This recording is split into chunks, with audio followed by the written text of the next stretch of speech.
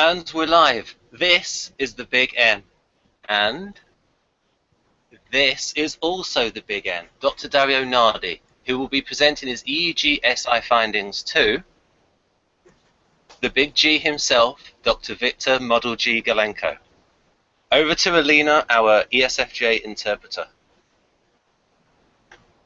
Hello.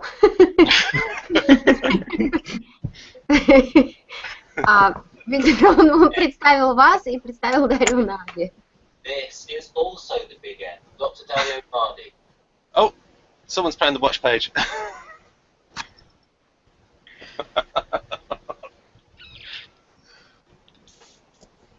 Yes.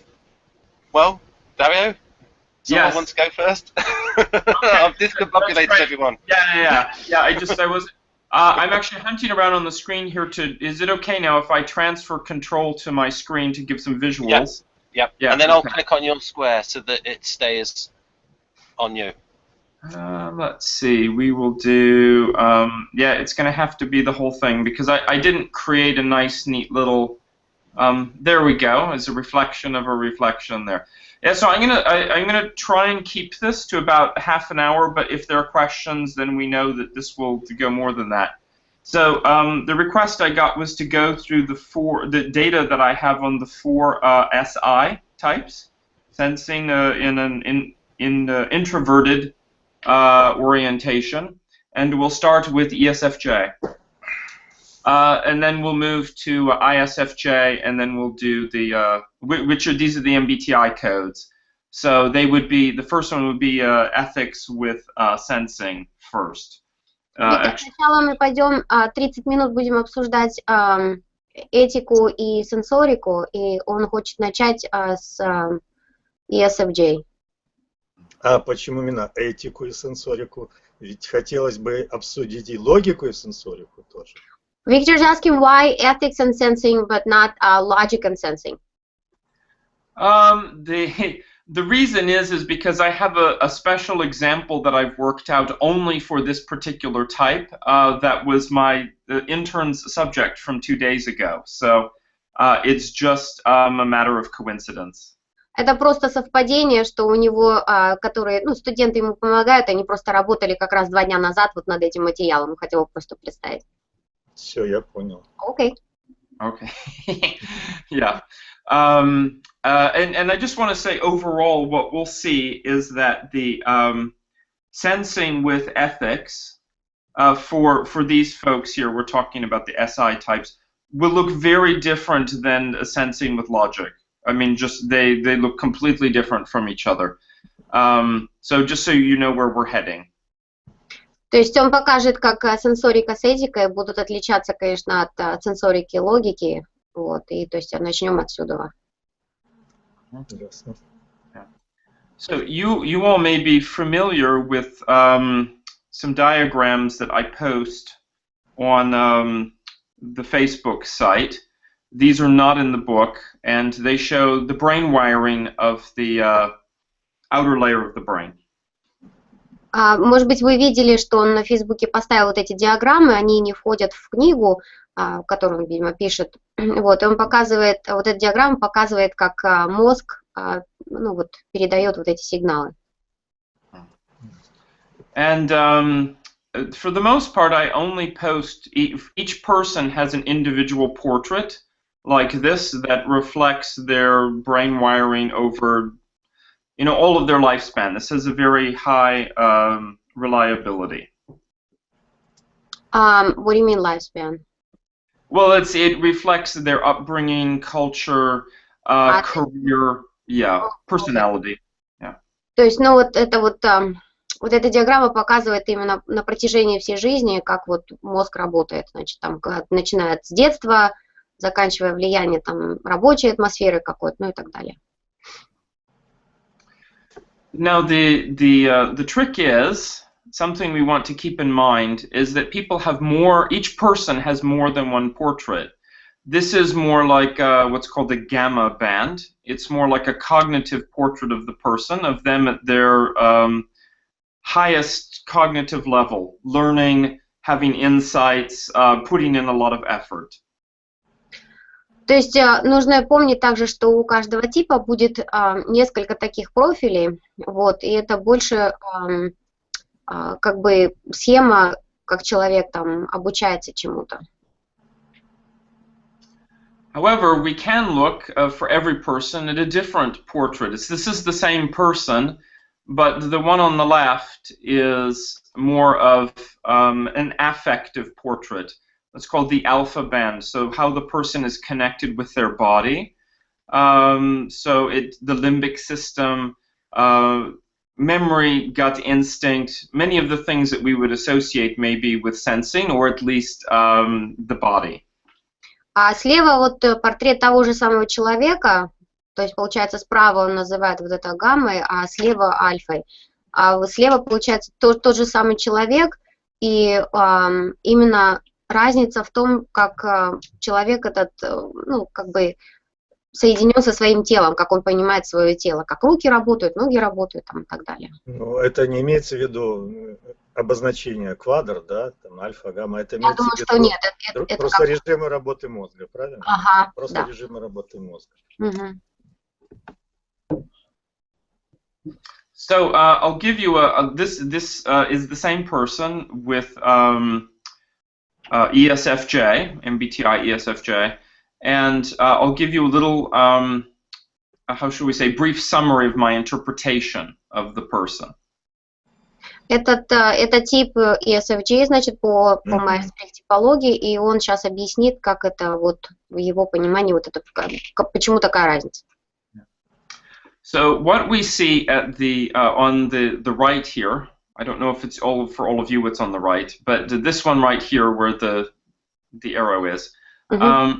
Yeah, this one here, what I see mainly that sort of that excites me is important difference is you see this gray sort of starburst pattern that's in the back here. This indicates that the person has the whole brain mode where all of the regions activate simultaneously, but because it's gray, it's just a support mode. It's not the main way the person thinks, it's just support, but it's really this whole brain mode that's normally intuiting kind of, or very creative kind of mode. So you mean those gray, can you show it with the arrow? Yeah, so you see like coming from the center here, which is sort of stylized, there's all these individual gray lines, sort of like sun rays. Okay. Yeah, so it's just a stylized way to show all of the regions activating simultaneously together. Окей, то есть вот эти вот серенькие вот эти вот линии, это показывает, что вот эти вот линии, они как бы активируются, тоже активируются в мозгу. То есть, получается, цветом выделена активность линий. Да, активность, а остальные тоже они как бы... То есть красные, желтые это активные, а темные, например, серые, не очень активные. Не или очень активируются в некоторых случаях. Okay, the other thing I notice is that with the red lines here at the bottom, that the person is very visual, but in a way that's tied to recognizing and remembering faces. That's in interpreting body language. То есть, а вот эти красные линии, то есть человек показывает, что человек очень визуальный, то есть как визуал, и именно хорошо запоминает там лица, ну какие-то вот такие вот вещи. Finally, we see some connections by the ears here, leading up to the top up here. And these indicate a focused approach. This top here is an executive region, a very conscious, focused approach to the use of language and listening and speaking. Ну и вот где возле ушей, значит, это тоже активация, то есть они, значит, могут хорошо слышать, говорить, то есть активируются вот такие вот другие какие-то высокие каналы. Yeah, what we don't see is anything related to reasoning. In this particular picture here, in the way we would think about like logic or deduction or something. Что мы не видим, то это то, что не выделены вот эти линии, которые бы отвечали за, ну, за причины какие-то следственные вот эти вот вещи, то есть, ну, логика там и так далее. However, we can go to this other picture, which is more affective and body connected, and we see it looks quite different. Superficially, it's quite different. То есть, если мы перейдем на другую, вот на левую часть, то мы сразу видим, что у человека совершенно другая диаграмма, которая показывает именно вот отношение к своему телу. Some things that I see here is that the auditory regions around the ears, that those are very, very densely connected. That listening is important both now we see cognitively and affectively.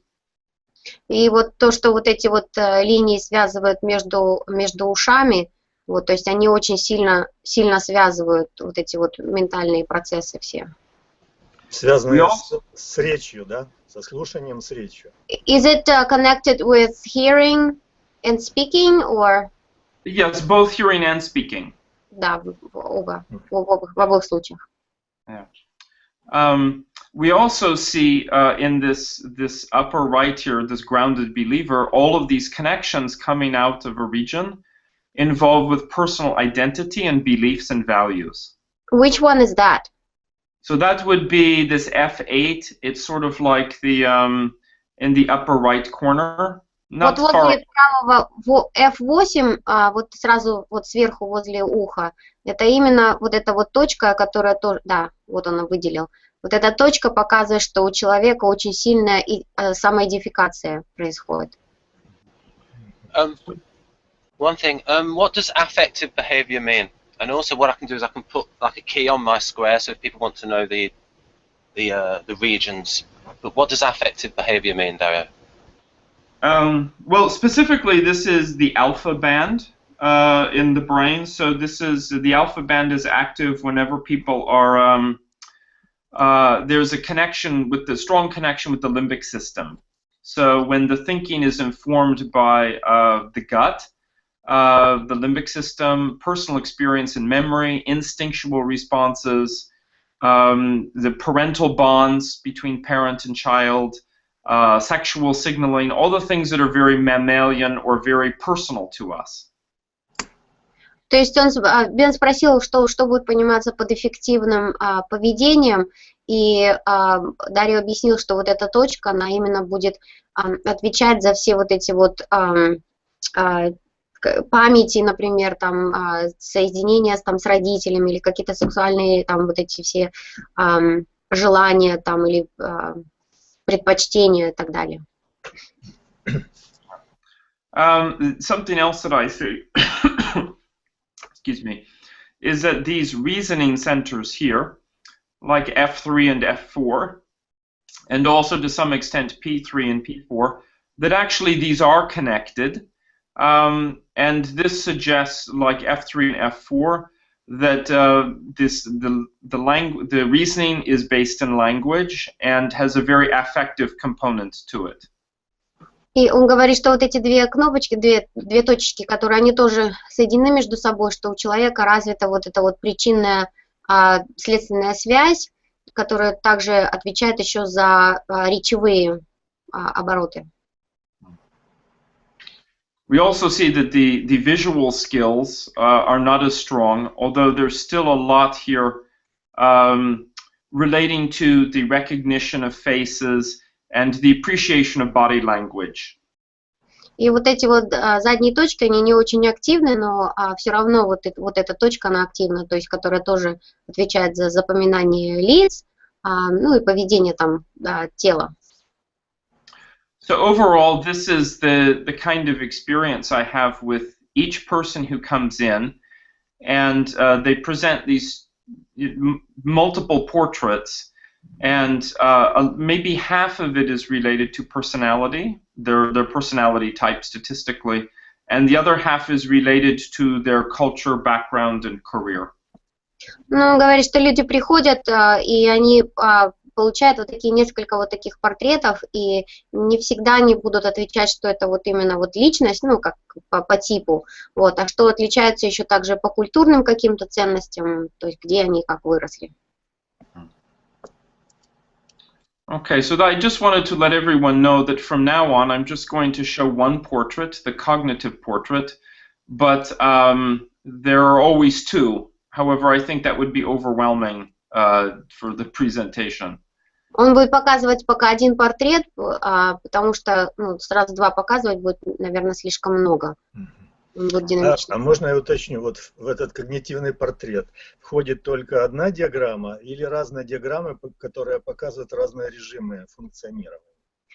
Victor has a question about this cognitive portrait. Does it include one diagram or еще сколько? Или несколько, которые показывают разные режимы функционирования. Or several diagrams that would show the functioning of the person. In theory, I could have many diagrams. I could have as many as 60 maybe. But I found that grouping them just into these two, maybe there's a third one I sometimes use, is sufficient to show the majority of the person's development and diversity. But yet there could be many.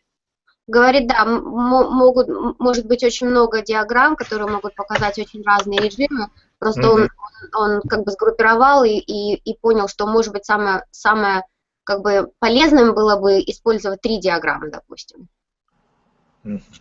Yeah, it's sort of like how can I say that the brain has like 5 or 6 different radio stations, and I'm taking those 5 or 6 and I'm condensing them down to 2. Говорит, что у мозга человеческого есть несколько, вот 5-6, как говорится, как радиоточек таких, вот, и он их группирует на 2-3 больше. So what I'll do is, for the various types, I'll just show comparisons. So these are 3 more of MBTI, we'll just say ESFJ. And there are themes that we see in all of them. For example, we see this gray starburst pattern in all of them. То есть это ESFJ, значит, профиль, вот еще 3 дополнительные диаграммы, и видно, как вот серые вот эти линии, в принципе, видны, заметны на всех 3 диаграммах. This starburst pattern is very common in dominant intuiting types and in people with a creative background, or just thinking holistically is what it's indicating. Это вот именно вот такой вот как бы портрет вот этих серых таких вот линий, они как звезды получаются, и что они характерны, человек очень креативный и динамичный. Yeah. The difference here is that for the ESFJ, this is like a secondary kind of thing, and it's only at the cognitive level. It's well, you know, they have other priorities. То есть как бы это для них не является главным приоритетом, потому что у них в жизни другие приоритеты, поэтому как бы они такие серые, но они как бы не активируются. Yeah. Something else that we see, I'll just point out one more thing, is that in the lower right corner of each of them, so that would be like this space here, you know, sort of this space, we see at the back of the brain, we see this pattern of paying attention visually to faces and body language and so on. То есть видно на всех 3 диаграммах, как вот эта вот задняя часть мозга активируется, которая отвечает именно за запоминанием лиц, за узнаванием лиц и также следит за языком тела других людей. Yeah. Now the other theme we see is that 2 of the 3 here have this connection between these language-based reasoning centers, and the 2 on the outside are somewhat older ESFJs, where the one in the middle is a university age and doesn't have that yet. То есть видно, что вот этот левый и правый, это 2 разных человека, они старше, то есть видно, что они соединены, вот это F3 и F4, они соединены, которые отвечают именно за речь, и человек, который посередине, он студент, то есть у него это еще не развито. Yeah. And that's the types where we normally see a lot of connection and reasoning would be the dominant introverted thinking types. И обычно вот эти вот соединения, видно, что это экстраверты люди, а доминантные... Did you say what? Dominant? It would be like, it would be the introverted logic. Логики. Okay. Yeah. So we see some signs as they get older, as ESFJ gets older, that they're incorporating some elements that become stronger from their opposite function. What do you call inferior function or whatever it is, their opposite type. То есть, чем человек становится старше, то он развивает вот эту вот в себе возможность, и это получается, что вот эту функцию он развивает. То есть, получается, для ESFJ это логика, да? А можно сказать, какая это логика? Структурная или деловая, экстравертная, интровертная? Do we know, Dario, which logic is being developed? Is it the introverted or extroverted? It's the introverted for sure. Это структурная логика. Yeah.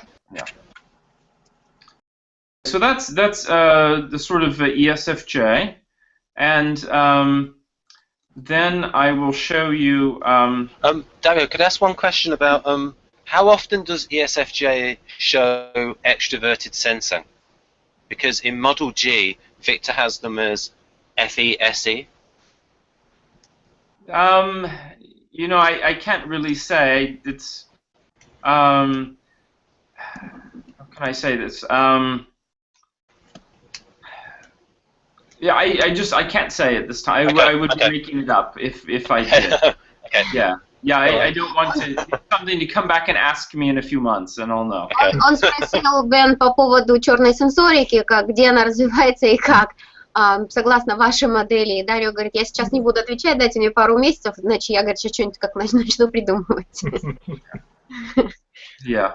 What I can answer is we see this cognitive map here, right? I mean, this not cognitive, this affective map. So the connection to the limbic system and so on.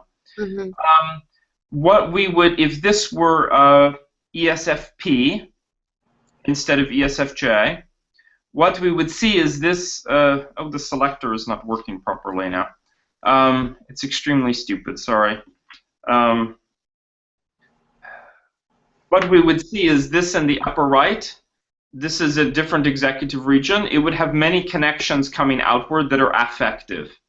So this region is involved with exploration and novelty seeking, wanting more sensory input, very open, but in a very sensory way, very affective way. And we don't see that here. То есть, если бы это был человек, например, ESFP, то есть это политик, да? Понятно, да. То есть мы бы увидели, что вот эта вот зона мозга была бы активирована, но она не активирована. Yeah. That said, this person is only age 21. То есть этому человеку 21 год. Yeah. Вот на карте. Yeah. And there's still a lot of sensory experience. We see this in the middle of the brain here. So that's очень много активной сенсорной активности в мозге. Yeah. Then we'll take a look at ISFJ. So this is just the introverted version. Yes. Just one interruption is because there's a slight confusion over JP. If you say like SIFE, then there won't be any confusion. Okay. Yeah. Oh, right. Yes. You did suggest that before. So this is SIFE. То есть это получается Дюма наш. Yeah. The two things stand out. One is that we see that this whole brain pattern here, the starburst pattern in black, this is very, very prominent. То есть если у этого Гюго, значит, было все серое, то у этого все черное как раз, вот эти вот звезды все. Now, something to keep in mind, though, is all of these SIFE types that I've had in the lab are all musicians or artists of some kind, which may have an effect on the result. Может быть, говорит, еще повлияли на мои результаты тот факт, что вот эти все типы, которые к нему пришли на исследование, они были все какими-то артистами, то есть или музыкантами, или художниками. Может быть, еще тоже повлияло на это. The other thing that I noticed statistically is that there are a lot of similarities with FESI that we just saw. So Очень for много, говорит, он заметил похожести вот в этом типе. yeah. То есть между этими двумя типами. Посредники и энтузиаст в данном случае, да? Yeah, so both very auditory, and then down in the lower right, they have this affinity for with vision and recalling faces, noticing faces and body language. То есть видно, что тоже у них соединены вот эти, значит, ушные вот эти вещи, которые отвечают за хорошо, ну, за слух, и задний мозг тоже, который именно распознает вот лица там и поведение других людей. То есть вот человек, как он называется, язык тела.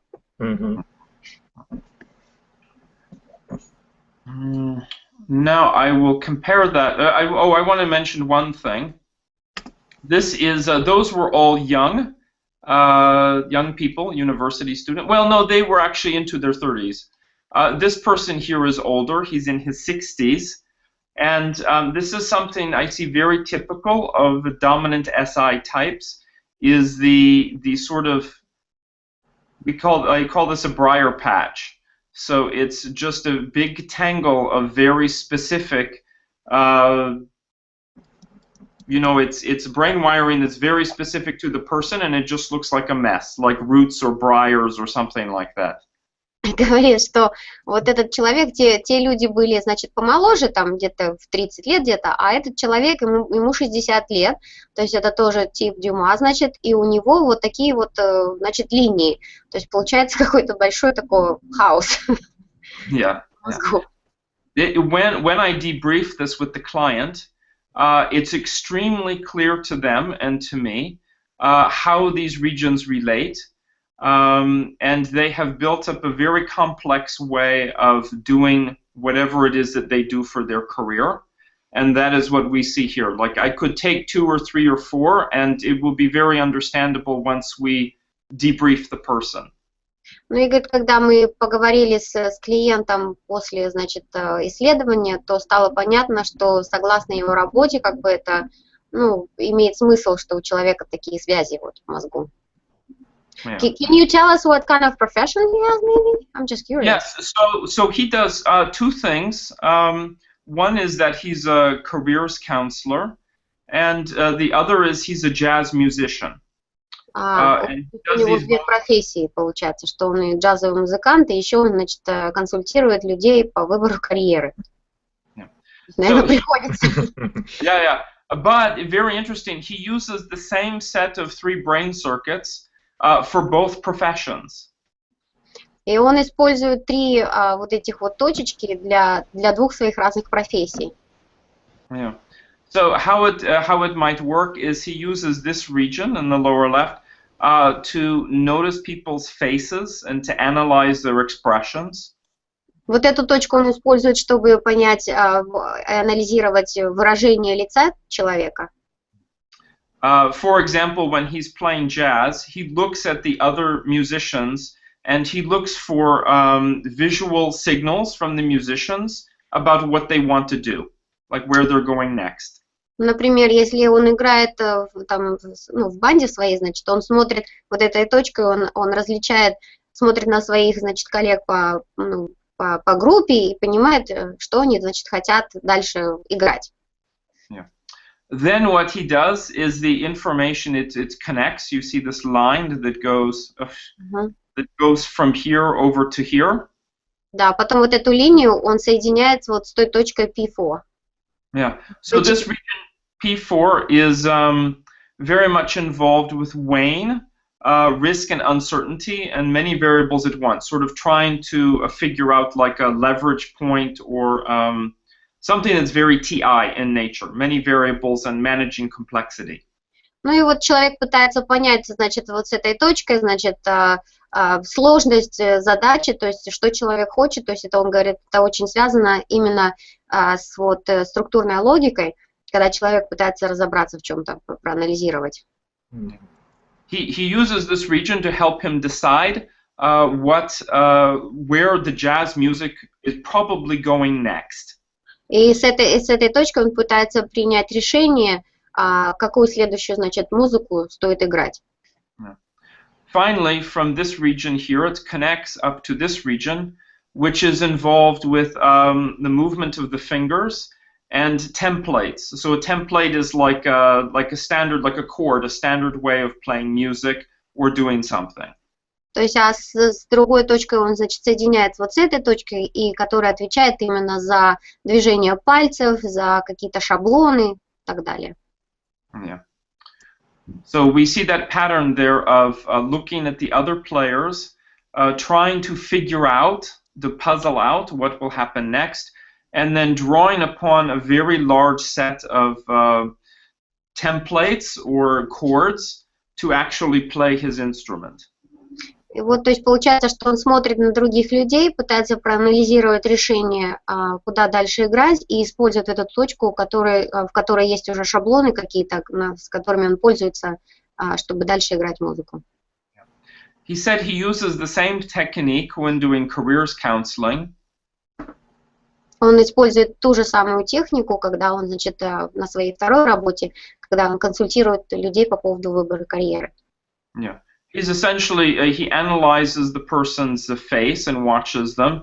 Then he selects from the tools that he has available and what they likely will respond to or need. And then finally he picks a model, like the temperament or some kind of specific suggestion for them.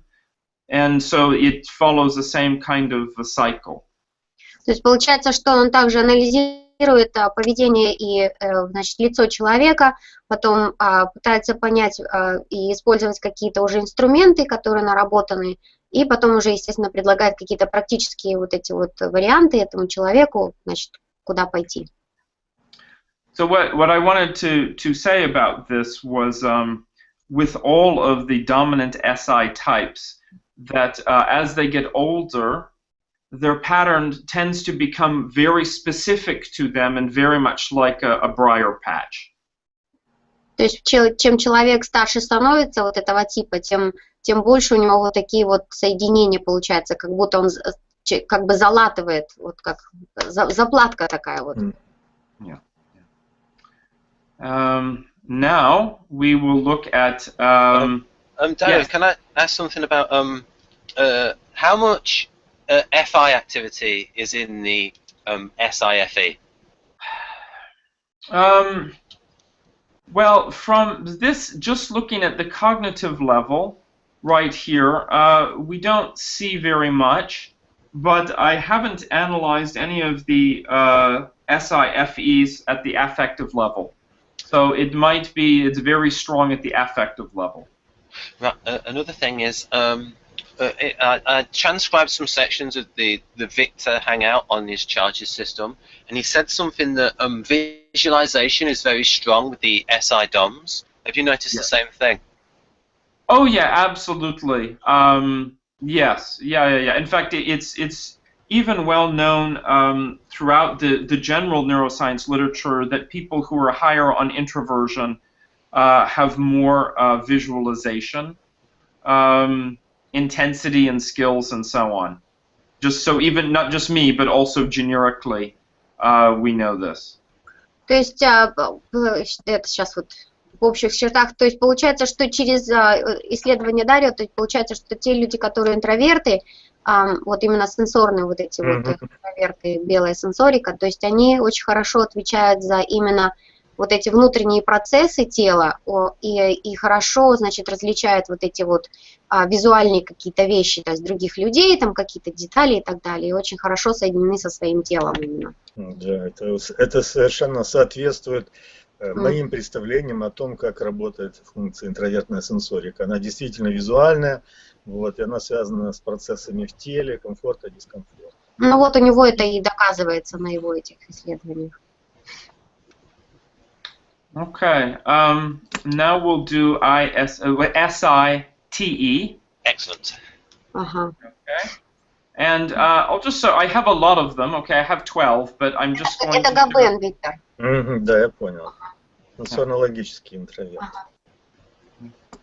These are two young college males, but they're typical of the general group of young SITE. То есть это два молодых человека мужского пола, которые, значит, ходят в колледж. Yeah. One thing that I noticed right away is there's no starburst pattern. Сразу можно увидеть, что нету вот этой звезды. Yeah, so the thinking is very, we only see individual, like, how can I say, pairs of connections between regions. So the thinking is very step by step, very linear. То есть сразу видно, что человек думает шаг за шагом, то есть нету таких между собой соединений, а у вас больше соединения такие вот, как вот региональные такие. Yeah.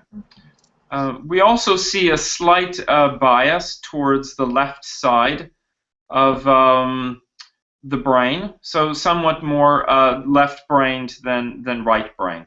То есть видно, что больше, конечно, левое полушарие больше активируется, чем правое. So in practice, that means goal-focused, precise use of language, precise vision, more, you know, according to rules and step-by-step kind of thinking. То есть больше на правила, значит, что согласно правилам, то есть речевые вот эти все обороты, то есть фокусируются вот на визуальных каких-то вещах. The last thing I'll mention is that, well, no, two things actually I'll mention. One is that all of the senses, so auditory with the ears, and also a vision in the back, vision is quite strong. And then even the kinesthetic is pretty good, but this is at the cognitive level. То есть видно соединения хороши, значит, между ушами, вот это вот аудио, значит, и вот задние вот эти вот визуальные тоже очень хорошо соединены. И вот эти две когнитивные точки. What about the cognitive ones, you said? It's just overall, I'm just reminding that this is cognitive only. So it's even at the cognitive level, they're still very sensory connected. То есть все равно, когда даже на вот этом уровне когнитивном, они все равно как-то соединены. So I guess that means like very concrete thinking. То есть очень конкретное такое мышление. The last thing I want to mention is that both of them, and in fact this is, even I have this, even though I'm a NITE, is a line that runs from this executive up here at the upper left, and it runs down to this sensitive mediator down here, or sensitive adjuster. It's a line here that runs. То есть, говорит, даже в моем типе и в этом типе прослеживается вот эта вот вещь, что вот эта вот самая главная вот эта точка, она соединяется с задним вот с той точкой. Точка FP1, да? Почему она главная? Для логиков, что ли? Why is it an executive and main dot? Well, the two regions up there are the two executive regions, and what this line is indicating is a very goal-focused, conscious use of the social interaction. Okay, so which one is social? Could you repeat that again? The social, how can it? It's a responding to social feedback is actually what it's about. It's adjusting to social feedback. That's down here at the lower. Внизу как раз точка вот эта отвечает за социальную, значит, взаимодействие с другими людьми, то есть адекватность, неадекватность. Я вот не поняла, почему первый. Первый это именно принимает, видимо, какие-то решения. Dario, could you repeat about those two front, why they are important and chief ones? Yeah, so these are the two regions that when they give you a lobotomy, these are the parts that they mess up. Это их, когда лоботомию делают, вот эти вырезают две точки. То есть, я понимаю, речь идет сейчас о прочности связи между точкой FP1 и T5.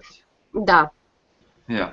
So I like to say that if the brain is like a company, we each have two CEOs, one that's very goal-focused on the left, and one that's very open-ended or exploratory on the right. То есть получается, что в нашем мозгу, значит, два президента сидят. Один с левой стороны, который отвечает за цели, задачи там, и так далее, а второй больше такой креативный, там, ну вот. Я понял. FP1 и FP2. Да. Dario, just one important point is, you know this T5 area? I think I read that it's very active for the guardian stabilizer types. Yeah. This is something that's not really recognized in socionics because they don't have the Kiersey temperaments.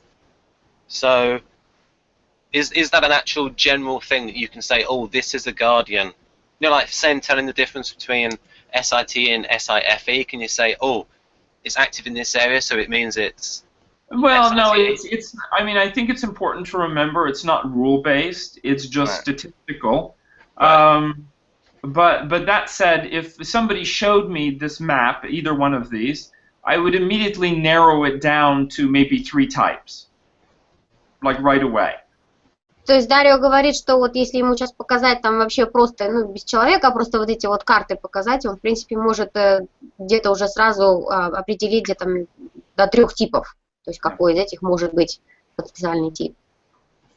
Anyways, I was leading to a broad point that these SITE types have a goal-focused executive here, goal-focused use of social interaction.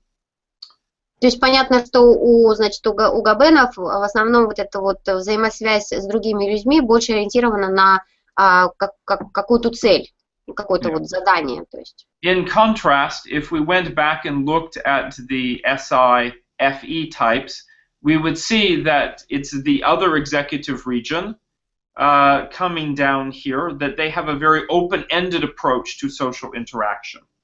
То есть, а как раз у Дюм получается, что у них больше активирована вот эта другая точка, которая именно как бы такая вот она свободная, что ли, как она называется здесь, такое понятие, что open-ended, это когда, значит, нету никакой цели, просто да, как вы понимаете, да? Открытое. Вот, открытое такое, да, то есть... свободное от ограничений. Да, вот такое вот. I'll just say one thing is, in Victor's system, he has SITE as they're weaker FE like the INTJ, like the NITE, but they're psychologically closed, but still attentive. Whereas maybe the NITE is not as attentive to the social atmosphere. Would that show up in the results? You know, it's hard to say because NITE really comes in 2 very different versions, right. And the same with TINE. There's like a technical and a creative version of each one, and the feeling seems like it's more developed and the person's more socially attentive in the creative version. Вопрос был задан по поводу, значит, Джеков и Бальзаков, то есть и Дарио говорит, что они приходят, как бы вот эти типы, они в 2 бывают категориях. Одни такие очень как бы ориентированы на результаты, а другие очень такие креативные. Вот. Yeah, just answering what might be the difference, but no, ISTJ is this one SITE is pretty consistently like this. Yeah. В основном вот эти габены, они больше такие как бы стабильные именно в своих вот этих вот в его исследованиях, то есть они больше стабильны, то есть одного больше типа. Finally, for this one here, we see that there are more dense connections in the back of the brain here. Then that indicates to me this person is more of an introvert than extrovert. То есть и то, что вот эти вот соединения очень особенно выражены на именно в задней части мозга, это значит то, что человек для Дарио, человек это больше интроверт, чем экстраверт. In particular, this line back here, the T5, T6, a horizontal line, indicates that the person spends time thinking ahead to how people may receive something that they say or do. In other words, like planning the social interaction before they do it. Особенно вот эти вот Т5 и Т6, вот эти соединения, они означают, что человек тратит очень много времени на то, чтобы спланировать свои социальные какие-то, значит, выходы к людям, чтобы понять, какая реакция у других людей может быть на их какие-то там слова там, или поведение там, и так далее.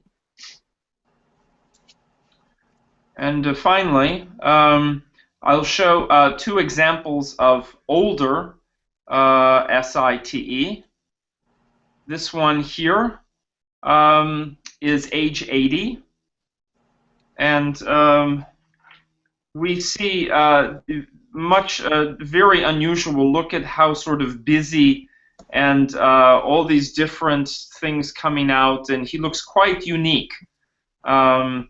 But again, it makes sense with his career, particularly this O2 region here. So he was, again, 2 careers. He was an accountant and a Japanese gardener. О, вау. Этому человеку 80 с чем-то лет, он тоже, значит, габен, вот, и, то есть, видно, что он совершенно отличается от других таких же типажей, вот, у него тоже 2 профессии, и, ну, после того, как, значит, Дарио с ним поработал, он понимает, что именно вот такая вот схема для него, ну, она имеет смысл для этого человека, у него тоже, значит, he is what? Japanese gardener and what? And an accountant. То есть он бухгалтер и этот японский как они, садовник. Yeah. So and we do see this. So this O2 region in the bottom right is involved. It's a visual region involved with art and aesthetics, beauty, composition, and it connects to this factual template region here, involved with having, like the jazz musician, having like a different templates, or just like a toolbox of ways to do something. То есть получается, что у этого человека тоже развита вот эта вот точка О2, именно что вот эта вот визуальная вот эта вот штука, и она соединяется вот с этим, с районом C3, как раз там, где вот эти все как инструменты, вот эти все шаблоны, инструменты сидят. And then for the accounting side, in this case, you use a different region that comes all the way here.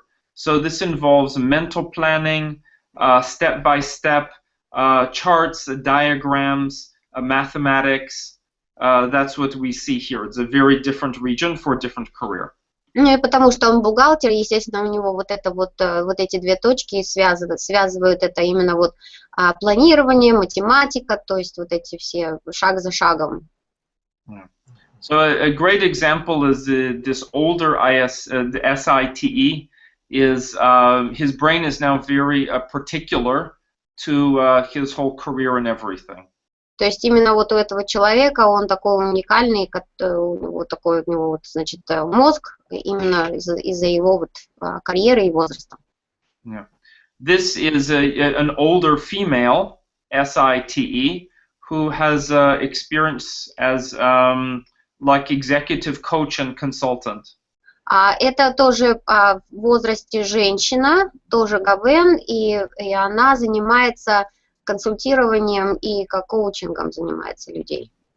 And what I see here is that she has to conform to a very TE kind of corporate environment wherever she goes, and be more extroverted working with people. So all of the brain wiring has sort of moved to the middle and moved forward to have a more like regular extroverted style as much as she can. То есть этот человек, ей пришлось адаптироваться к тому, что она постоянно работает с людьми, именно их как бы, да, ну, консультирует. То есть у нее получается, она ведет себя именно, ну, старается вести, как будто она экстраверт. Тут я хотел бы задать вопрос. Получается, что чем больше связей в передней части, в переднем мозге, тем больше вероятность, что человек экстраверт?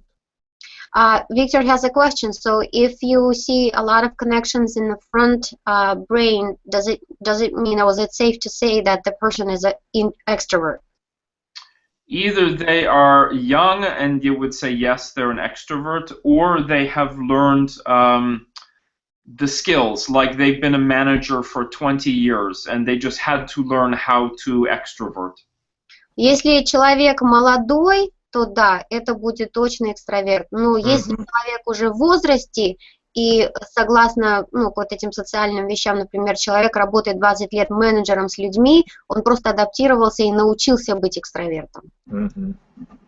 In this case, the reason I show her also is she looks a fair amount like TESI as well. Notice how can I say, the picture is very symmetrical. То есть картинка очень симметричная, то есть она больше адаптируется под этих черная логика и белая сенсорика. Now the last one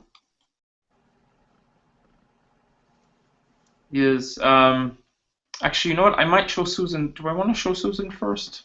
No, yeah, I'll show her first because this is TESI, who is in her 60s again, and noticed not perfectly symmetrical, but the same career. She's executive coach and consultant, and the activity is all towards the front half of the brain and is mostly symmetrical.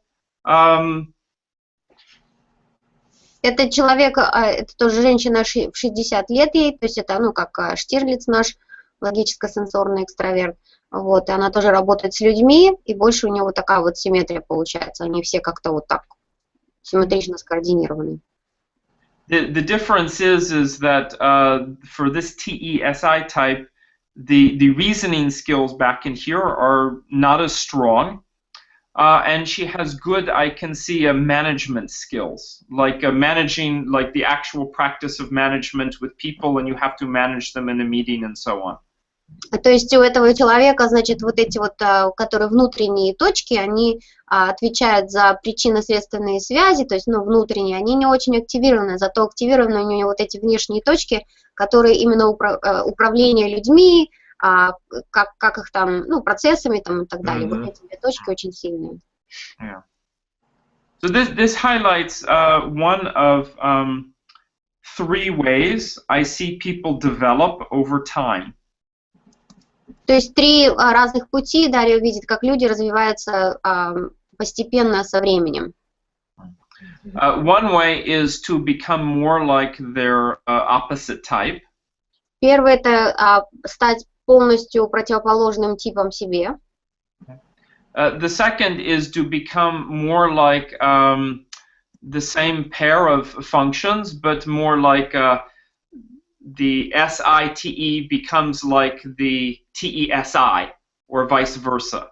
То есть стать какой-то параллелью типа своей версии, то есть, например, Габен становится Штирлицем и так далее.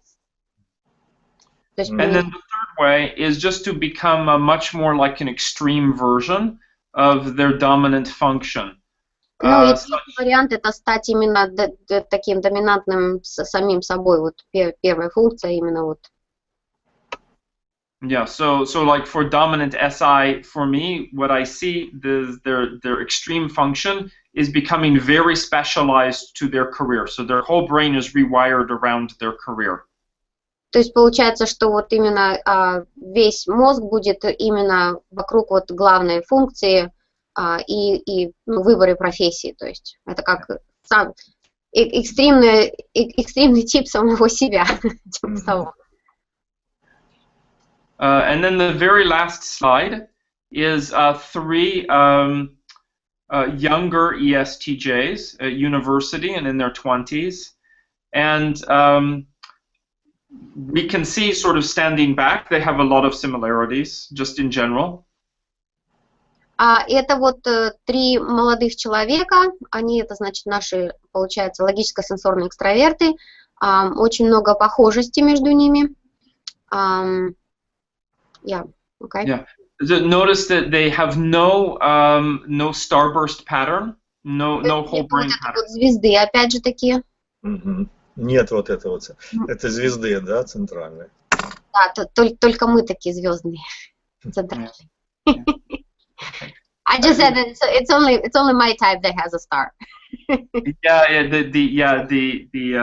SIFE and FESI, yeah. Only the most creative people have a star in their brains. Yeah. That's right, a star, yes, yeah. And we also notice that generally the brain wiring is pushed to the front of the brain. Here it's the top of the diagram. It's front heavy or top heavy. То есть вся активность переносится, значит, на первую часть мозга, то есть она там, эта активность очень тяжелая. Yeah. And then they have a connection with all of the senses: auditory, visual, and kinesthetic. То есть все вот эти соединения, значит, кинестические, вот эти аудиальные, вот эти все, они соединены. Yeah. In fact, for TESI, language skills, the goal-focused use of language. So we see here the upper left focus judge comes down to the ears with this red pattern. Here it's a red and black. Here it's somewhat less, it's like gray and yellow, but they always have this. Видно вот это соединение именно цельное, как бы использование языка с какой-то целью, то есть они разговаривают с какой-то целью, то есть даже на вот правом вот этом графике видно, что они хоть и не совсем выражены, но они все соединены именно вот в таком вот порядке. And it's important to know that the regions by the ears are for more than listening and speaking. They are also involved in controlling physical impulses. И вот между ушами, те, которые соединены, это не только контроль, что они говорят, а также вот эти вот физические импульсы. Yeah. So, like, you know, the children sitting in school and you have to sit still and behave, and it's the control of impulses. Например, ну, там ребенок сидит в школе и должен контролировать, там, ну, сидеть тихо, допустим, вот они это контролируют. So, to sum up, what I see is that SI with TE or FE, they actually look quite different from each other. They're very different types in brain wiring. То есть понятно, что между вот этими типами очень большая разница, как у них вообще мозг соединен. Yeah.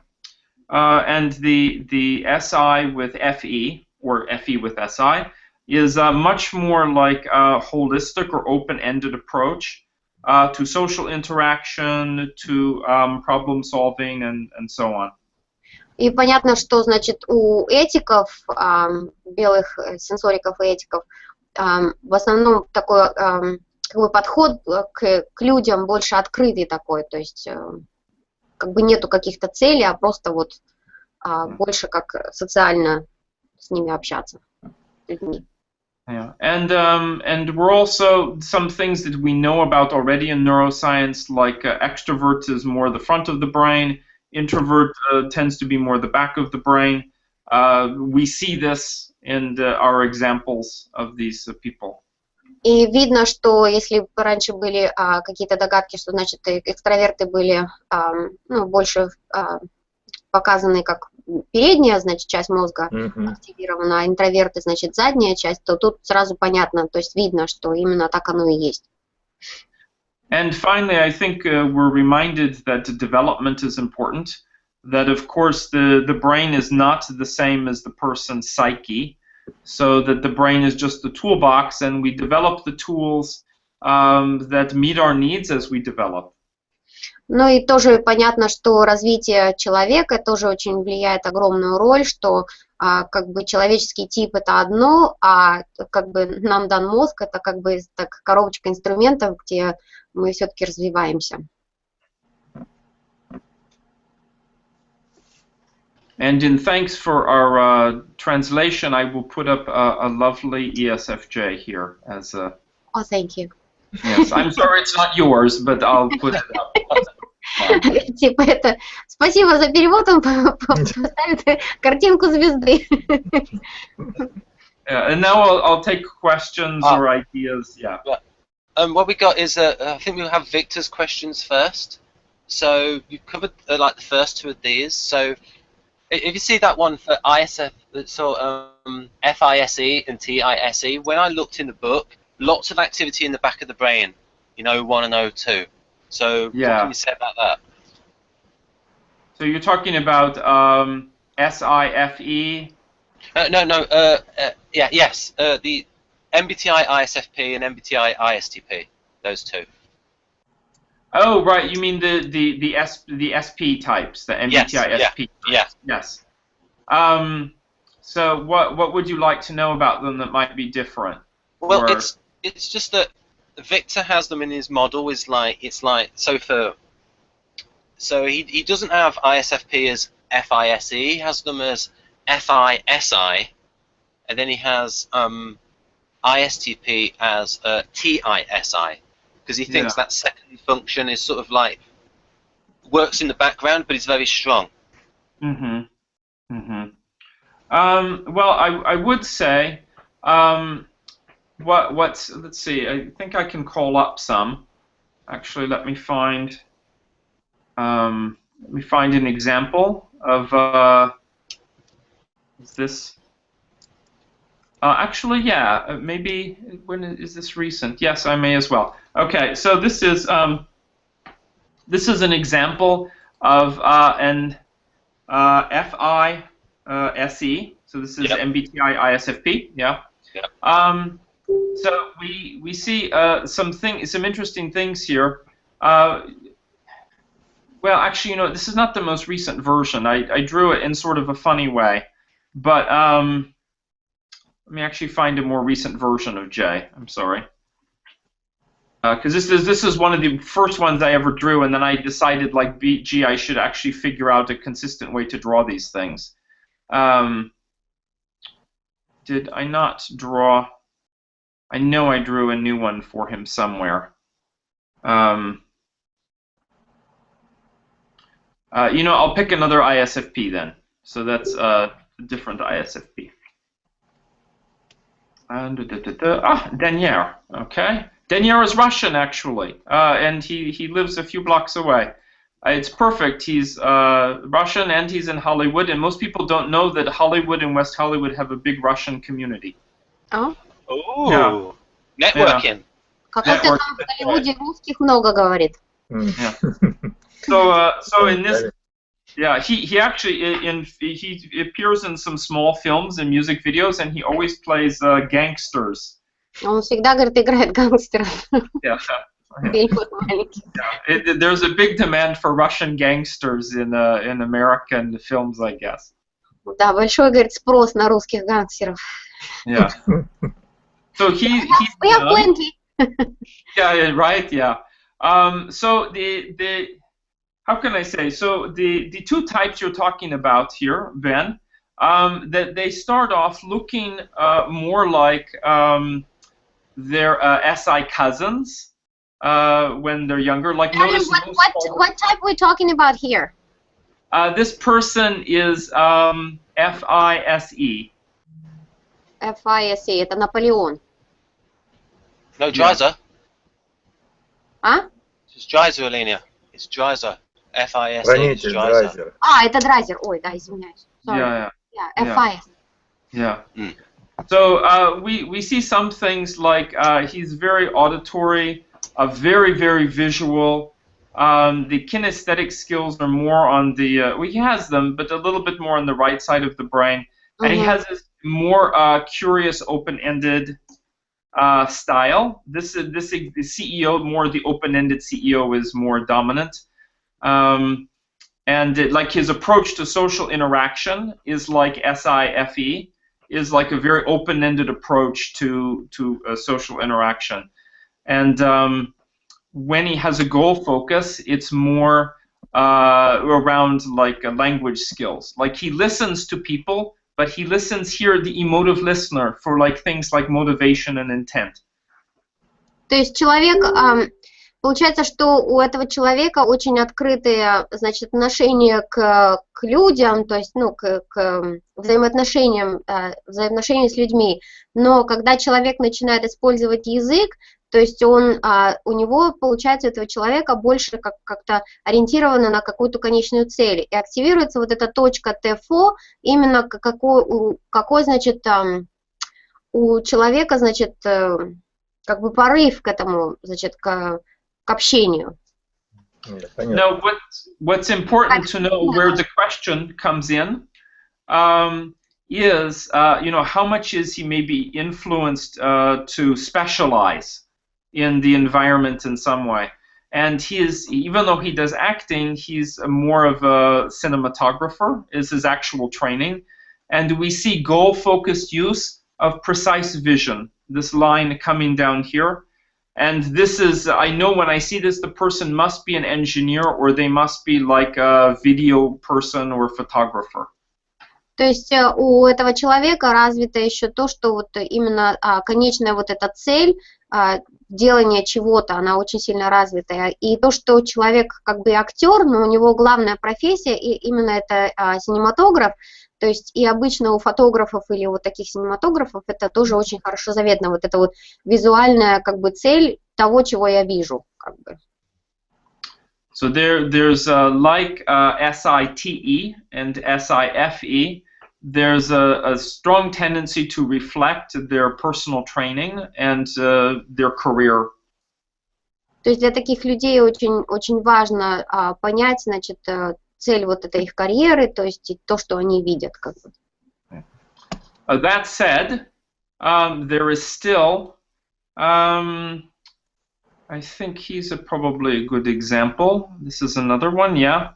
So he's older. He's a former student of mine, and he from years ago, and he reflects much more the style of the creative.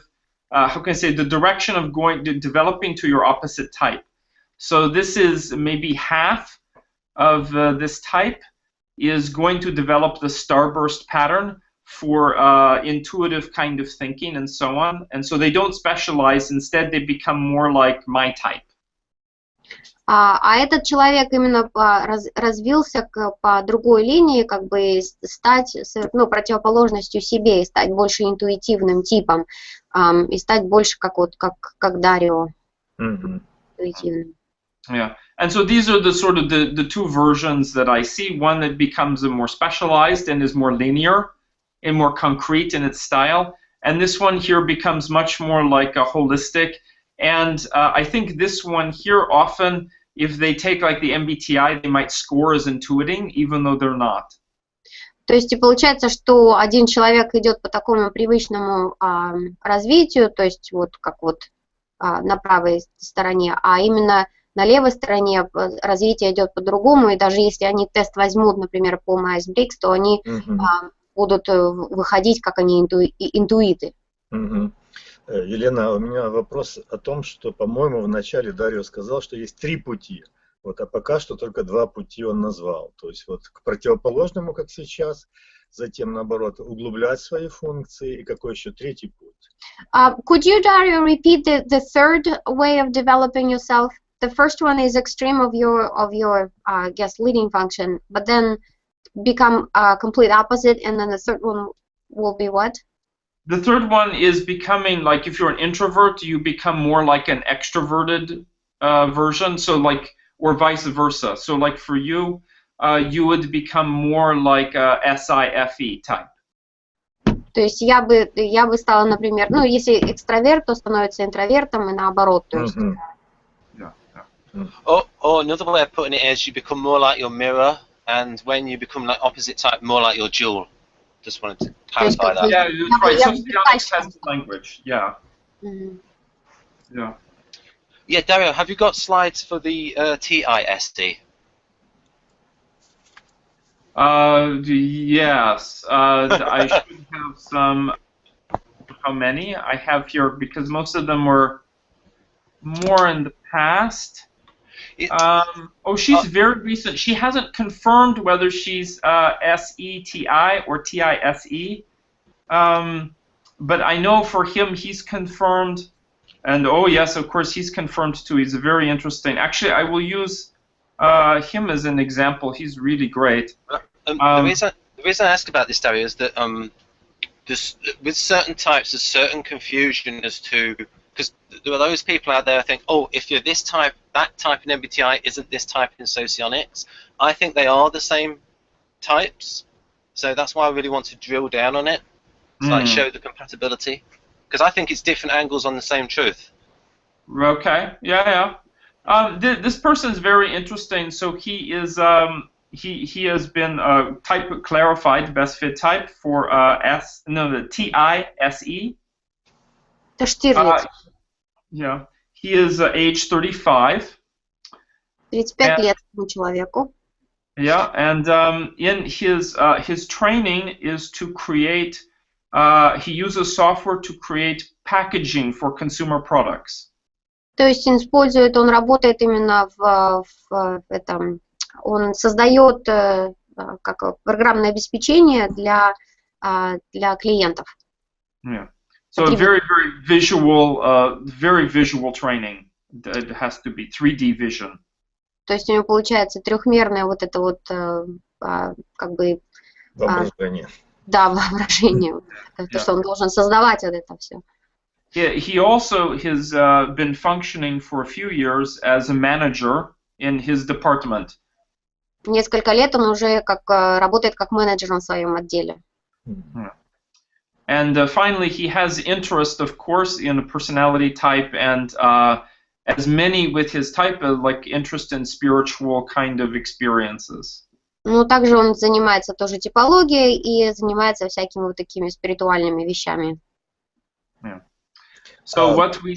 Yes. Я хотел еще узнать по поводу того, что кроме концентрации вот этих вот активных линий, здесь видно, что они не только бывают спереди и сзади мозга, но и слева и справа. Вот здесь на этом рисунке слева больше активной связи, слева и сзади.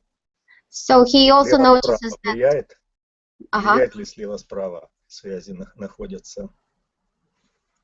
So he also notices that those lines become more obvious, you know, whether they are on the back of a brain or from the left or from the right of the brain on this particular diagram. Yes, it's true. He is, we see a lot of lines in the back.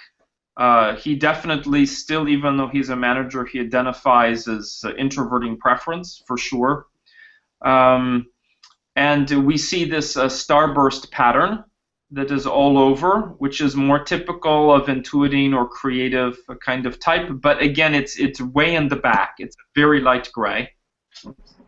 То есть получается, что да, у человека развиты вот эти вот задние все вот эти мозговые там вещи, то есть он больше как-то пытается быть интровертом, но также видно, что вот эта вот звезда, которая вот очень ну, видно, что она не очень активна, то есть это совсем где-то вот совсем в подсознании, то есть кажется, но эта звезда тоже характерна либо для интуитов больше, либо для каких-то креативных людей. Это понятно. Вот смещение этих связей влево или вправо? Влево или в правую часть мозга? Что вот это? на этом, да? Да. На этом графике? Вроде когда влево активная линия. He's asking, is it more, do you think it's to the left side or? Oh yeah, more to the left for sure. Да. Yeah. Now, why he's very special is because this line here that goes from P4 down to O1, this is the strategic gamer going down to visual engineer.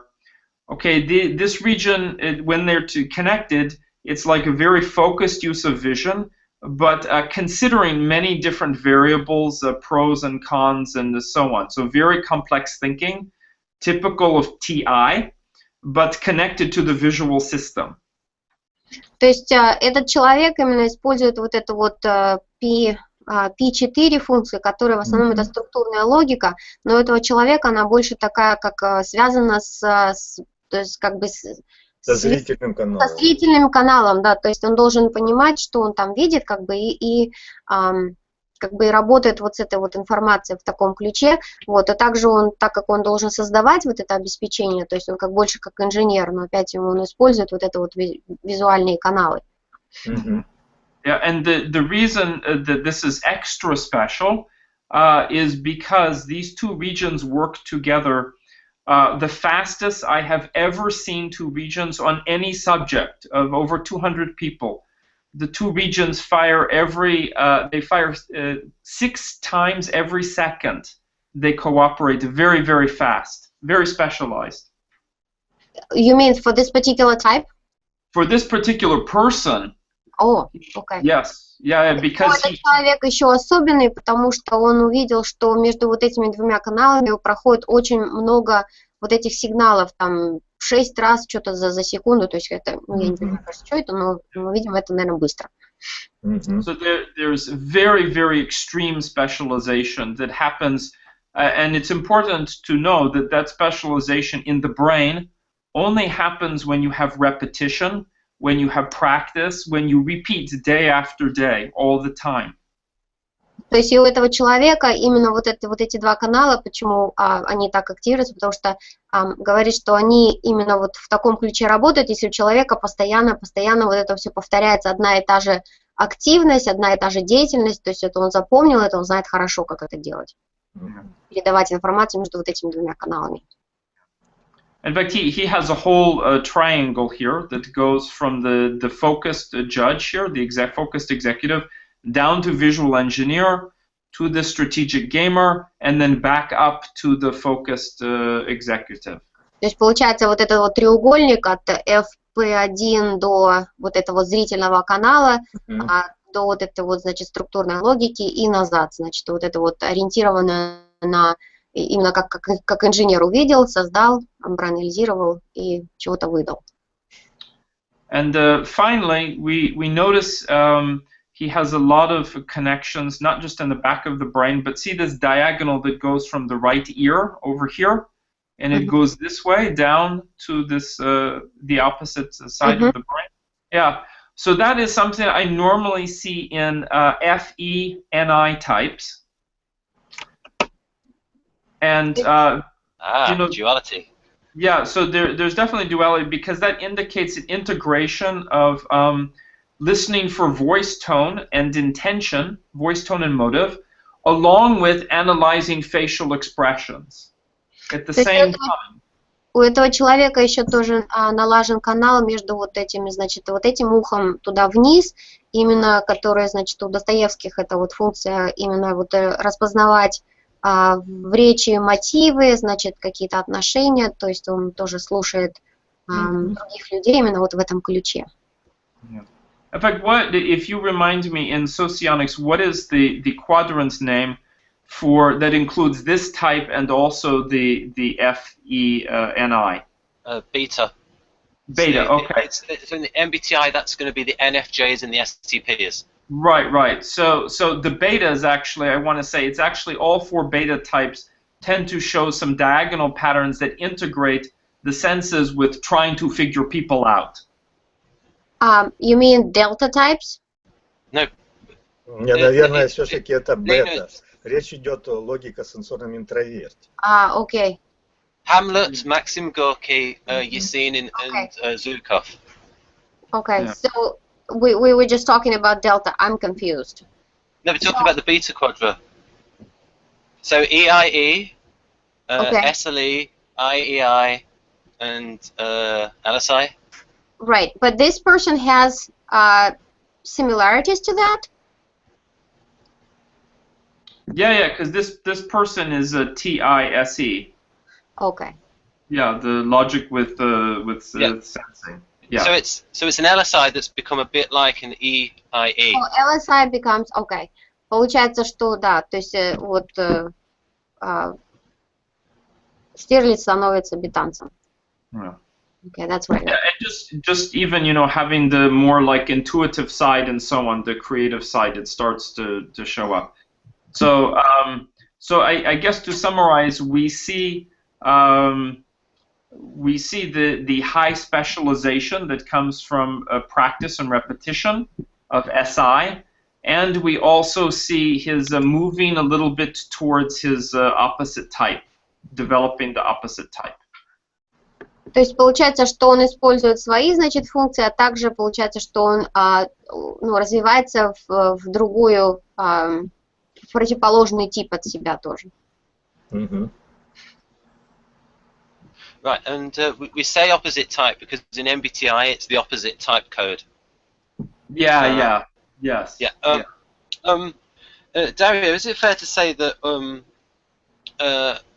if someone has a lead judging function as their top function in their stack, that they show more activity in FP1?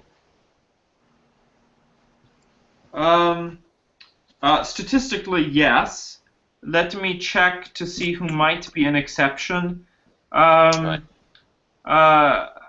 You know, the one, let's see, ENTJ, yes, ENFJ, yes, ESTJ, yes. INTP is more balanced, but sure, yes. INFP for sure. ISFP, ISTP. Yeah, and we see more coming out of the left here. Statistically, it's true. I would say, though, that of the three extroverted judgers, so the three extroverted rational types, are three of them definitely are more like this chief judge, but the FESI tends to be more balanced and sometimes can even be a little bit more over here. And I think that fits people's experience, that FESI is less a sort of in-charge style than the other extroverted rational types. Yes, that's right. Because the other EJs are in-charge types. Yeah, and that's so. The funny thing is, the results actually really align beautifully with Linda's interaction styles in a lot of ways. Like, you know, she says that the SITE and SIFE actually, those, you know, two, that they can be very different in terms of their interaction style and so on. Yeah, just so folks know, SITE is directive and SIFE I think is behind the scenes. Or is yeah. Well, yeah, they're chart the course. Yeah. Or, and versus behind the scenes. But Yeah. overall, more directing versus more informing style. Right. I've got a few questions. I think it'd be great if you have you done any fighter pilots yet? Have you EEG'd them? No, I haven't. I'm not sure if I'll have a chance to. My uncle is a pilot, but not a fighter pilot. I think that would be fascinating just to see how much their activity. Yeah, I'd love to wrangle in the military to donate some pilots and snipers and so on, because I suspect that they're very specialized, very, very good at what they do. I've heard that snipers, they really have to like lower their heart rate and make to stay everything so calm in order to be so accurate. Oh, and I want to say that let's say we want to look at a very different type, like NEFI. Yeah. I have over 20 of those now, and they show almost no specialization regardless of their age or career. They just, whether they're young, middle-aged, or old, they just have the same pattern, which is just about being a holistic, global, creative type. Like, no matter what they do, they use the same toolkit, they don't specialize. Hey guys, I gotta run, and before I leave, I just want to make sure that we're not gonna talk about any other things. Can I just say one thing? If I ask Dario, you could just translate this little bit. Is about one of Victor's questions is SI associated with bodily comfort, as Socionics believes? So if you answer that, Dario, then Elena can translate that bit. Okay. Right.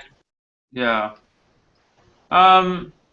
Well, going back to this here, so this is going back to the very beginning, yeah, and this is this FESI, the two views, the cognitive on the right over here, and then this one over here is like the more affective one, and I don't know why the damn highlighter doesn't work half the time. It's really infuriating. It keeps thinking I want to highlight text. There we go. Okay. So this one here, we notice that in the affective part, this is all sort of like the middle of the brain, which is involved with sensation and the body movement and so on. Very, very important. And I know, for example, with a very different type, like, say, NITE, that we will not see this. We will see something that's very sort of one-sided, like just over here, and that's it. So I can say I can't comment how much the person wants comfort or seeks it, but what I can say is that they have the neural wiring to experience the body sensations and movement and so on, and they probably want to do something about that to have the good sensations, no doubt. Виктор, это вот ваш вопрос третий по поводу историки комфорта. То есть он говорит, что я, в принципе, не могу сказать, насколько этот конкретный человек ищет именно комфорта, но я могу сказать, что по этим диаграммам, значит, вот эти все сенсорные точки, они все соединены, то есть человек настроен на это. Если, например, у Бальзака вот эти функции, именно вот эта вот эффектная диаграмма, не та, которая когнитивная, а более эффектная, которая вот именно с телом связывает эти вещи, то у Бальзака будет вот несколько вот этих точек слева, они будут активированы. Ну и получается, что как ролевая такая, немножко там как бы есть, а в основном этого графика такого не будет. Да, очень интересно. In fact, just to ask what kind of comfort, notice the yellow here. This is all one circuit. These all fire together. То есть вот эти вот желтенькие вот эти штучки, то есть они как бы между собой, они вот все соединены. Yeah. So they're all involved in the what's called the parietal region of the brain. So they're all involved in movement, sensation, and also to some extent some thinking. But the point is all four are tied down to this region here involved in social interaction. So it's interesting that there's this connection with the body, but it's a body with the social interaction.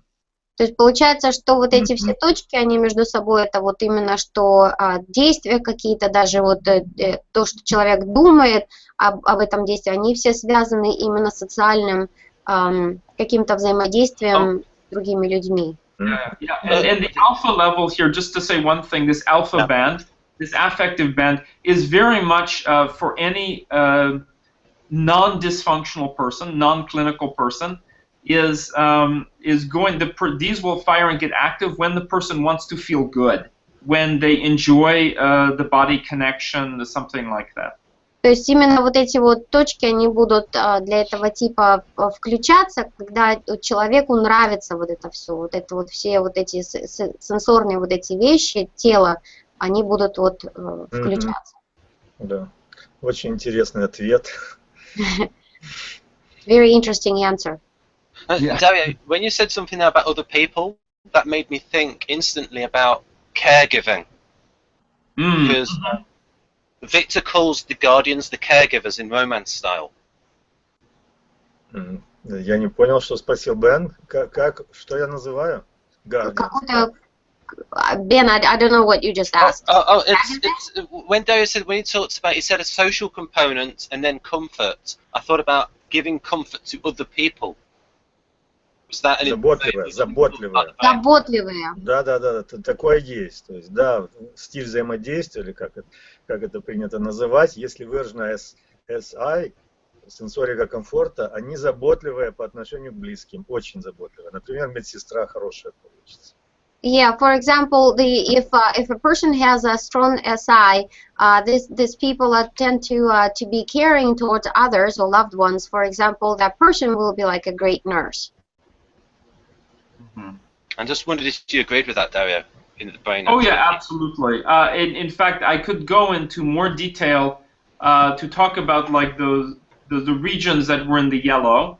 And how they involve, for example, not just sensation, but actual template of movement, like routines of movement, and how those are connected to interacting with people in a positive way, ideally. То есть вот эти вот, он говорит, я бы мог рассказать еще тоже о вот этих желтых линиях, ну, которые вот они, значит, взаимодействуют с другими людьми именно по шаблону. То есть вот эти есть шаблоны, и они взаимодействуют по этим шаблонам с другими людьми. Именно по этой вот. Ясно. Эта информация интересная, но, Лена, не знаю, вы, наверное, уже уходите. Стоит ли вас дальше задерживать? It's very interesting, but I really have to go too. Okay, Dario, do you think the phrase comfort zone fits the SI types, the way it's defined here? So the comfort zone is a psychological state in which a person feels familiar, at ease, in control, and experiences low anxiety. A person in this state uses a limited set of behaviors to deliver a steady level of performance, usually without a sense of risk. Well, I have two responses. One is that there's a lot of elements of the limbic system that are also in here. And I don't study the limbic system, so like about anxiety, I can't say. And then my second response is that we see, especially with SITE and SIFE, as they get older, they have this very strong specialization. And naturally, the result is going to be that they will operate within that specialized zone, because that's how their brain is developed. Right.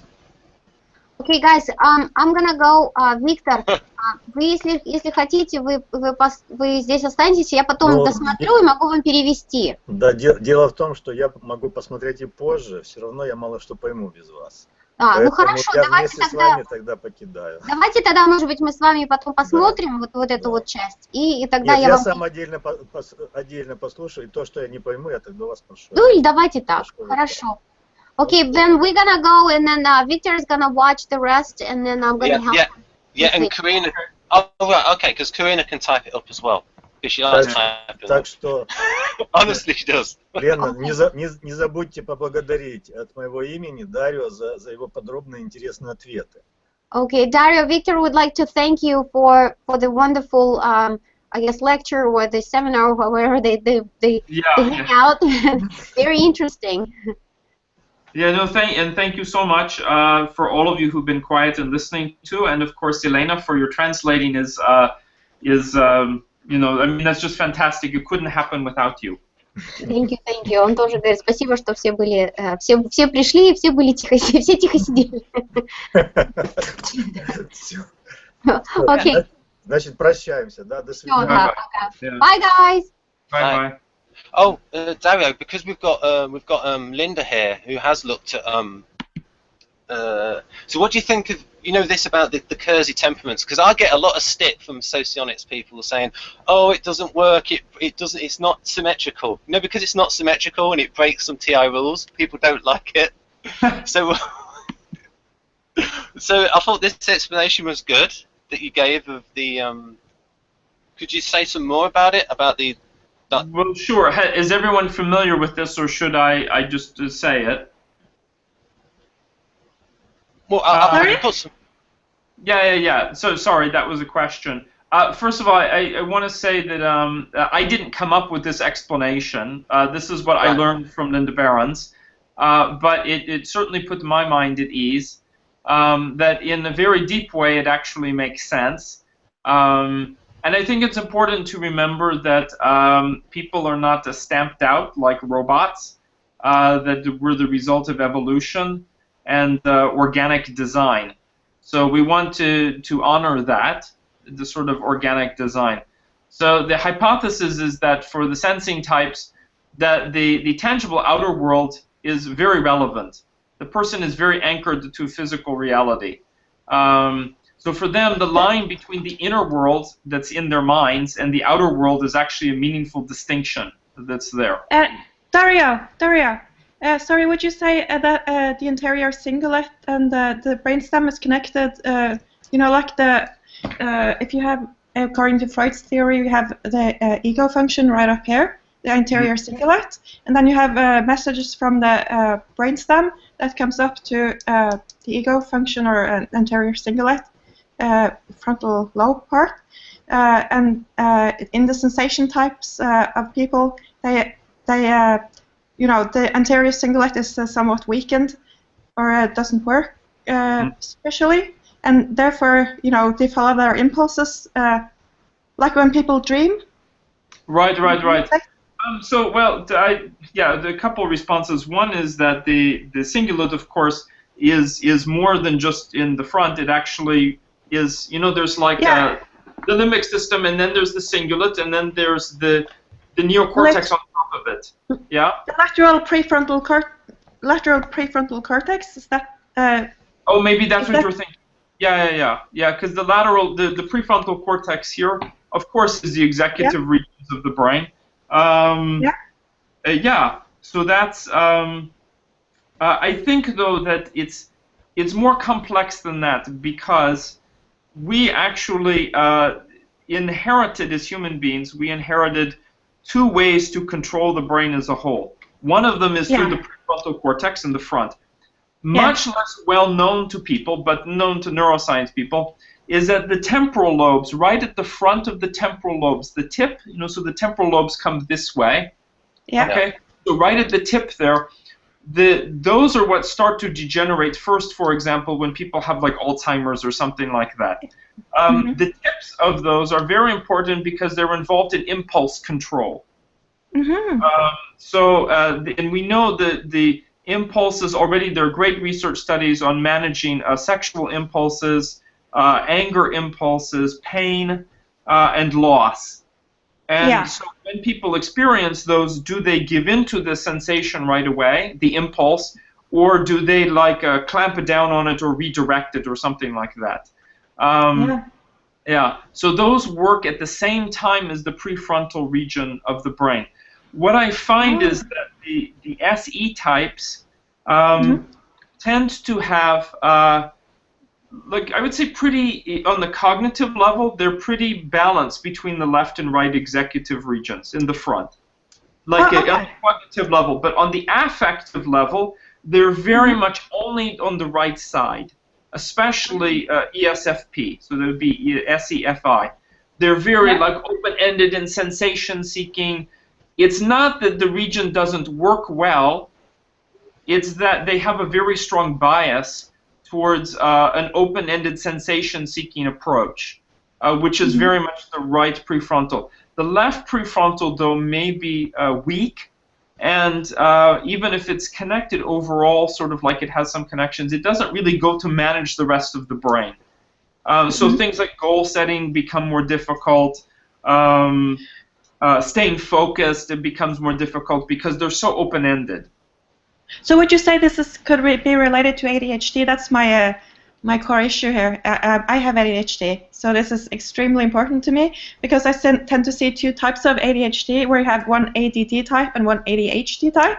And in the ADHD type, there tends to be more hyperactivity, while in the ADD type, they tend to drift off. And so I wonder if this could be related to the prefrontal cortex area, the anterior cingulate.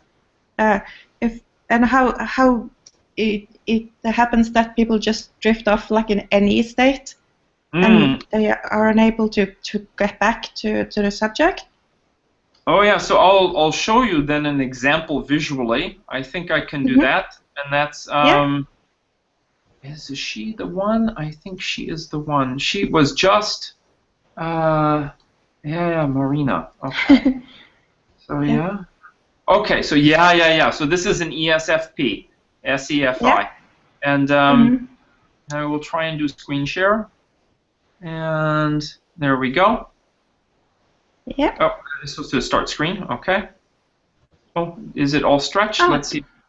Yeah. So what we see here, this is the cognitive version. So we see at the top here, this is very, see, they have good connections cognitively right here.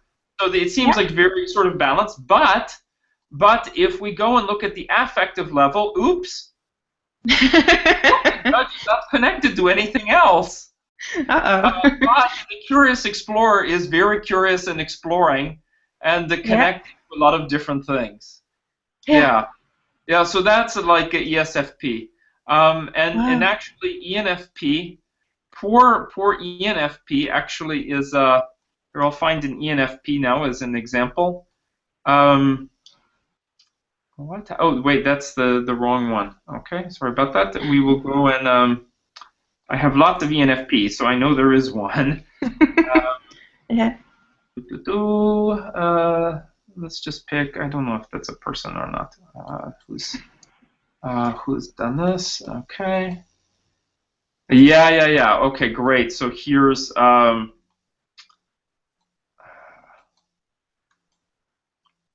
This is ENFP at the cognitive level. Yeah. Notice cognitively, They're all about the curious explorer, connecting to everything, and the cognitive part, the judge, doesn't connect to anything except to the other executive. Yeah, it's too lonely and sitting out there. That's like almost all ENFPs are cognitively very unbalanced, very much towards the explore just ideas and so on. So to me, that means because ESTJ, you know, some other very directed focus type is going to have lots of connections here. Of course, this person looks then dysfunctional, like there's something terribly wrong with them. Yeah, their brain is wrong. But they're not. So what happens? Because I noticed a tremendous effect when I take Ritalin. So what exactly is happening there? It's so straight. I start to clean the house and become very accurate. And could you inform what happens when I've only looked. Well, first of all, I don't work with people who are on like medication or something like that normally, but I do have a little bit of exposure with the psychiatrist I work with, and so Ritalin causes the brain activity to become a very narrow range and very damped down. So it removes all the extremes. Yeah. And something about, say, like ENFP, for example, is the brain activity tends to be very extreme. It's changing all the time. So by taking Ritalin, it causes all that activity. Here I'm moving my hands, but you can't see me moving my hands. I'm Italian. So instead of all this activity for ENFP, all of it just goes like this, instead of being like this. Yeah. And because of the wide variation in activity is one of the defining qualities of NE, then of course the Ritalin is removing that defining quality, that extremeness. Yeah. Okay, so we become more like some other type then, maybe? In practice, but of course your brain wiring doesn't, change overnight. So your brain wiring is still there. So what I think happens is that the energy is more steady and the thinking slows down. And once it slows down, it gives time for other brain circuits which are more, not as developed. It gives them time to actually work and express themselves. Yeah, because that's basically, Very interesting. Extremely interesting. Have you looked at lamotrigine? Because I'm on that for epilepsy, but it's also used as a mood stabilizer in some people. No, I'm sorry, I don't know anything about it. Okay. So we're halfway through the hypothesis for the Kiersey temperaments. Right. So that was a fantastic question, though. I really, Linda's question was great because it really is a concern today, especially in the United States. I think it's horrible how teachers especially want to give children all of these drugs. And, it's, of course, the practical issues. So the idea is that the sensing types, that the outer world is very relevant, of course, the tangible world. So, of course, the dividing line between imagination, what's in the head, you can't see it, you can't touch anything that's in the head. The introverted processes are in the body and in the head, but they're not visible. That, of course, that line is very important and distinct. So which functions they use is in the outer world is very important. Are they using extroverted sensing? Are they using thinking? Are they using feeling? Like that is very relevant to them, what they're doing. In contrast, the intuiting types, what's in the mind and what's out in the world, what's the past, what's the future, what might be, what is, like that's just all very fuzzy. What's important is how your brain, all of the parts of your brain or your psyche work together, like a concert in a way. And so what's relevant is, are you using intuiting with feeling? Are you using intuiting with thinking? How are you doing it? That kind of thing. So it's like really, David Kiersey said that the divide between sensing and intuiting types was a truly profound divide in their experience of the world. And I think that we see that here in even how they go into different subtypes, where we have like intuiting thinking, intuiting feeling. I don't really care like what kind of thinking am I using in the outer world. I mean, that's a matter of conjecture. That's just a model. For an ISTJ, what kind of thinking I'm using is very relevant. Is my desk organized and categorized or not?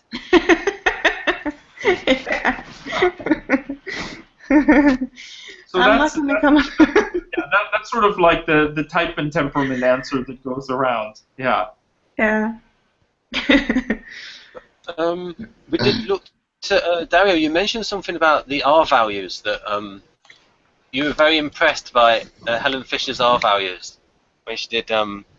Yeah, no, they are very good R values. It's just, you know, I'm reminded every time I dive in again to get into the research data that there are many ways to analyze brain data, and there's so much of it. And so you can have very good R values for the thing that you're studying and completely forget to study maybe 2 or 3 other very relevant things. Right. The example being like I could look, you know, as I said, like there are these 2 versions, cognitive and affective. I could for like 2 years I only looked at the cognitive version, of course, because I'm a more cognitive type, I guess. So I just sort of assumed that was important, and I get some good R values around things. But I completely forgot to, you know, the importance of looking at the affective level as well, and that actually build a very different picture. So and of course, you know, I don't work with neurotransmitters, so I can't comment about that. So what I can say is it's wonderful to see statistical significance, but to me, I also want to know, like, what are all of the things she didn't study in order to get that result. Right. Yeah. In terms of quadras, did you see evidence for this kind of stuff, for like the authenticating mind, when you looked at the STJs and NFPs? Right. Of course, like I don't have tasks in the protocol that they use that specifically go for like data integrity or something like that. But what I can say is in MBTI terms, the tendency for people to become like their opposite type. We're almost opposite, actually. So for INTP, it would be becoming like ISFJ. And for INTJ, it would be becoming like ISFP. That we see that. I mean, quite 10 of the 16 types, that they're actually their closest neighbor is their almost opposite type. And so that's, for me, that's, and because the styles here, these 4 quadrants, happen to group people that way, then I think the statistics supports it very well. You know, like INTJ and ISFP are part of the same quadrant.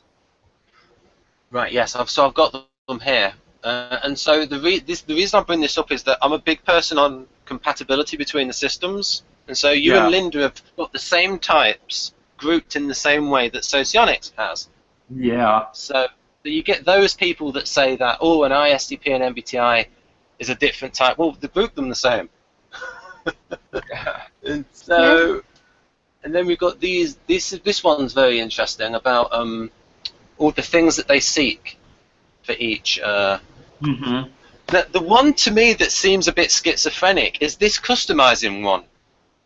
It's hard for me to understand that particular grouping. Yeah, trying to find commonalities between the STPs and NFJs. Right. Well, I know this is politically incorrect to say, but I think all 4, that quadrant there constitutes the most violent set of types. Victor agrees. And I think there's something about that. It's an orientation towards both the group and tasks. And that's where you see them get along. Like, they want everyone in the group to be working on some task, whatever that is that's decided. Now, the group might only be 2 people, but that's where I see a lot of it. And because of the task orientation with the group, that's where the violence theme comes in, of like forcing people to do the task. Yeah. Drive for equality? I don't get that a lot from ESTPs. What? You know, it's, I mean, yeah, ESTP is a very interesting, very interesting type. Yeah, that's all I can say. maybe a developed ESTP would go towards I think that yeah, no, it's of course, and I think we need to keep in mind as Linda actually tries to emphasize now in talking about temperament, that the person's developmental level makes a big difference. Like the difference between like an Archie Bunker ESTJ and then you have like Margaret Thatcher ESTJ. Well, she's not ESTJ, but you know, like dominant extroverted thinking. Yeah. And then presumably there's, you know, some like very mature ESTJs. I mean, I know a couple as colleagues who work in, you know, as coaches and consultants and so on. They're very different. So developmental level, I think, makes a big difference here. I think we can all find a reason to dislike particular quadrants when they're at a low developmental level or they're very stressed or something like that. Yeah. I think some of these ones, I mean, this one is a massive match for the Delta Quadrant in Socionics, and it screams FI and TE, this one about, you can really see the values, the functions which are valued, and for the Gamma Quadra, a massive emphasis on business. And, yeah, absolutely, yeah. And I actually Dario's books. Oh well, thank you. Yeah, yeah. No, and the orchestrating mind does make a lot of sense to me. But again, I think it's one of those things that we want to go back to some additional ideas, like the idea of the spine of the personality. Like I don't think everyone of my type ends up doing orchestrating, but they're very happy when they do it and can become quite good at it. So I think that the quadrants are not just some like static model, but they reflect very much like developmental potential and developmental themes. Yeah, because there can be horrible ways to be in the quadrants, and there can be, I think, really fantastic ways as well. In Socionics, there's sort of a grouping for intertype relations. Do you think that people of that same intentional style think they're easier with their communication flow? They understand each other quite well. The people of the same style. Well, you know, that's tough because one issue comes to mind that some people, like ENFP, for example, are good at communicating with almost anybody. At least up to a point. So I'm supposing you mean more like a long-term communication style, like getting along with each other in the workplace or in marriage or something like that. You know, I would say when I was younger, I found other people in my quadrant, you know, especially, you know, like opposite types, yeah, I liked them, but communication and everything was very complicated after about 5 minutes, because our interests cognitively are very different. But now I can have a wonderful conversation with an ISFP for 3 hours, and do fun stuff at the same time and have really great conversation. And it seems like a very easy type to be with. ESFP is harder because they have so much energy and they keep wanting to move all the time. And at least the ISFP stays in the same place for a while. The ESFP there's just so much energy output, I can't keep up. And that's, so I think it's a developmental thing. I do believe there's an attraction there, though. And there's an appreciation of what the other person does, even if they can't do it. Like, you know, like if I think of someone like Aretha Franklin or a Dolly Parton or Sting, okay, those I think are all examples of like SFPs, probably ESFPs. I think that it's not just what they do is very talented. The fact that they're in their 60s and 70s and they're still amazing on stage, that their energy and their aura and everything is just like, they're just amazing at what they do. I mean, even if it's not, you know, I'm not like a big country music person, but I have to appreciate Dolly Parton. She's just amazing. And that's just like, it's not me, you know, but it's just amazing. Whereas you go to a different quadrant, and I think my intolerance, like I definitely have like a limited level, especially with like directing style, like ENFJ, for example. After, like, there's parts where there's an overlap, but the agenda is very different. Like, cognitively, there's going to be some nice overlap with introverted intuiting, but the agenda is very different.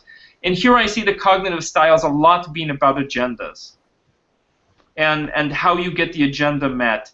And I'm very comfortable with anyone who, like, is comfortable to do their agenda on their own. But if the person's style is to recruit other people to fulfill their agenda, then I might. If it's an invitation and it's optional, it's voluntary, wonderful. But if it's mandated, then I don't like it so much, and then I think that's an example where there's a difference.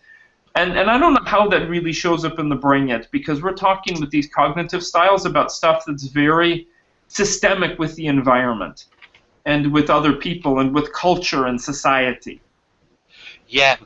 Chris focused on word usage. As Linda's publisher, is the intentional styles book in the works? No. Oh.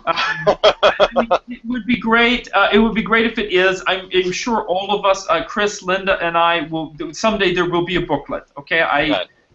Yes, there will. It might be Chris who does it rather than Linda. I don't know. Linda just has. She's. She has other things in the pipeline that have a little bit more priority right now.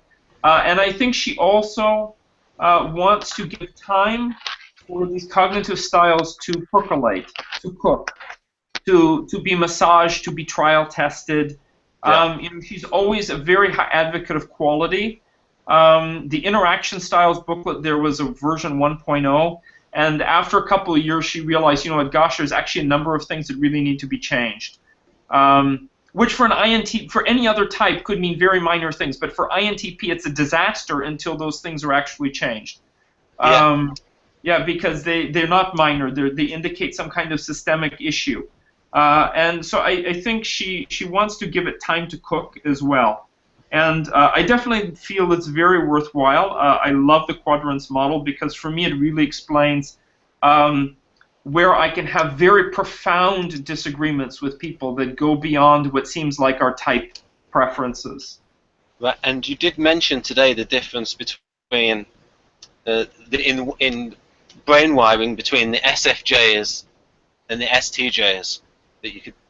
Like they're just, they're so different from each other that's and especially because they're such a large chunk of the population, I think it really reflects two very different ways to be in the world, and amazing they get along as they do. Yep. Yeah. Go on, Linda. Yeah. No, I was just wondering, could I ask you a question, Dario? Do you know which part of the brain that is responsible for time management? Yeah, so there are two things that are involved with time. Let's see if I can find the screen share here. It doesn't want to. There we go. Okay. Okay. So one of them is down in this section right here. Yep. The right temporal area. That's where our brain processes emotional memories and narrative memory. And also this region of the brain is involved in noticing visual patterns. So that could be a skyline, it could be a face in the facial expression, and it can also be the timeline of your life. And that's part of our personal narrative then. So that personal narrative. This region, a T6 and T6 with T4 in the area there, those become active when you ask people to think about the future, like what they will do. And the difference in types, like every type this will become active, the difference is that for an ESTP, I've seen it, that what will happen, and he thinks about the future, that's the next 15 minutes. Whereas for for an INTP, I saw two great examples in Prague together. The INTP, what will happen is like it's a strategic thing of potentials of what could happen over the next 6 months, maybe. So very, very different time horizon.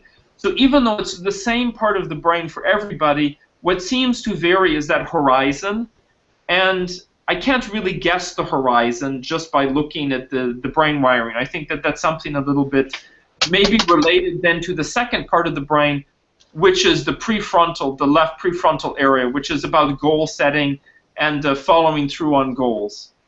Yeah, it makes sense. Dario, can I ask about, because I think you showed very well how TE and FI work in tandem. How does SI work in tandem with NE? Well, I can give a sort of a non-brain example first, and then maybe that will jog my thoughts. One is I know many ENFPs. They're very personal in my life.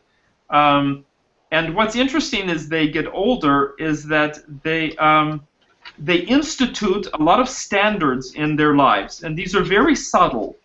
But like the ENFP who decides there's only a certain standard of person that they're going to interact with on a regular basis. They develop a standard about clothing or appearance so that they're only going to wear black or only going to be stylish. Or they have an attitude, you know what, I'm never going to be going swimming when there's someone else watching me because that's undignified. So it's a very, like an ENFP making a statement that's clearly, to me, an ESTJ statement. Yeah.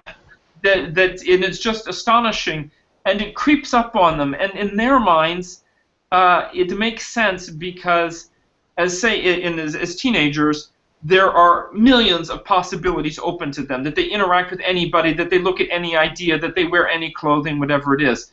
This becomes unsustainable. It's also maybe not satisfying in the long run, that a life just filled with like random interactions. And slowly but surely they accumulate all of these memories and experiences, but what they're specifically accumulating is sort of an unconscious drive, is a drive towards developing standards. That instead of an infinite space, it's still a big space, but it's a space that assures positive quality experiences, positive quality relationships, and so on, whatever it is that they're looking for.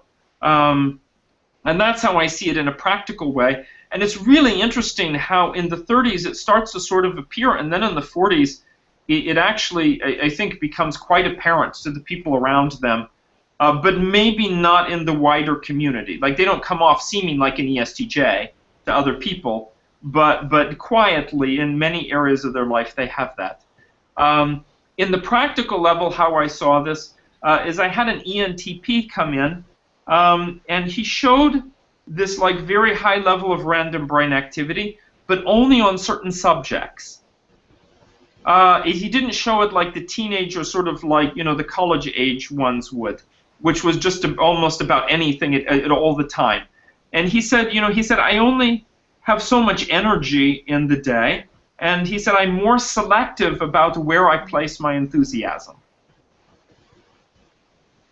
And to me, then, that was an example of, and the way he said it was more gentle, actually. I thought it was a nice way, where I, put my enthusiasm. And the same felt more like an SFJ kind of answer to, he's not going to quit being enthusiastic. He's just going to sort of be more choosy about it. Right. How do you think INTPs and INFPs, so TINE and FINE, show SI? Because it's their tertiary function. Well, I can show you an example because one of my interns is INFP preferences, and we did a breakdown by cognitive and affective. And so let's see if I can find that. And okay. Yeah, at the moment we're seeing just one small thing that you've selected. Right. I'll delete that, and then I'm going to open up the new thing. Yeah, and on the recording it's got the little squares at the bottom, so if you have like the main thing in like the top 2/3 of the screen, then it won't cover it up. Right. Sorry, I'll process that idea when I come to it. I think I've changed it now so that it will all fit on the screen. Okay. Oh God. Oh, I see. Okay. This is No, so those little squares won't get in the way. You know, the people at the bottom, they won't get in the way now. Oh, I see. Oh, okay. The squares at the bottom, right? People. Yeah. Yes. Right. INTP. Yeah. Okay. So I think what you'll be getting is the whole screen now. Yes. Yep. Yes. Okay. Maybe make these a little bit bigger. Sorry, my desire to not have it be all. Yeah, that's it. That's perfect. Okay. So this is again cognitive on the right and affective on the left. This is INFP. This is a 22-year-old INFP. We see, like with all other INFPs, we see a very strong, well, we see both left and right, but you see there's more actually on the left side of the brain. INFP, despite being supposed perceiving type in MBTI, is of course actually a judging type underneath. Yeah. And that's one of those things where I'm like, MBTI just failed there and should have actually done the Socionics J and P, but too late now. And so we see he actually has a lot of stuff around the focus judge and so on. He has a good auditory skills. He has this imaginative mimic is great, so this involves like use of a rapport building and imagination. And the grounded believer is solid as well, so personal identity and beliefs. F4 here, this involves abstract use of language, concepts, categories, metaphor, and so on. Now, of course, he's also very visual, but that's not a surprise. He's an introvert, usually very visual, and some good pattern recognition skills. And what we sort of notice is in the middle here, we see maybe these are not so well connected, especially the central regions here, which are involved in physical movement and sensation. And you know, so what's going on there? Now we do see one line that goes from C3 over to T4. This is really interesting.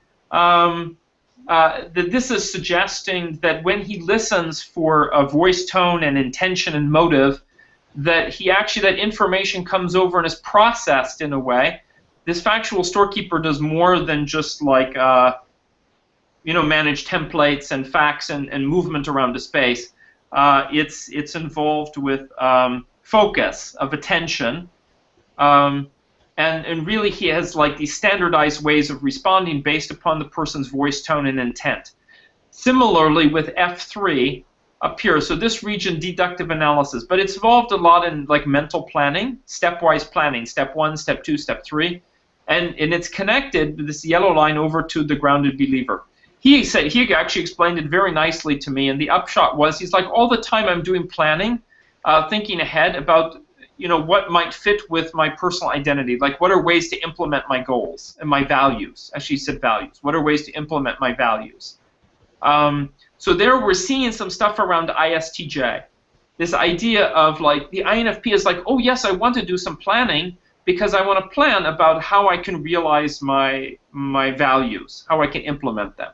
Or he wants some standardized ways of responding in social situations based upon what voice tone or intent he's hearing, what motive he's hearing from the other person. And that's just at the cognitive level, and those are sort of things he's developing, and keeping in mind he's at the university age, so it's just sort of starting.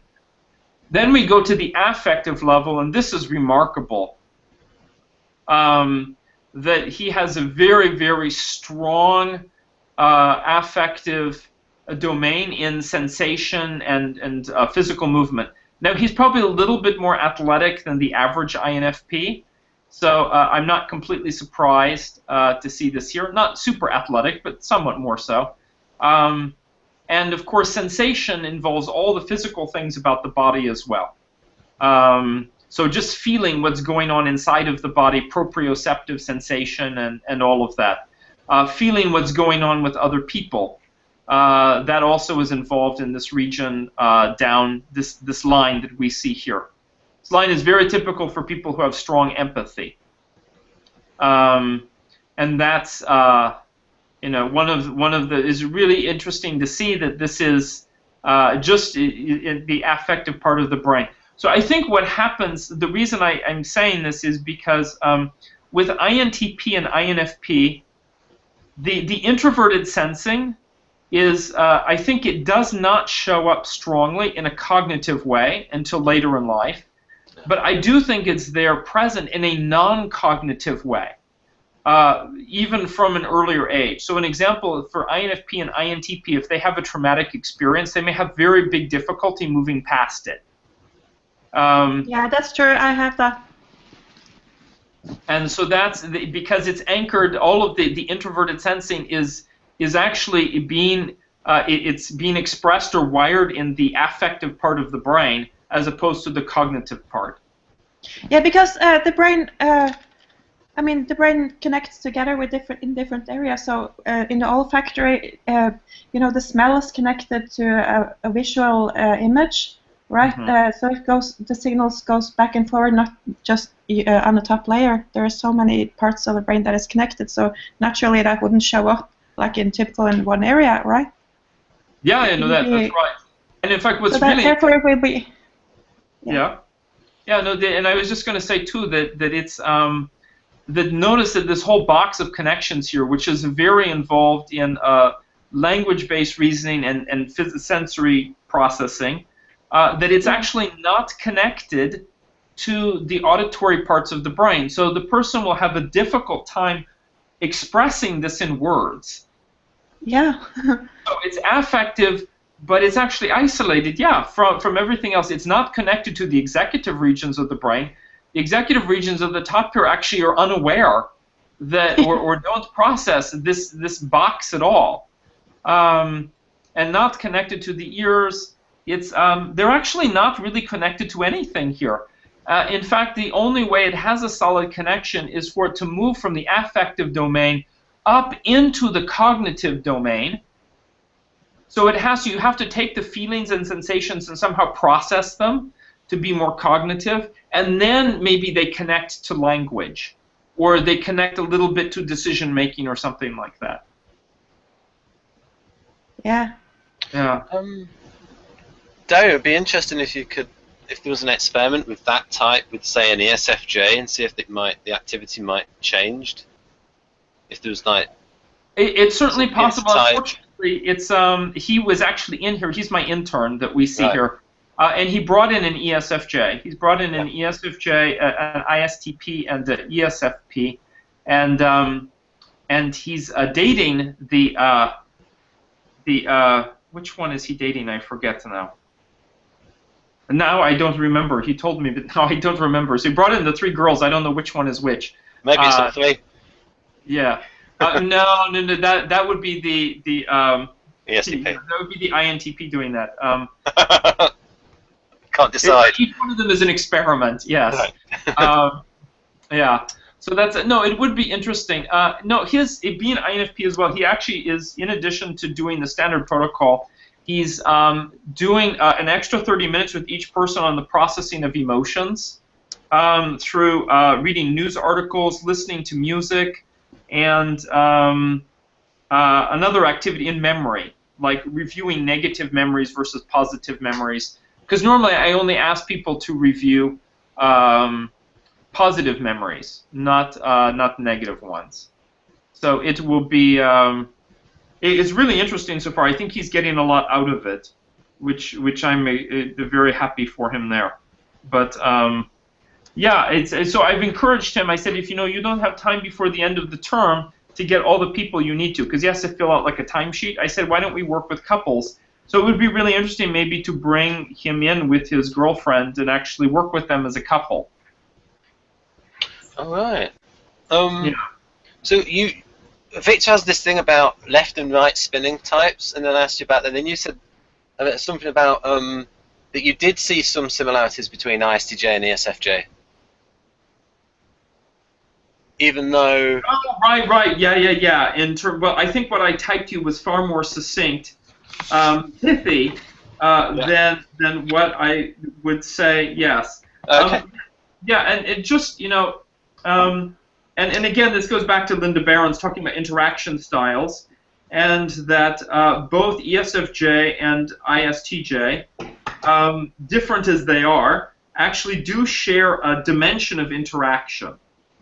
And that dimension of interaction, if I can remember what she's calling it now, because she changed the term. So let me find the book. Here's the book here. Yep. Yes. Yep. Put it on screen.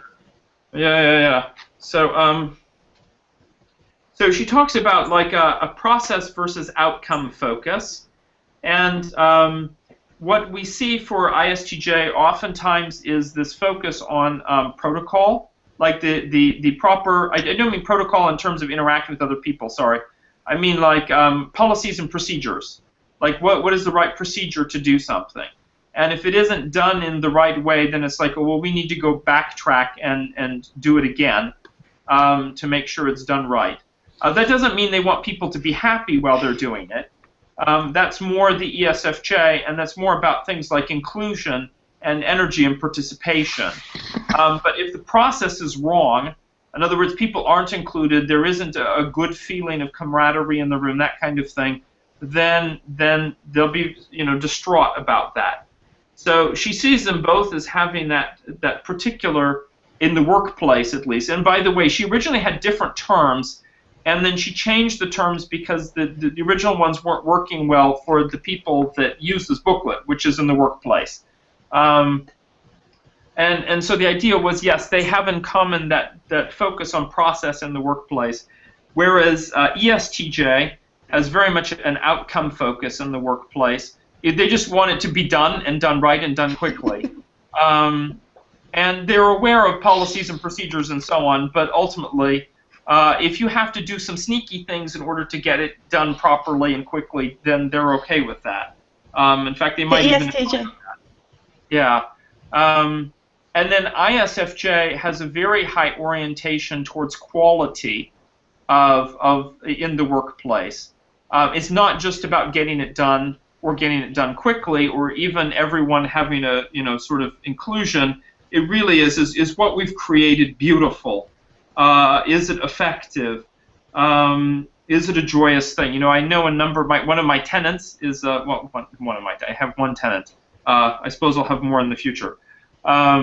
He's a musician, and for him it always is about the quality of the music, and if the quality isn't done yet, if it hasn't reached the right level, then he's not done. And he really doesn't care so much exactly about how he gets there, even though he has his own personal ways to do that. So that's some of that. I think the whole lesson is that every type has something in common with some other type, and if we can't find that commonality, then we're probably missing a part of the model that we want to use. Right. Yeah. This is Victor's temperament system, which is like it's like the Jung temperaments really. And so he's got like so this one at the bottom that he calls IP, that should be a little p. So the NI and SI DOMs, he's got as seeing, so like very very observant people, and then he's got something like adapted, lazy and grumpy, and are a lot of INTJs lazy? I don't know. Well, from our point of view, we're lazy all the time because there is a whole list of on the to-do list that we should have already gotten done. Yeah. No, I think this is and I have an anecdote for you that I think will answer it. And I laughed with two other INTJs. This was on Halloween, and Halloween this year was on a Saturday night. So the three of us and some other people of other types met, and there was this joke that's so fit for our type about Halloween. That of course we're going to a party because that's what you do on Halloween, and there's nothing more pathetic than staying at home when everybody else is out having fun. So there's a guilt complex there about that we should be out having fun. But of course, because it's a Saturday night, and I'm thinking, oh, but I could get work done on Sunday because Sunday will be very quiet. Everyone will be having a hangover. No one will call or talk to me. It will be great. So I can actually get some work done tomorrow. So I have to think in my head, you know what, I'm going to go out tonight, but I'm going to go home early. I'm not going to stay out till like 3 in the morning or something. I'll make sure I'm energized to be working tomorrow. But then I get to the party, and accidentally I had some slight amount of hard liquor and ate some mushrooms or whatever it is, and now I'm up till like 3 in the morning and having a good time. And then the next day in the afternoon, I'm a little bit guilty that now I'm not in a good shape to work. But what the hell? You know, it was a fun experience. In other words, my inner ISFP comes out and says, "What the hell? It was fun." So I think that all the time there's that intention to be efficient. But in practice, I'm not an ENTJ. And I'm not going to be efficient all the time. And I take to heart what Jung said. Jung said that dominant intuiting, introverted intuiting, was the most useless of all of the functions. Yeah, and I think people need to keep that in mind, particularly people who have that as their dominant function. I don't know what it's for. And Hannah's got a question for you. Oh yeah, thanks. This has been really interesting. But one thing that I've been that has bothered me for all these years that I've been into personality typology is how do you type yourself or other people? Because it seems that in your work also, it's quite a crucial part that people need to type self-type themselves, or do you help them in the typing process in order to to compare the types? So what do you recommend? I mean, what is your suggestion, or what do you use in the actual typing process? Yeah, no, that's a very good question, and one that Linda Behrens and I have actually worked on very seriously, because I don't think there's much point of a typing system if even a quarter of the types are wrong. I mean, yeah. So what is it to do? So I borrowed a technique from mathematics called reconstruction analysis that's used for trying to figure out what happened in a situation or what's going on when you only have many partial pieces of evidence. And I've actually implemented this in an instrument that's not free, but it also is reflected in our whole approach of one is engaging person in a process. So we reject the notion of test and tell, that a person tests you or an instrument tests you and then it tells you what you are. Because type is not supposed to be just about behavior, it's actually about the psyche. What's the systemic nature of the person.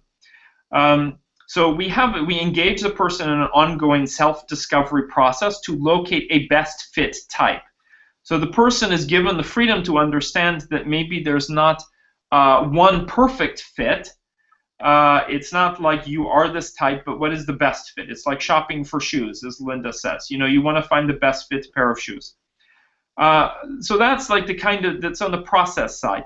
On the instrument or the tool side, we want to get multiple data points. So for example, using the preferences, like from the MBTI, S and N, T and F, J and P, that's one kind of data point for the person to take an instrument and get a result. Another point is for the person to go through the material themselves and self-select a type. That's a second data point. A third data point would be using the temperament model and ranking the 4 temperaments. A fourth data point would be using the interaction styles model and ranking the interaction styles. So if you have 4 interaction styles and 4 temperaments, the result is 16 types. So that again gives you another pointer towards the 16 types. And in fact, I'm going to show you a very specific answer. Okay, I lost my cursor. A very specific, where is it? It's Travis again. Okay, we will go, does he have a, he doesn't have his NPI result, but you know what, like Marina, I'm pretty sure, yes, she does. Okay, so, here we go. Okay, so this is the NPI, and this is a 4-pay instrument that was developed. We've had for a couple of years. I don't advertise it a lot because the people who make the MBTI would really hate me. But, I've taken that. I have to say, I have taken this. I have paid for it. Oh, okay. A couple of years ago. Yeah. Okay. Yeah. So it's so what it does is it's not a whole report. It just gives the data points. So one of them is reading individual like a type snapshots. You use 16 snapshots. You don't read all 16, but you read a sub-selection, and it's going to give some ranking of things. It's also going to do the dichotomous preferences, E and I and S and N and so on, and give you like ESFP. It gives like function pairs. SFP and SFJ actually were two that the person ended up with, and they selected SFP as more like them. Ranking the temperaments, ranking the interaction styles, and then they, of course, they read a snapshot of several, and they liked SFJ the most. And then they also get a consistency score, because the whole like Linda's her quest as INTP is to use the multiple models of type but make them all consistent with each other, so that when they produce different data points, that they actually can feed into the same system in a way that's very coherent. So this person here actually has a consistency score that's just medium. So this tells me as a facilitator that there were some things that they selected which were out of pattern for their type. And we want to then, we won't have high confidence. We definitely want to sit down with them then and help explore, like, why did they select the things that they did, maybe clarify a little bit. We see they definitely like get things going, interaction style. And of course, eventually Linda wants to add cognitive styles to this as well, but I think that will take some time. But the SJ and SP have exactly the same score. So that's why we're not sure, ESFP or ESFJ. And then also, like, the J and P, very, very close. Now, of course, I also go on my personal impressions with people, and I think I'm pretty good at getting 3 out of 4. I'm good enough to locate, for example, if I want a sensing person to add to my database, is this person sensing or intuiting? A lot of times, you know, you spend a few minutes with somebody, you can get a good sense of that. But I personally, like, I would never tell a person this is your type or assume that my reading of the person is correct. Like that, absolutely not. That it really is about enrolling the person in a self-discovery process where, for example, they would read a minimum of, like, I'd ask them to read the full descriptions of all 3 of these types, ESFP, ESFJ, and ISFJ, and have them get back to me. And as part of the discussion and self-discovery. So it's really handing over some responsibility to the person. I realize that in academic psychology, like, their head will pop off if you actually include the subject in scoring themselves. But for me, like, that's the only ethical way to go about it. And yeah, no, there are people even in my database, they couldn't decide, or the evidence is unclear, ESFP or ESFJ, like whatever it is. But usually the brain wiring lets us know what it should be, but I'm not going to give that person that feedback until the very end. Ah, okay, so that was another question related to, so the typing doesn't change during your testing, like during this EEG? No. That's, in fact, like, how I trained the intern is that they go over the type results and they select best fit type separate from getting the feedback from the brain session. Okay, yeah. That's a separate experience, yeah. And then at the very end, there's like integration and they can think about it and maybe they do settle on something more, maybe slightly different. But yeah, I need to keep them separate for as long as possible. Okay.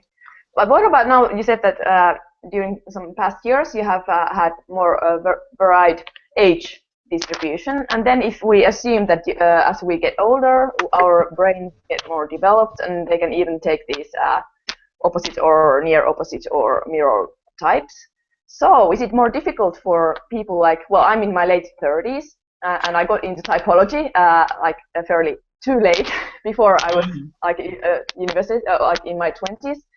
So do you think it's more difficult for people of my age and older to type themselves because of the... In practice, in a traditional setting, in other words, not with neuroscience, I agree, yes. And in fact, that's why I started only with university students, even with the brain imaging, is because I didn't want to muddy the picture with development, a career, and so on. Linda certainly finds this is the case when she needs to work with, say, executives who are in their 50s and 60s.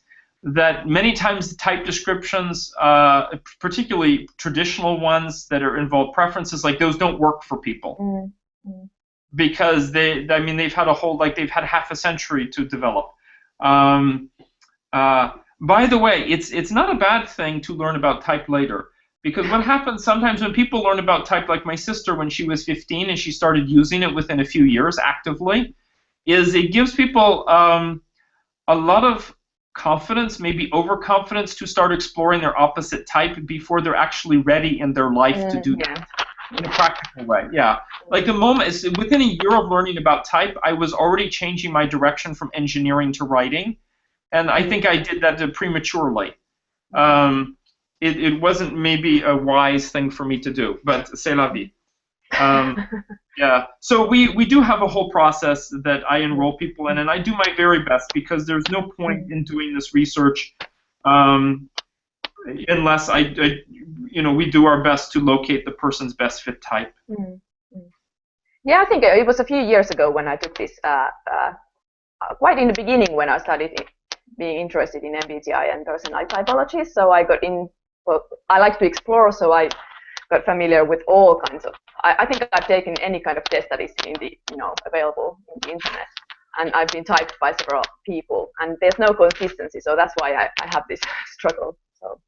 Oh yeah, and of course I also learned about type before the internet was invented, or the World Wide Web. Yeah. So my experience is very different than people today, who, especially young people, the teenagers, who get all of their type information for free on these very expert blog sites and so on, which is just like, people who advertise themselves as type experts who don't even know that there's such a thing as like 6,000 research articles, or that there's an MBTI manual, or that the world began before the World Wide Web. That if you pay somebody, instead of it being free, that you might get better quality. Those kinds of things, yeah. So unfortunately, yeah, I think many people end up even more confused today than ever with the internet. Yeah, I think so. And also, Dario informed me last year that MBTI now has an 8-function model, yet nearly everyone talking in the Facebook groups, it's a 4-function model that they use. Oh, you mean like SNTF versus all the professional users of type. I'm talking about people who are certified in MBTI and are members of Association of Psychological Type International and so on. Like if you don't know the 8 functions model, you go into a workshop, you'll be very confused. Because especially within it began in the mid-90s to really push it, and it took maybe 10 years for the tsunami to actually develop. But now, yeah, it's just assumed that unless it's a beginner class, that the person has to know the 8 functions. Right. So, Dario, in the previous hangout, I asked Victor what he thought of your definition of the functions, and he said that there was a lot of agreement, especially on the intuiting definitions. And these were his observations about the SI types. I don't know how clear that is. It's very clear now. Yes. Yeah. And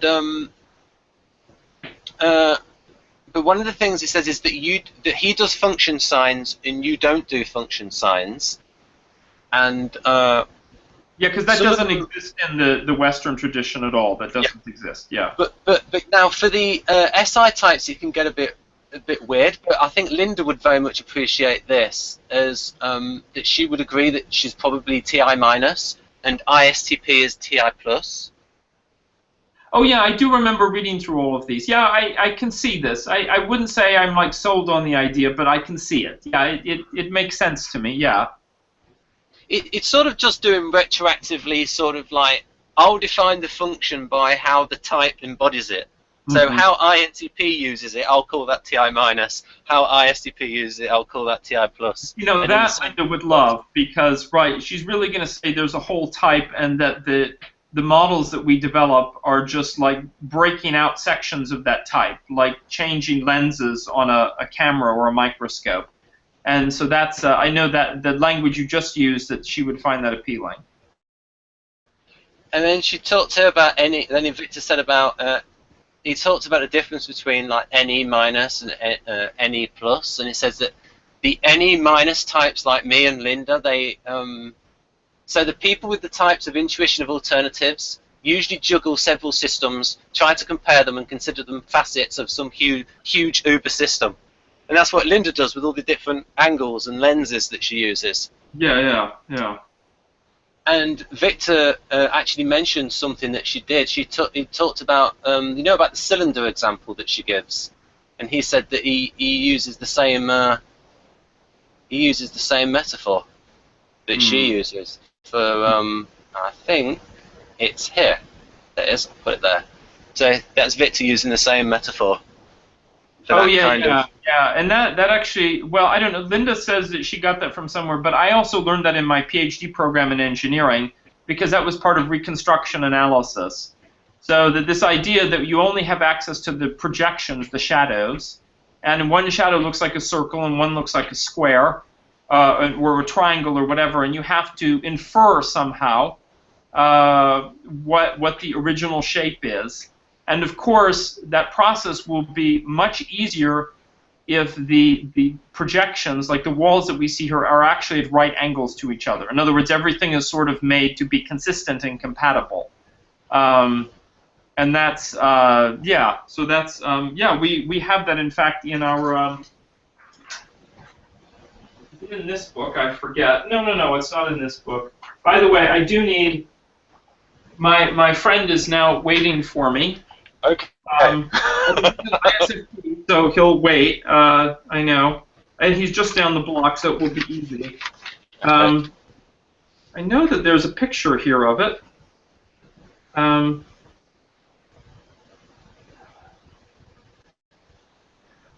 Well, maybe it's not in this one. No, oh yeah, you know what it is in it. You would think I would know in these books where all these things are. Yeah, so the... Okay, I'll just go click on your square. There we go, yep. Yeah. Ah, yes, I say yes. Yeah, so there's, yeah, we've been, and this was published 18 years ago. So we've really had fun with that. I think, though, that where there might be some differences is Linda is very much, she takes what's called an organismic approach. Not orgasmic, organismic. Yes. So this idea of the self being part of a larger system. And so she uses these tree metaphors because a tree is also a living system and is part of an ecology. And so taking like a little bit more organic approach. So I'm not saying she rejects like a mathematical approach to things, but her inclination is to go with a little bit more organic approach. And that's, although I have to say that this thing you've popped up here looks pretty organic. And that's, okay, now Renato was wondering where I am. Okay. All right. Sono arrivato. I don't speak Portuguese, but I'm close. Okay. Okay. Right, so this is sort of this square here is a summary of. I took this from your book. So like the back of the brain's very active for SJs. This bit here maybe, and T5 very active for. Oh yes. Do you think that for the SJ types that visually, that sort of the visual feedback is more important than tone of voice? Oh yeah, because you mentioned here about a frown. Voice, yeah, the tone of voice I think really connects not only the T4 region in here, but it's the most active in the SFPs, and then to some extent in the TJ types. You know, you can actually really turn off an STJ by using like a snarky tone of voice or something like that. They get really irritated by that because you're mouthing off or whatever it is. But I think it's used in a sort of a simplistic way. It's like a binary like-dislike. Yeah. Whereas with the SFPs, like an NFP, it's like you give away your whole life story when you talk to them just by how you talk. And it's a tremendous source of information.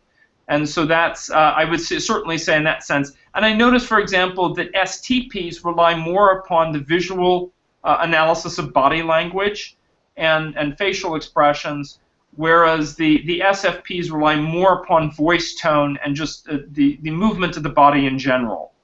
that synchronizing ability, but the voice tone is very important to them. So even within like extroverted sensing, we see the sort of one more auditory and the other more visual, even though they have both, of course. And that's that. Okay, I really do need to go to brunch, and I haven't eaten at all, and I've had tea on top of it, which was way too much of that dark English tea, so I'm a little hyperactive. Well, thank you, all of you, for joining me, and of course, Ben, thank you for organizing this, and Linda and Hannah, yes, and Scott, thank you, and sorry we didn't get to chat more, but I know, Ben, we can all trust Ben will wrangle me again. The question is how much, though. It's a fine line. I did a little bit too much in the previous hangout. Yeah, no, it was all good, and I think this one was very organized, so I really liked that. And of course, you know, I do come to the UK, usually London, but not always just London, at least once a year.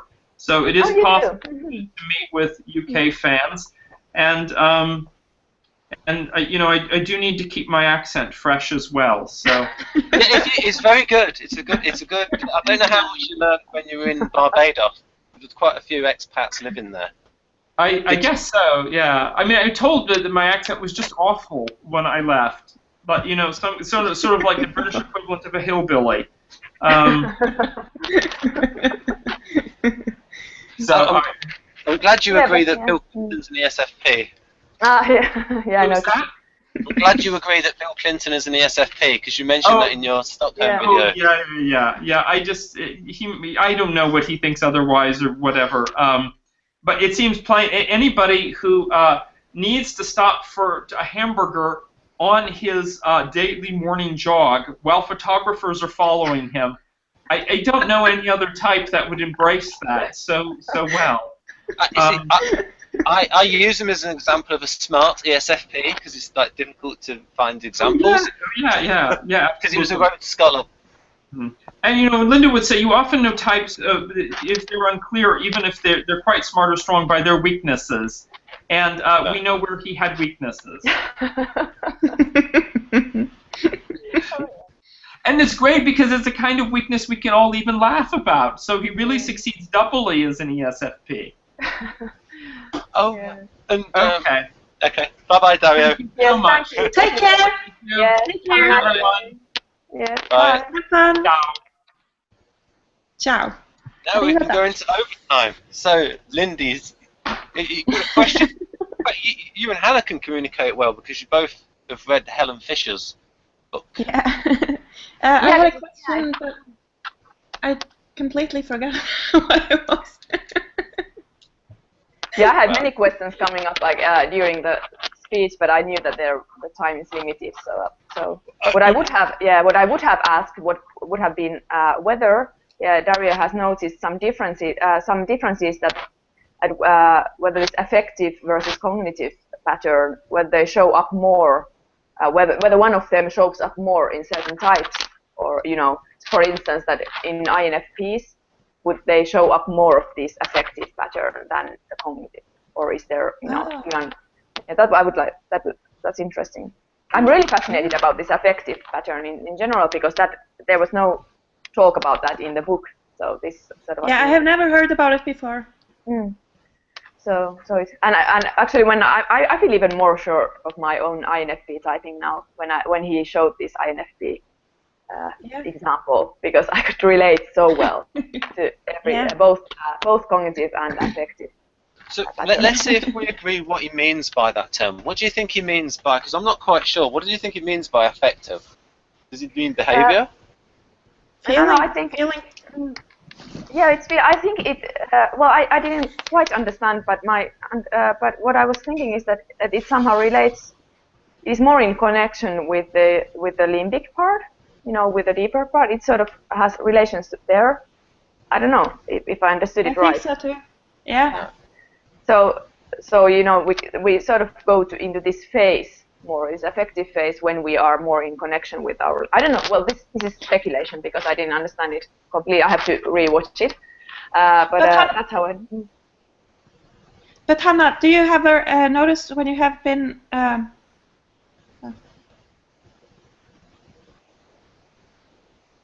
go on.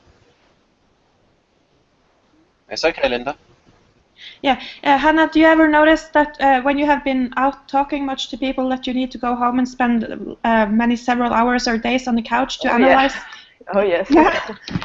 I usually there's I cannot sleep next night, so my brain is really overloaded and I need to process.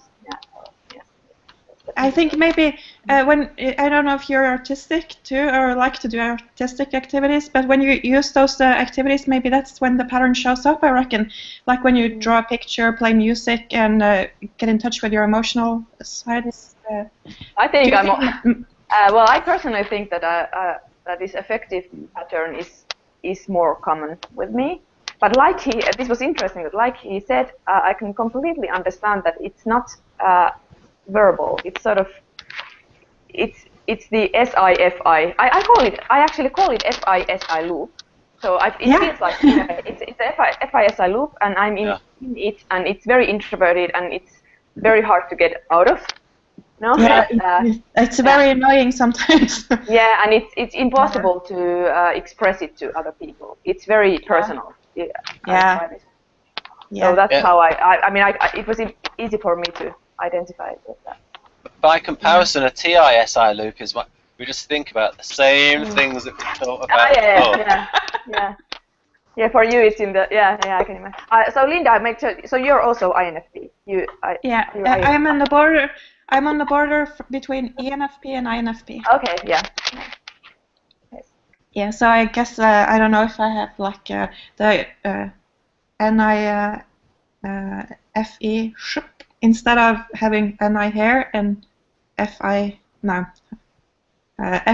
here, and I guess they're like that something because in INFP the FI would be on top on the left side, and then you have the FE function here. So if I'm equal, then I guess those two functions would be like equally used or something. You mean both feeling functions. You mean extroverted feeling and introverted feeling, or extroverted intuiting? Or Yeah. Intuiting, yeah. But I don't understand how that's possible. Yeah. But this is something I'm really looking forward to reading and learning more about these affective and cognitive patterns. Really Linda, have you taken Dario's keys to cognition test? No. Oh, you should take it. What is that? What kind of test is this? I can find it. So. Oh. It breaks down it's based on. It actually uses the same. Dario's book 8 Keys to Self-Leadership. Oh, we've got Jeff here at last. Oh, where is this Scott guy? He's like completely invisible. Scott, where are you? You can come. And which type is he, Scott? And this guy here? Scott's an INTJ, but he's so nice he might not be. Which Scott are we talking about? I'm Scott and there's another Scott. Oh no, I'm in a delicate position now. Which Scott? Both Scotts are nice people. Both, for instance, the Scott with his camera on, he did a presentation for Victor, and the Scott with his camera on, he's working on an app for Victor, a Model G app, and he helped me with the graphics. So both helpful Scotts. Ah. Phew, got out of that one. You fake? Just kidding. Yeah. So, how can I find this test? Keys to cognition. It's in the chat. It's in the chat box. Yep. Yeah. Oh, okay. So it's Dario's. What I know. I don't know if he uses. I forgot to ask if he uses this particular test nowadays anymore. But he did. He used it before. Now he wants to use the one that he sells. And Jeff actually has actually taken that one. I've taken also. I've taken it a couple of years ago, and I remember I scored as INTJ. My top 3 were INTJ, ENTJ, and ISTJ. But my temperament was NF, so it was not. It was a bit. So that Keys to Cognition test is very much based on this book, and lots of the definitions are quite similar as well. Can I? Sorry, but I seem to have come out of the chat. No, you're still here. Yeah, I can still see you. You have to go to the left side and then click the upper left box. Oh yeah, so menu. Talking about comforts, in the first, what have we got here? The first 1, 2, 3, 4, 5, 6, 7. In the first 7 pages of Dario's SI chapter, he mentions the word comfortable or uncomfortable 9 times in this book, in the first 7 pages. So there is that little bit of overlap.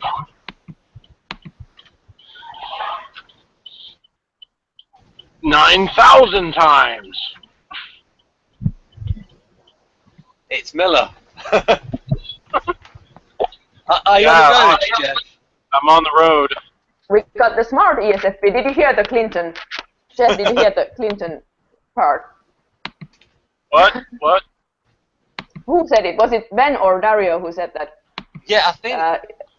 Yeah, that's right. I think Dario mentioned Bill Clinton, and then I said I use him as the example of the smart ESFP. And so Dario and Jeff agree on Bill Clinton. It's hard to find examples. That's not the right precise wording. I love it. You say it's hard to find examples of smart ESFPs, is that what you said? Yes, that's what he said. Yes, that spring to mind. Apart from you, Bill. I don't think that's true if you you know, really want to. Yeah, we disagree. We disagree with Ben. Okay. We are an FP is sticking together. Yes, of course.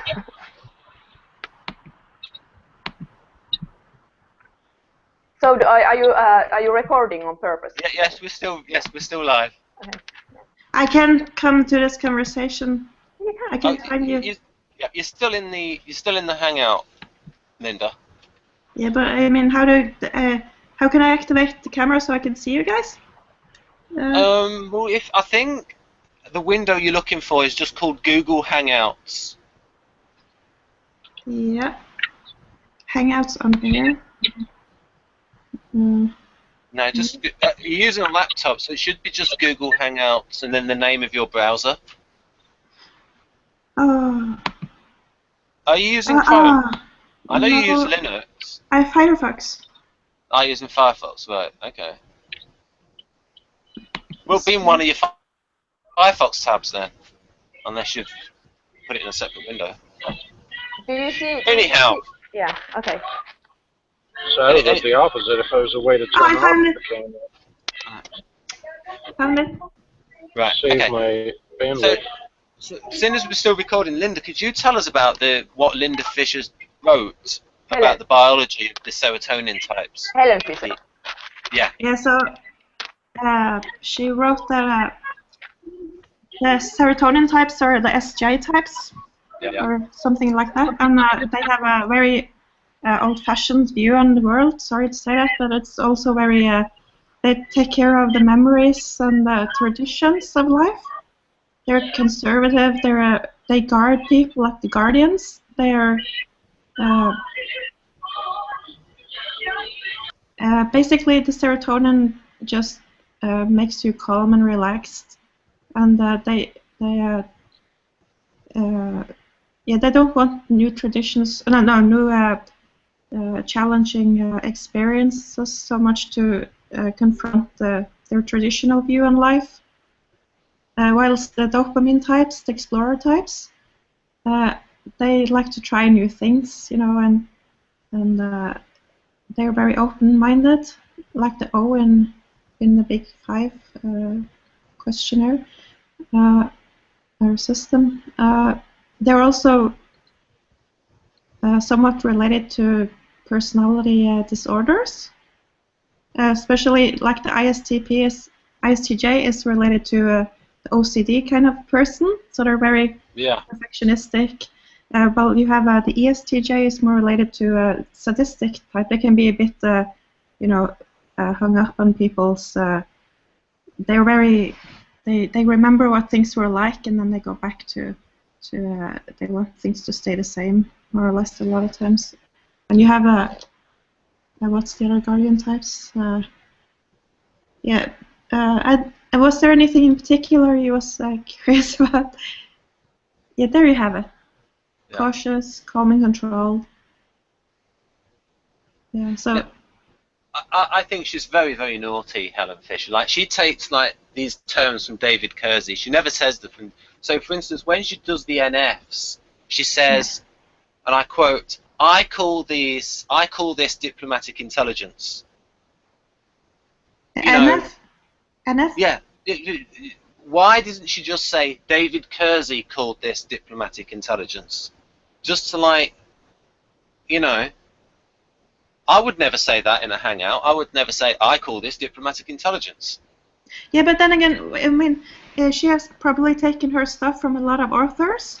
And what if she had to, you know, remember the name of all the authors? And basically a system, a logic thought shouldn't maybe be owned by certain authors just for they want credit for it.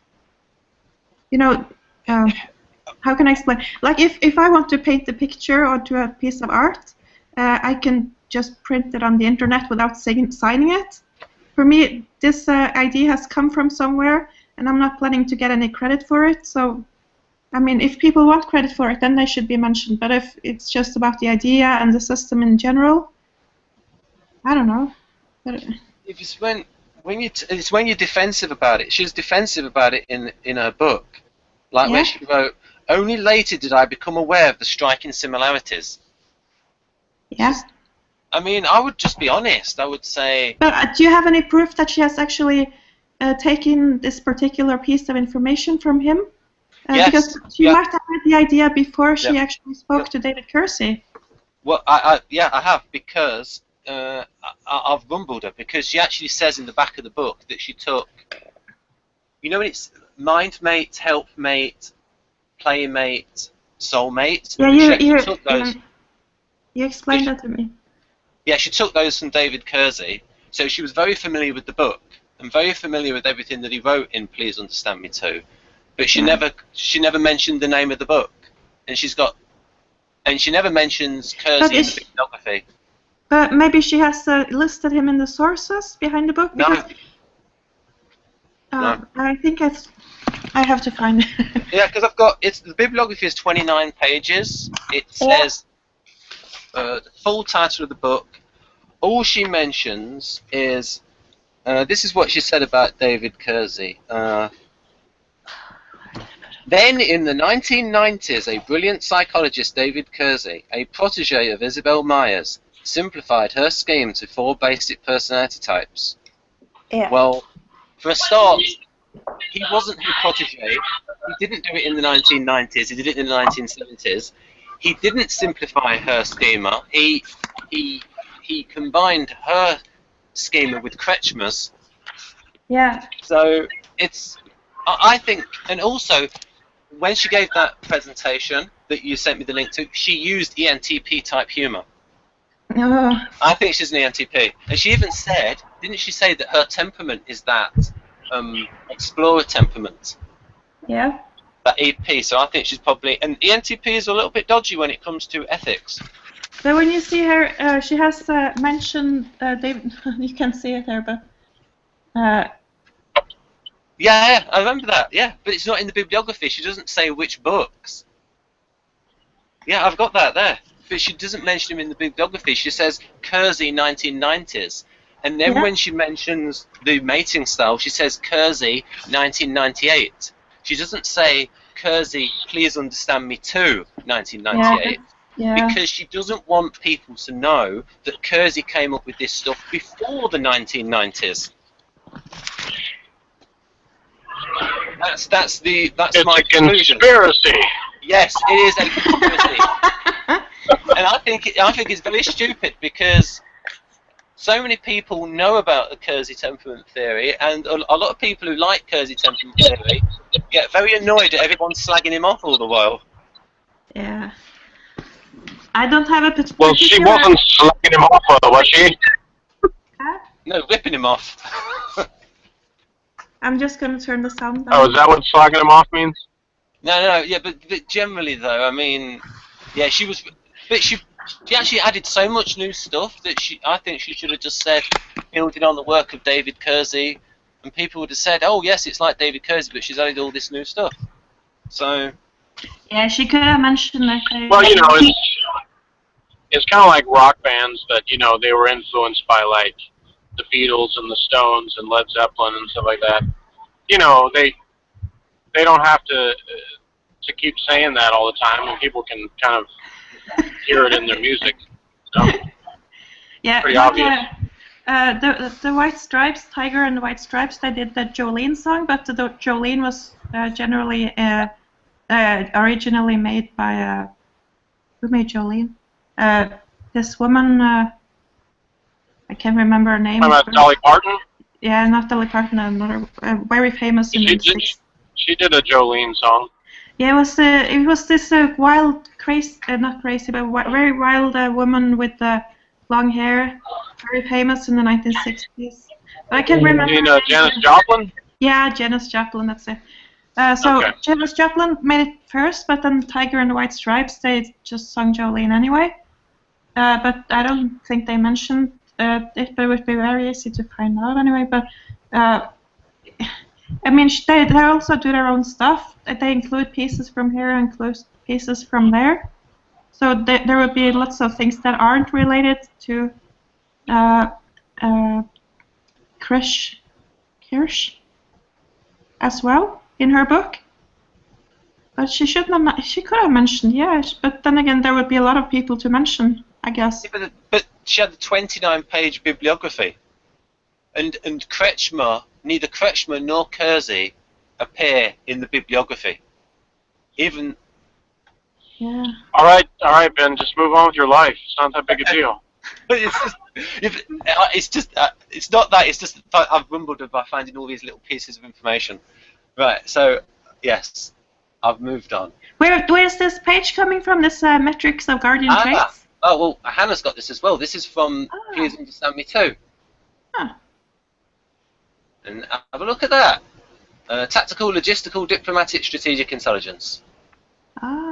Yeah, but this book is this Please Understand Me Too. That is from the year 1998. Yeah, that's the thing. Yeah, that's right. But it might be that she's been lazy and she's only checked this one. So.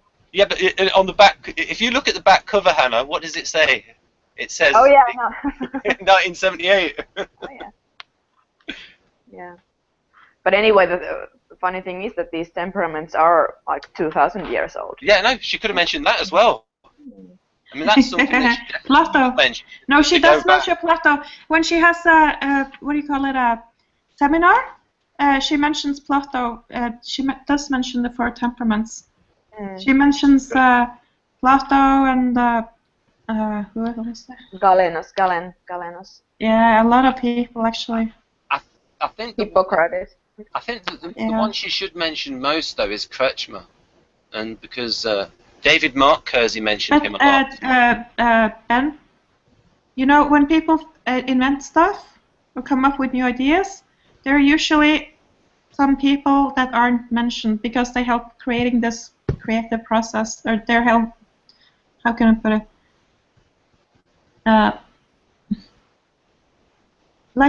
If you have take Einstein, right?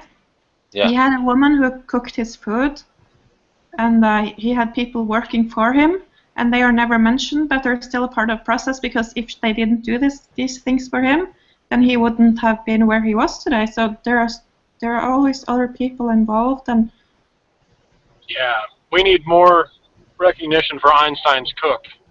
yeah, or people who helped him systemize his things and challenge his thoughts, so he could bounce back and forth with his ideas. So there are probably. That's why when I recorded my radio countdown shows, I always thanked my son, and I thanked whatever the restaurant was we got the food for when I was recording the show.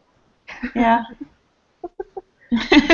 So you know, I gave him the recognition, you know, that like Domino's Pizza or whoever it was, you know, they helped with the inspiration, the creativity that went into that project. Yeah. You can't. You don't go very long on if you're bored or unhappy in your general life, and there are lots of people who deserves recognition that never mentioned. Yeah, I always had the idea, like, if I, was making a movie, like directing or producing or whatever, that they have the part where they're like the special thanks. And Yeah. I more than once I'd seen something that said like it'd be impossible to list like everyone who contributed to this, and I said it would be cool to put that in there, but then say it would take way too long, but then say but here they are anyway, and then just have the list. Yeah. It'd take 15 minutes of the credits is just the names, but that I'd be the only one to do it, so it'd be cool, Yeah, but who would watch it? You can have clips at the same time, Boring. outtakes down the side. Well, the people that would watch it would be the people who sit through the whole credits, which it's a small number, but there's always a few. No life. They did that with the Hitchhiker's Guide to the Galaxy movie, where they actually put some scenes at the end. Yeah, well, there's been a lot of movies like that. Like, I mean, there's movies like Jackie Chan movies. He shows the outtakes in the credits, and there's other movies like Jim Carrey does that in his movies too. Yeah, there's always like. There was this movie called Bill and Ted Goes to Hell, and they made it funny in the end because they said, "Are you still watching?" or something like that. I don't know if you have seen. Yeah, and they added an extra scene at the end that was the wedding scene. Came after the credits. Yeah. If you're going to make a list with who participated, I think people ought to make it very funny. So it would be. Yeah, well, the funniest credits I ever saw were for the Naked Gun movies, because they had. They would have like 3 or 4 like real credits, and then they would have a fake thing in there, because it would be like a movie will have like best boy, so it had best boy, and then it had second best boy, and then worst boy, and things like that. Yeah. And it had like key grip, and then like less key grip or something like that. It had like these different things like that. And then in the second one, they had like all the guest actors. They were listed. Their character's name was whatever their line was. So instead of saying things like, boy on a bike, if the boy was like, "Hey, what's that?" it would say in quotes, "Hey, what's that?" is played by whatever the kid's name was. all of them were named by the line that they said. Yeah, problem solved. That's what she ought to do, huh? Most intelligent quote, most intelligent contribution in the book, or most, yeah, I don't know what it's called in English. Most enlightening system of personalities. Hey Jeff, did you have a chance to watch this hangout before? Watch which hangout? I mean this one. Did you have a chance to watch this? I mean the earlier part of this particular hangout. No, I got in the car and I opened up my iPad because I was going to look for a place to eat, and it popped up that Ben has invited you to a hangout, so I just came in. Okay. Okay. Yeah. Okay. I was just thinking if you had what like impressions on what Dario talked about. No, I missed that. Okay. I'm sure I'll see it later. Well, maybe. Yeah, a good one to watch is Dario did a shorter hangout in Stockholm, just over an hour. That was pretty good.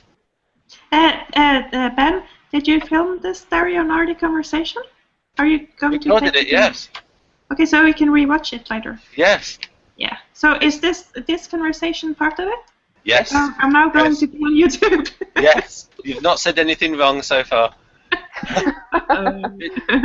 Doesn't it say live in the top right corner? Oh yeah. Yeah, it does. Yeah. So what do you think of what Dario said? I think it was very interesting.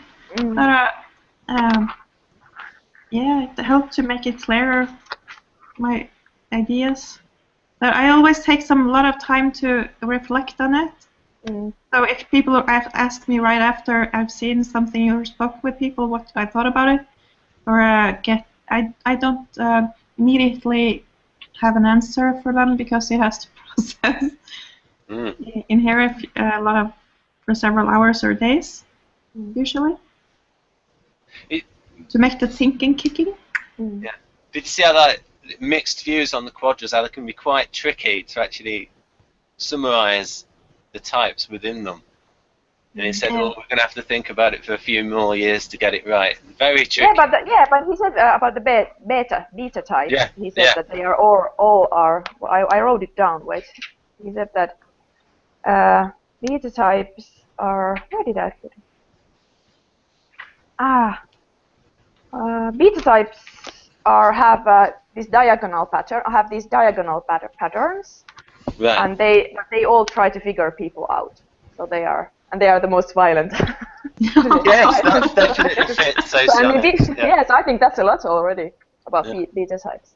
What was the beta types? I didn't accept they are ENFJ, INFJ, ESTP, and ISTP in MBTI. Ah, okay. Yeah, so they all use FE, TI, NI, and SE, or prefer those functions. That's the most schizo type? Yeah. I also think that quadra is schizophrenic as well in terms of like when you look at like parts of it, I can say, well, I can see that that's SE and I can see that that's FE, and it does look like this one here. This is it for the, so you can sort of see which bits are SE and which bits are. Or in other words, which bits are STP in MBTI terms and which bits are NFJ in MBTI terms. Yeah. But then there was some. Do you agree this interpretation? Because I got this idea or this impression that SITE and TESI, so MBTI, ISTJ, and ESTJ, that they have the least of this star pattern, the least of this creative, intuitive pattern, because SIFE and FESI, or ESFJ and ISFJ, they have this underground starburst pattern, but ISTJs and ESTJs, they had the least of that.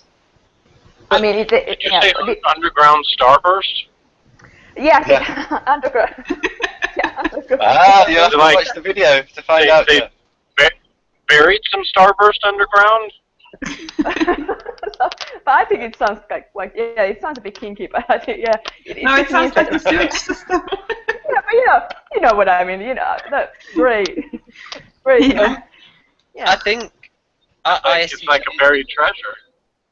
I think ISTJs are potentially. Dario, in one of his profiles in his book Neuroscience of Personality, he talks about an ISTJ.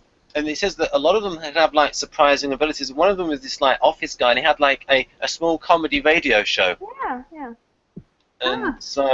And they can show these surprising abilities. Yeah. So. Yeah, I was a bit surprised because and my husband, who I still assume is ISTJ, so SITE, he's a musician. He's a musician, and he has this quirky, goofy kind of part to him. He can do this practical jokes, and he has a good sense of humor, and so I was a bit surprised. I'm trying to think that how he relates to. We still have this trouble, and that's why I wanted to ask. I know it was not straight on. I'm sorry if I asked this typing method question, but it's something that really I think. Yeah, it's to me it's the core issue in all of these typologies, because as long as I don't know my type or I can't type people, then it makes no sense. This whole thing is sort of like it's like a rainbow that I see it and I want to treasure, but I can't find it as long as I don't find my own type. And the answer he gave today was the best answer I've heard him give, and the fullest answer is given about. He gave a proper full answer about how to type. Yeah, it was really good. All the effort he goes into. Sorry, all that. Effort. All the effort, all of the hard thinking that goes into working out someone's type. They have really put effort on that. Yeah. And as it's developing all the time, these theories and these systems. Like they said, if I understood correctly, he said that they are still changing these type descriptions. So it of course has to mean that in some way these methods also, I mean these systems and these tools have to change also along. So seeing as we've got two INFPs here, we could ask you how much this fits both of you, this authenticating mind, which seems quite delta. Yeah, but I relate well to this. Can I see it? Yes, I didn't have time to read it. If you click on my box, you'll be able to see it. Yeah, 6 hours competition. Conclusive thinking, no. Conclusive thinking, that's not very much me, I don't reckon. I have very problems with drawing conclusions. I like, I see patterns, but I don't want to close the conclusion. I want to keep it open all the time. That sounds ENFP. Yeah, so what's happening here is they're combining some STJ stuff with some NFP stuff. I just avoid thinking altogether. That's my... Yeah, but that's a good strategy. Yeah, especially when you're driving. Then I don't have to worry about conclusive or inconclusive. It just, don't start. Okay. What was you going to say, Hannah? No, I was just thinking that I really liked how Dario described ESFPs and ENFPs. I think it was like endearing, lovely. I think I like them both. I like ESFPs and ENFPs, even though I'm a bit scared of them both because they are a lot more like relaxed versions of me. Like we talked about this with Jeff. I'm a little bit less scared of Jeff now that I have talked to him. Yeah. But breaking down the fear. Yeah. I'm just a big teddy bear. There's nothing to fear from me. Oh yeah, that's cool. Or so he says. Yeah, so he says. But I think it's true that what he said, that ESFPs and ENFPs, they probably use the least of this FP1 area, this left judge area, who makes decisions, because they are more about being in the process and exploring. And ESFPs, of course, do more exploring in the concrete world, and ENFPs do it in every kind of ways. That's funny when he said that ENFPs are, of all the types, ENFPs, they don't change that much. I mean, that they are very similar no matter their age. I think he said something like that, that ENFPs are, I mean, they have this preference for being holistic and trying to encompass as much as possible. Yeah. So they are true explorers mentally. When I used Helen Fisher's temperament sorting test, or what do you call it? I don't remember the name. I scored the first explorer type. Oh, you did? Okay. Well, that would indicate more ENFP, I think, if you scored as explorer. Oh, I got the feeling type comes second. The emotional type, I don't remember what you call it. Negotiator. Yeah, that came also second in her test. Yeah. Right. These are my results for her test. Yeah. NF, your strongest NF? Yeah, he's our NF INTP. I have actually similar than Ben. I have also NF is my strongest, and then I think NT is my second. That's why I have mistyped myself as a director before. So, okay. Because this focuses more on people's motivations and things, rather than how they think. Yeah. So Karina has joined us. She was there in the hangout. What do you think of what you heard? Sorry? Another ESFP. What do you think of the hangout with Dario? I didn't get to watch very much of it because there was so much going on here. But from what I plan on watching it again. But from what I saw, it's very interesting. Yeah, the most in-depth one we've done. Sorry, was it? Yeah. How long ago did it end? Oh, it's still going on. I was hoping to catch that. Yeah, now I'm here. Yes. Hey, Jeff. Hey. I'm doing Socionics, what are they called, meetups. Jeff said if he was ever in the area, he'd show up. Oh, that's cool. Yeah. That'd be The awesome. problem is most of the time these deals are so far away from me, so Well, where one are of you these at? years I'll take a road trip. Yeah, they, Deep in the heart of Texas. Class. in Australia, they call that the tyranny of distance because the cities are just so far away from each other. Tyranny. Yeah, the tyranny of distance. That's a good phrase. I like that. If someone understands Socionics here, could I ask you why I'm in Socionics the romantic type? No one understands socionics. I understand Socionics. I understand it so well that when I talk about it, Jeff has a heart attack. That never happened. Never happened. Clear. That's a false statement. Oh. Thankfully, I've never had a heart attack. Okay, we'll go with that. Yeah. No, it's more like I glaze over. Because, it's like, a lot of the time, she's talking about, like, stuff that's really happening, but then other times it's like, well, it's the reciprocator to the denominator and the supervisor to the 3, 5 to the, I'm just like, okay, whatever. I gotcha. But Linda, what did you want to know about? I mean, what did you want to know about Socionics? Yeah, because I score, like if I translate it, I score INFJ in Socionics and INFP in both Socionics and MBTI. Oh, you mean that you scored as NIFE? Or I will write in the chat. Or in other words, when you took the Socionics test, did you score as INF little p? Is it IEI or EII? Little p. E-I-E-I-O. okay, so it's EI. Jeff, I almost said that. Romantic type? Romantic. I think that would be the INFP. But Linda, I mean, I'm definitely the romantic type. Yes. We did a video with Hannah and Maria and Crystal. This huge, enormous Socionics test called the Salty 160, and it's still got us wrong. It's what? Yeah, but this very complicated test, and it still got me wrong. It said I was EII. Yeah, we were all EII. I mean, that was the funny thing. Yeah, we all scored EII. Yeah, and Maria said that lots of her friends that took it, they scored their quasi-identical type, so the last letter was switched. So INFJ is scored as INFP. And yeah, so do you know that other than a few people getting their quasi, pretty much everybody that took that test got it right, almost.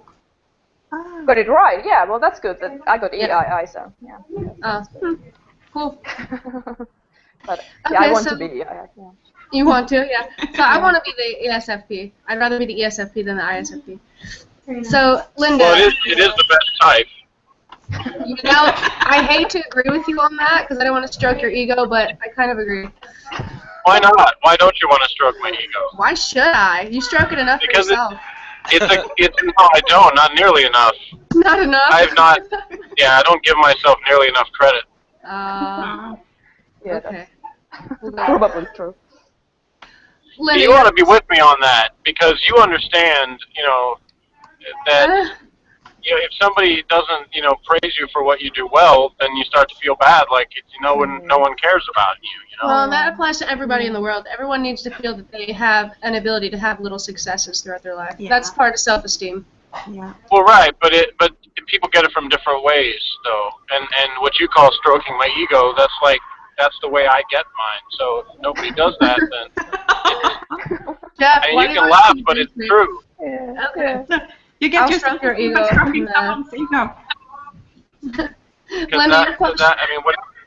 Whatever it is that lends to other types self-esteem, it's the same thing. It's equivalent. Yeah, it kind of is. Like, I get you.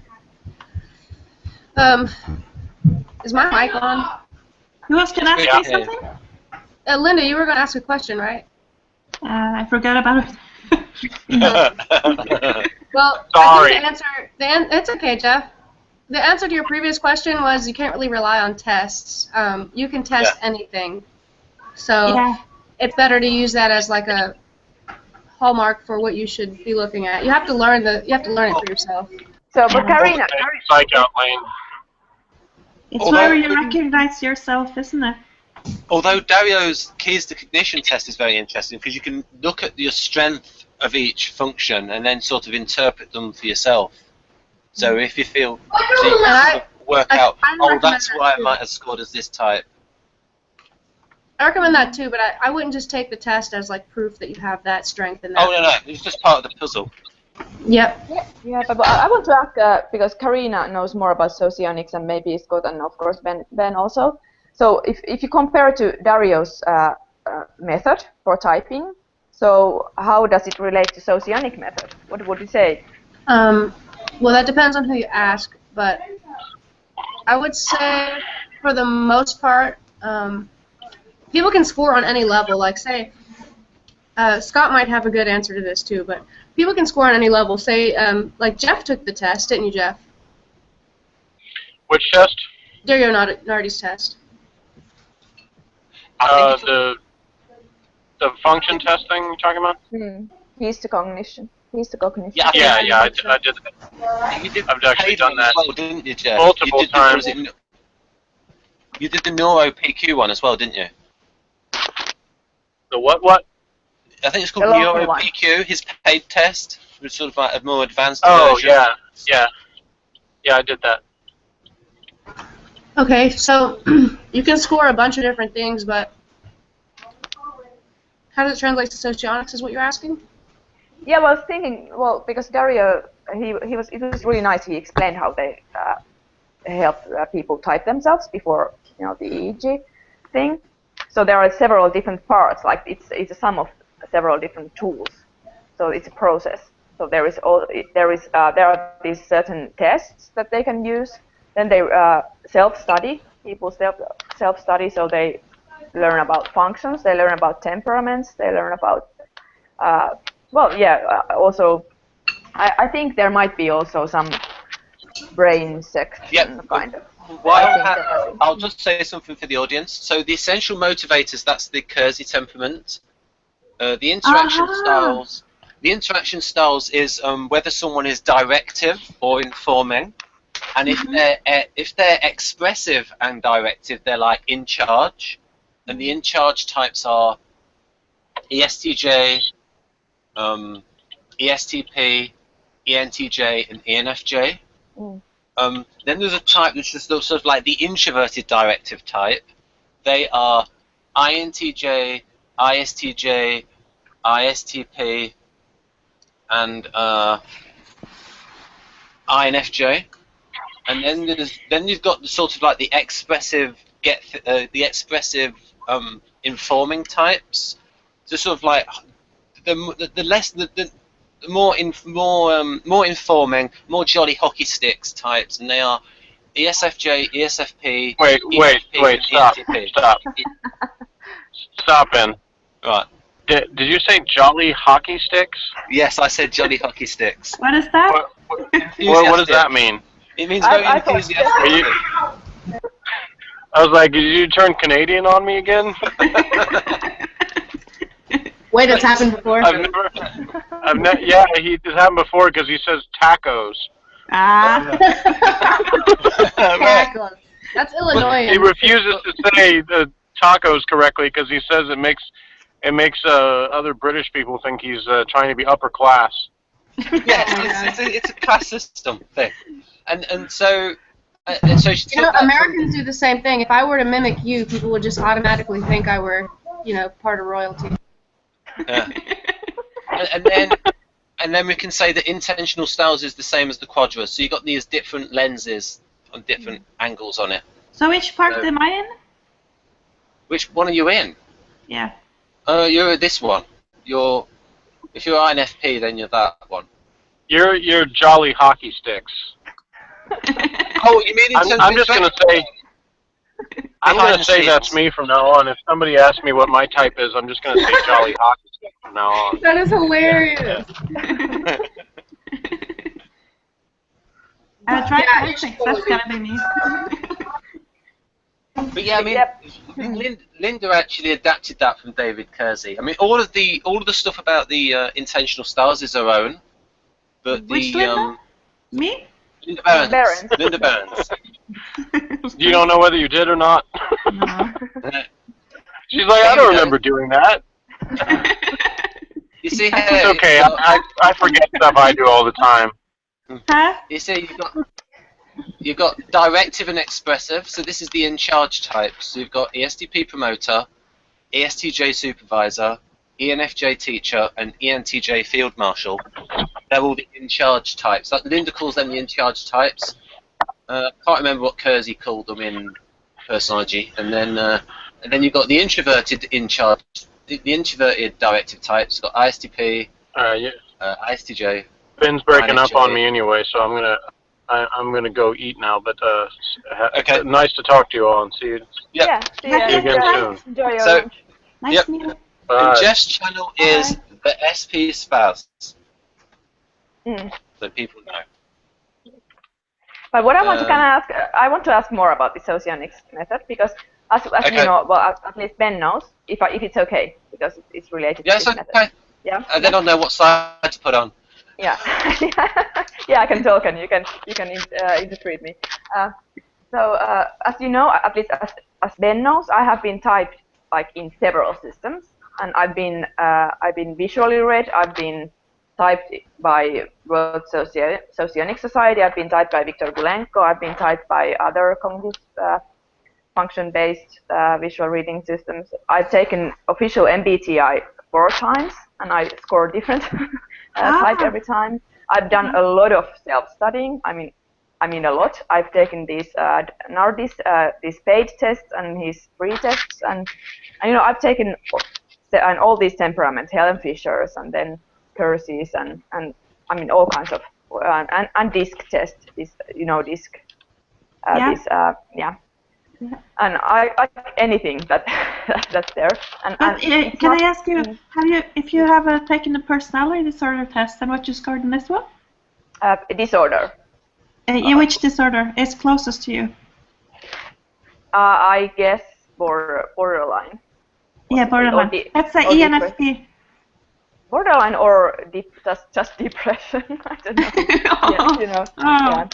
Yeah, Yeah. But I would say borderline probably.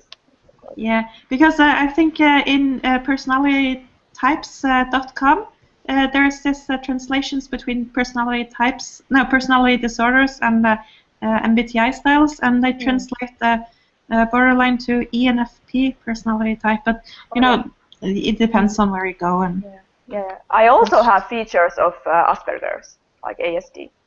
Also, yeah, that translate to NT types. Sorry. Yeah. But in Helen Fisher's system, which did you score mostly? You was a negotiator, right?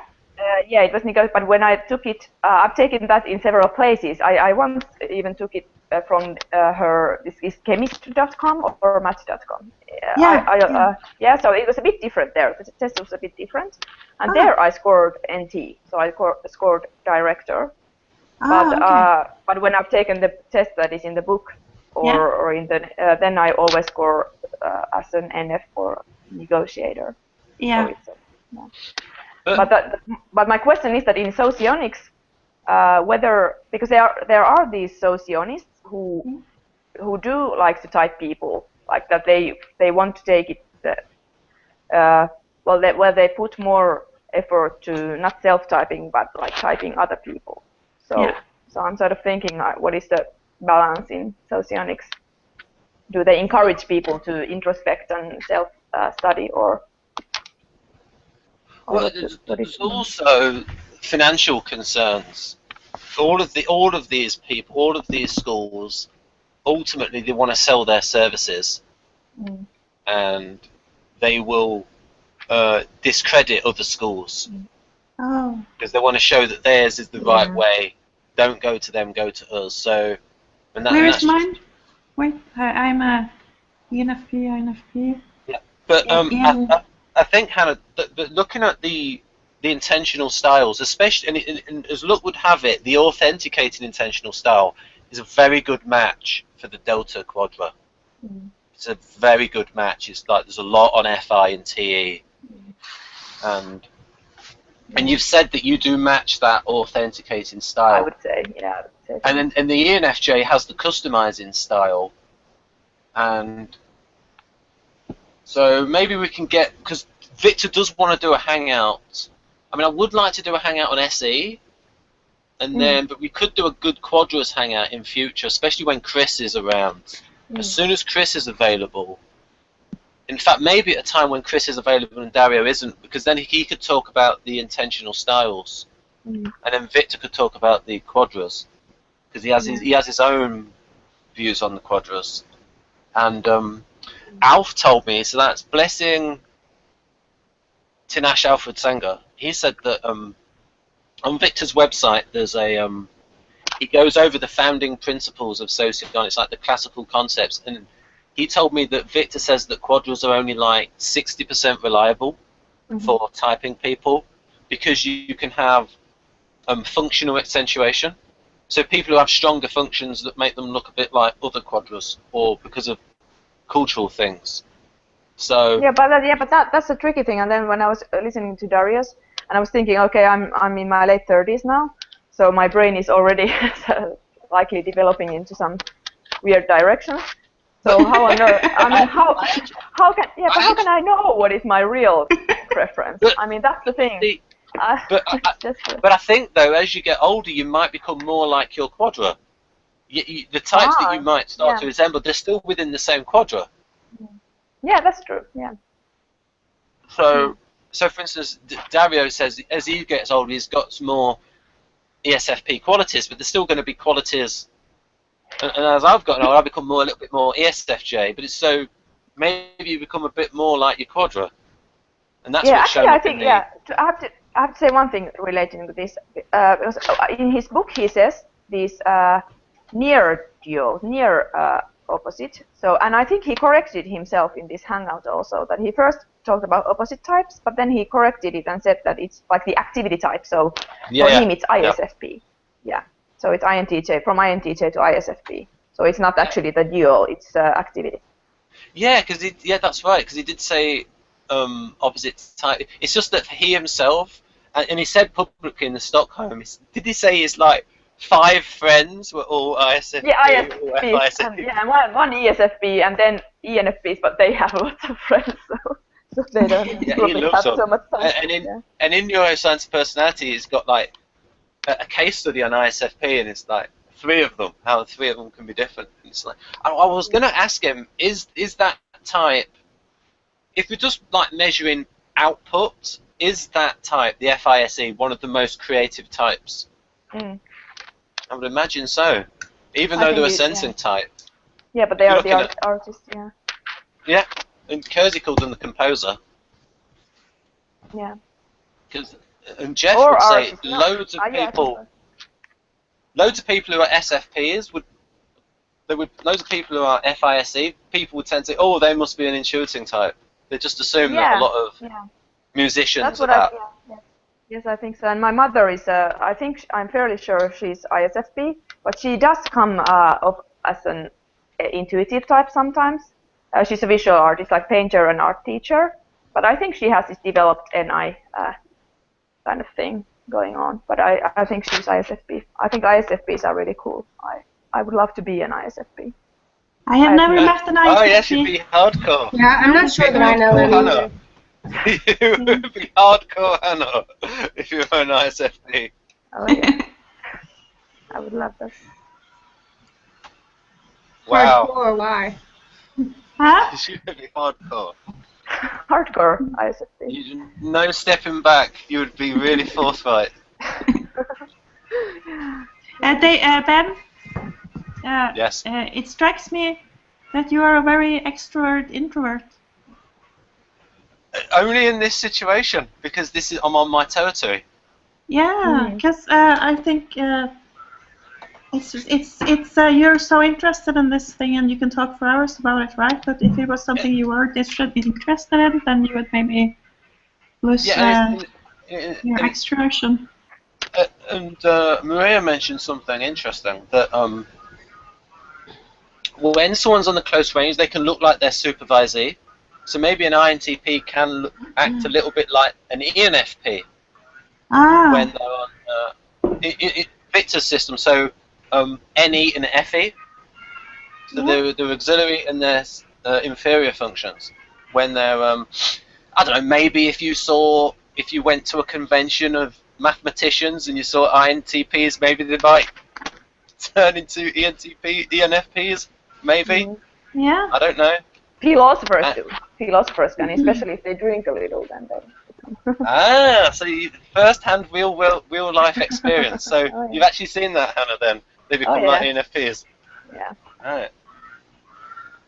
But it's a bit more awkward. I mean, because they are not ENFPs, so you know they're. It's a bit. Yeah, it can be a bit. Yeah. But then I feel. Huh? Sorry. I put a link on the side if you want to look at it, the INFP type, REI. So that's the NIFE type. Yeah. That one.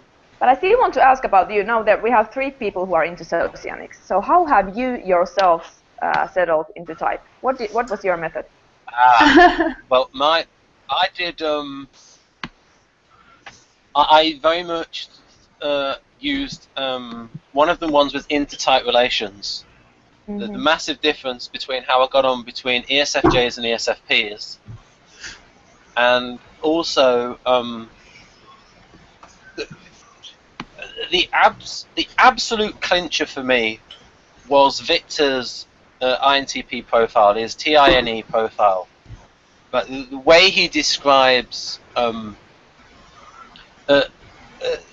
key thing like the TE control function, that the TINE, the LII can think a lot about business logic. So for instance, I listen to the Peter Schiff show, I talk quite a bit about economics, but I don't have like the energy or the organizational skills to implement those business plans. So and the way he, and also the way he talks about the difference between TI plus and TI minus. He talks about TI minus being looking at things from lots of different angles.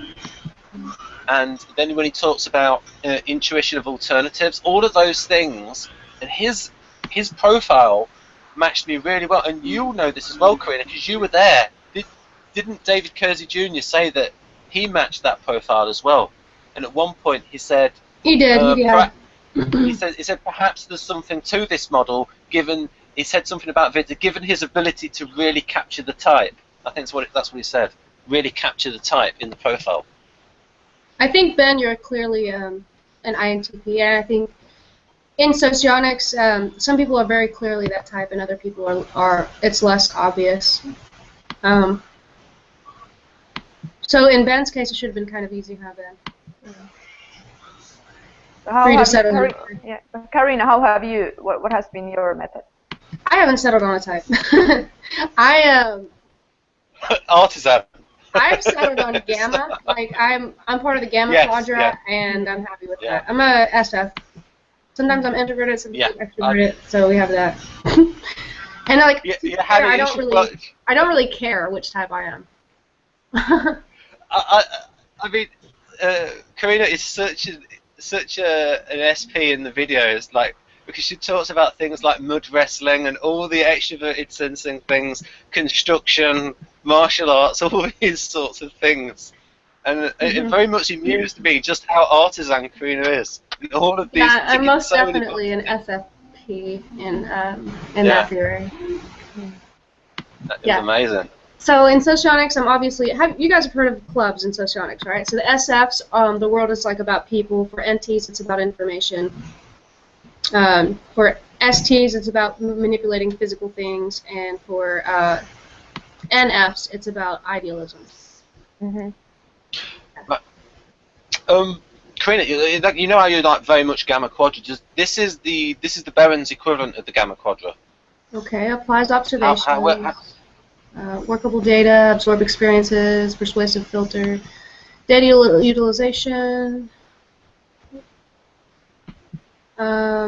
compel progress, information focused on utility, what's effective, expedient priorities, intentional language, influential thinking. Yeah, sure. Yeah, I think that fits Gamma. Right, and then we've got now the one for Alpha. Actually, can you send that to me? I want to see what wrong. Oh yeah. Well, that's the thing. That's one of these little things. Yeah, I sent you the whole package of slides. Oh, that's right. Yeah. I'll send.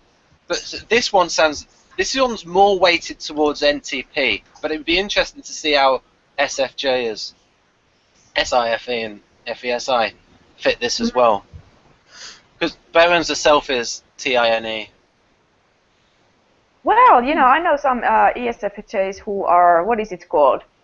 I have to check the word in the, but who do this check, like the accounts of businesses, like going to, what is the word? Not accountants, but I have to check. Wait, sorry.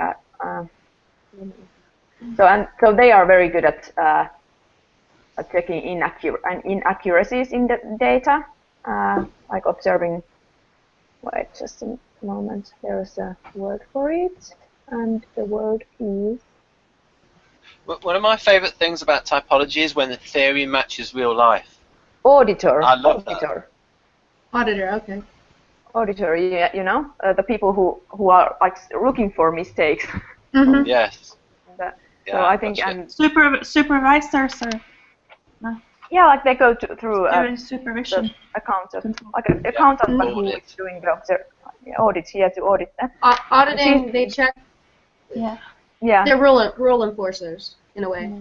Yeah. And she loves, and I have an ESFJ friend. She's really smart. Like she belongs to men's, and she's really smart, and she's this auditor. But she loves this kind of work, you know, looking for mistakes in a large amount of data. Like looking wow, she loves that. Yeah. Wow. And I think it sort of fits with this. At least this. How old? Hannah, what's her age? Because I'm wondering how much she's my age. Turned into a 90. But my age. Right. So she's on the way to becoming a 90p then.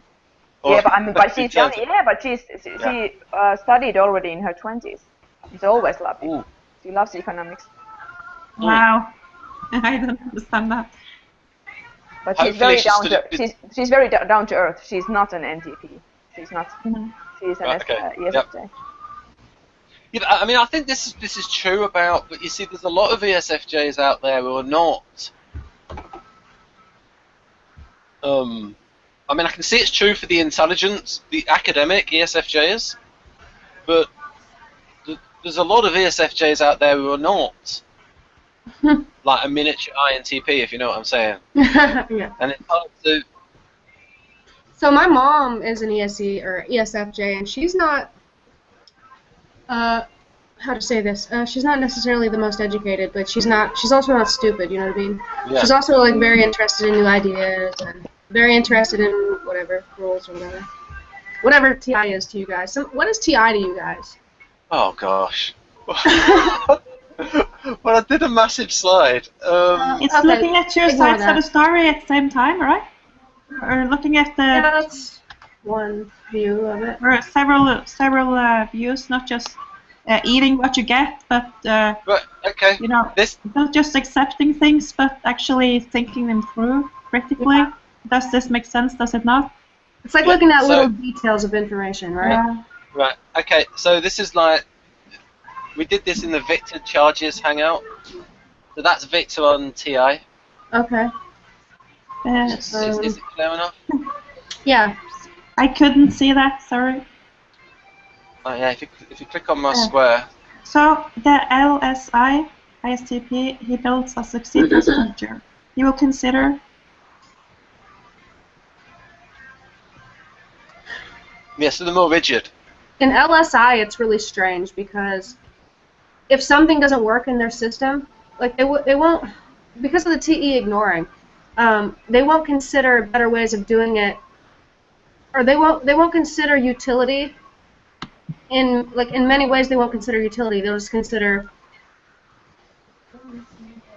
I don't actually know what it is, but like there'll be aspects of the system that are completely broken and they will never deviate. I mean, that's why I focus so much. I mean, these two types I really focus on, like ISTJ and ISTP, because they're the type that can get confused between MBTI and Socionics. So, which two types? INTP and ISTP? No, ISTP and ISTJ, because okay. especially because of the difference in the definition of SI. That's why I kept asking Dario. It's like here. I mean, this could sound a little bit ISTJ, where it says doesn't want to deviate from it. I mean, that could sound a bit Guardian type, because people might, you see what I mean? So like, and if so, close. So when you've read that, and I can put the L- on, which is the better kind of TI from my point of view. By the way, for everyone who doesn't actually achieve anything though. For everyone who doesn't know, L is TI. When you're talking about Socionics, L is the shorthand for TI. Yeah, logic. Logic, like sensing introverted? Yeah. Okay. Right, so you see there that the TI plus is more productive, actually builds something. So, are you ready for the next slide? Yeah. Right. The next slide is right. There we go. So, the NITE, they have TI plus, so they're system building. Maria says that that the higher the function is in your stack, the more you're able to do like both versions of it. Mm-hmm. So NITE Balzac is able to do some kind of TI&E type thinking, but someone like Roan, he prefers to like stick to one system. Mastered that system. What? It isn't TI minus like you're creating systems, right? System creating.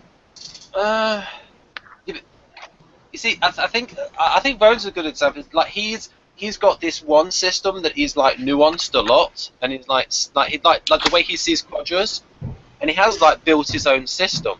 And it's very internally consistent. Yes. And he sticks to that system and works and really details and refines that system. Whereas I think INTP, MBTI INTP maybe looks a bit more at other systems. And yeah, well, they're not the same type, so.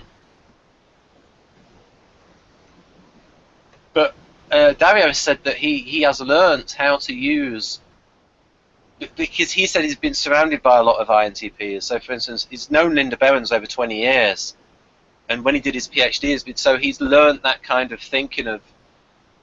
And he said that. I reckon you can probably train your function. Like if you socialize a lot with people who have that function as their first, you probably develop it for yourself, as you have to use it all the time to understand them. And if you I think you definitely can if you're motivated to. No, even if you're forced, like say if I talk with my mom and she's an NE, FE type, then I have to use FE all the time because otherwise we wouldn't be able to. Gotcha. So it does not even have to do with motivation. It could have to do with like a force, if you're forced to use that function a lot. Right. So. I think in that situation you shift over to a subtype. Yeah. According to Gulenko, you would shift over to a certain subtype, and you would fit into the social role that was required of you. Mm-hmm. Right. Hey, one question about the subtypes. What I wanted to ask, but I knew that there was no time. When Dario said that about that there seem to be these different subtypes. Oh yes, like because should have asked. Yeah, I noticed that too. I thought that was really interesting. I couldn't hear it. It was about when he said, I have it written down. He said there are two different types of, what was it, the 19 he was talking about?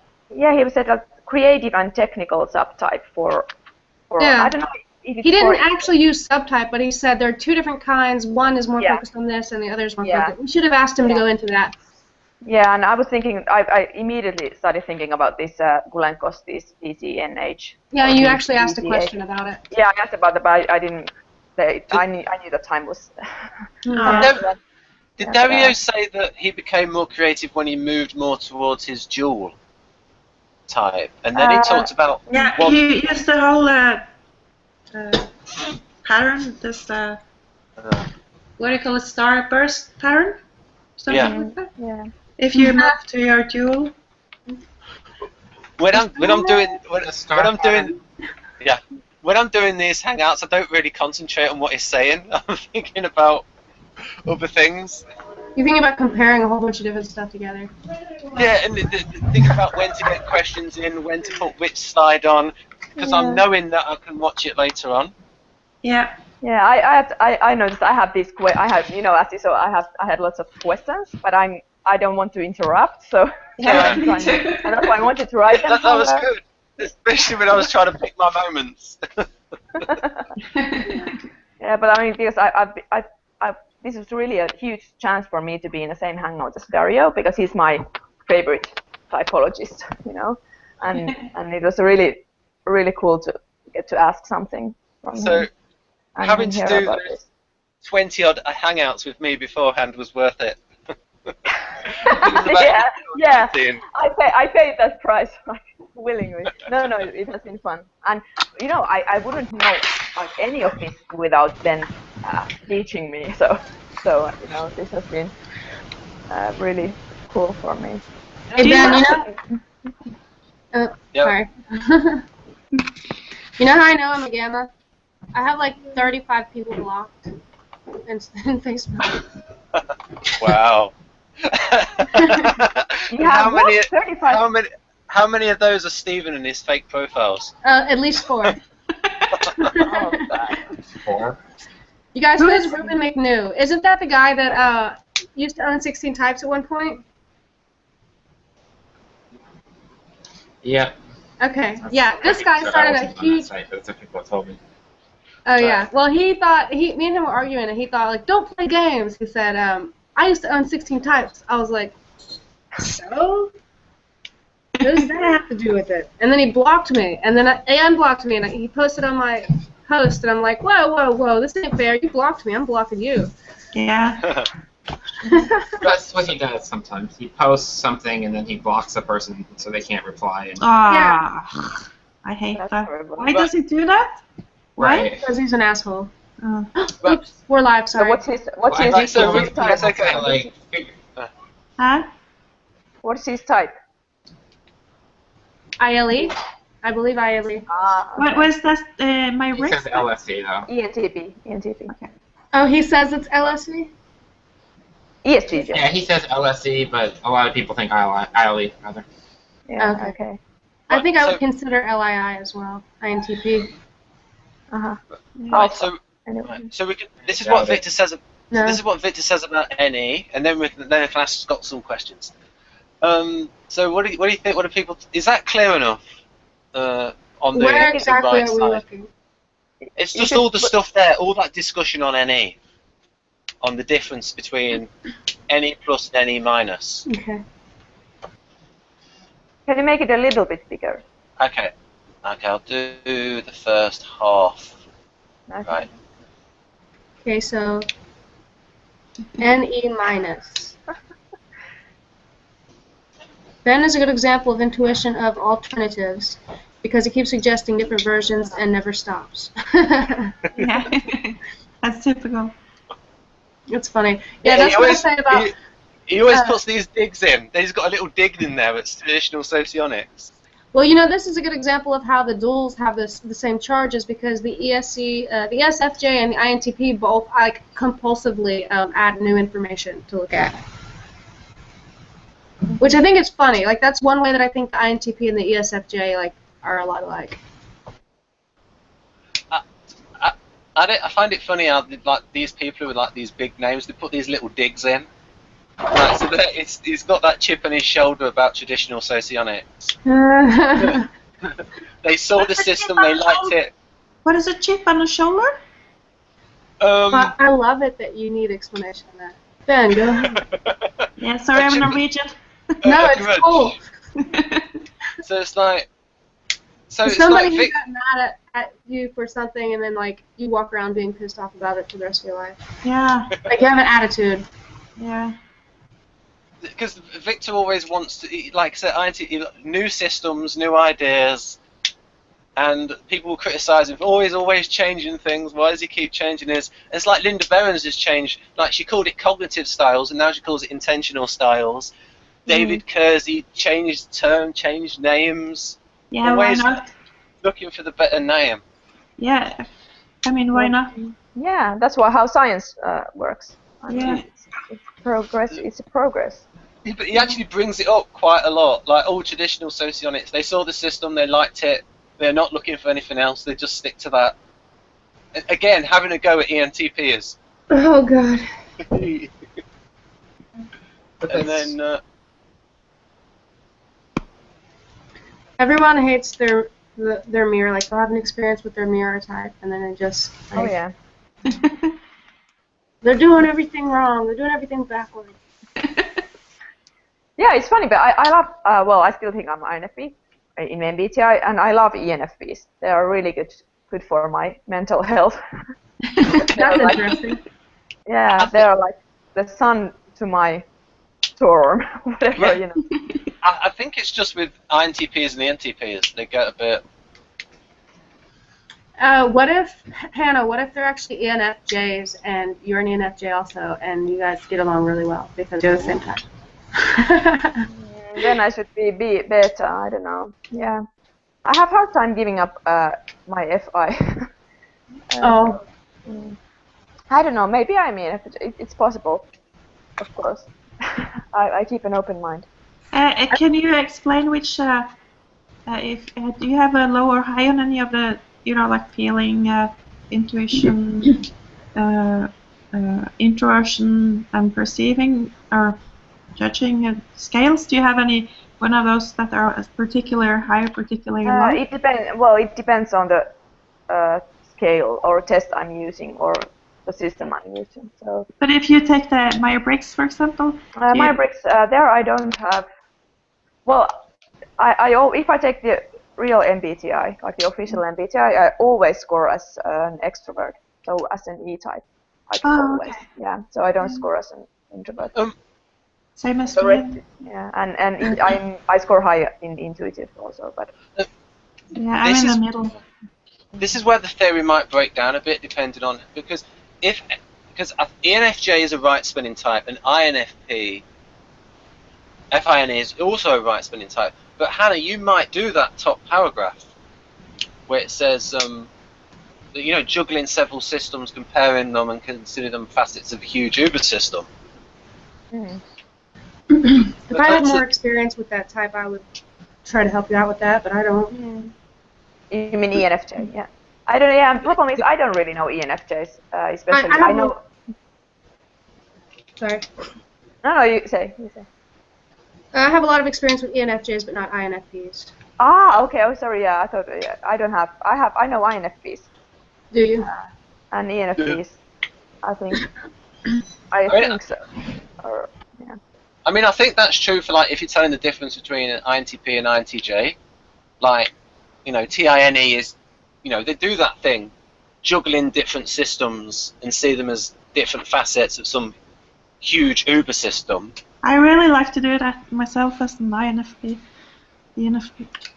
That's the thing. If that ENFP is a left spinning type, and so they would do that. But I'm wondering. But I think there are some INFPs that do like to juggle lots of different systems, especially if they're like an Enneagram 5. I am an Enneagram 5. No, 4, I think. Strong 5 win. So, and then that second paragraph. 4 and 6, I think. Yeah. It's talking about the type of people attracted to his own school of Socionics.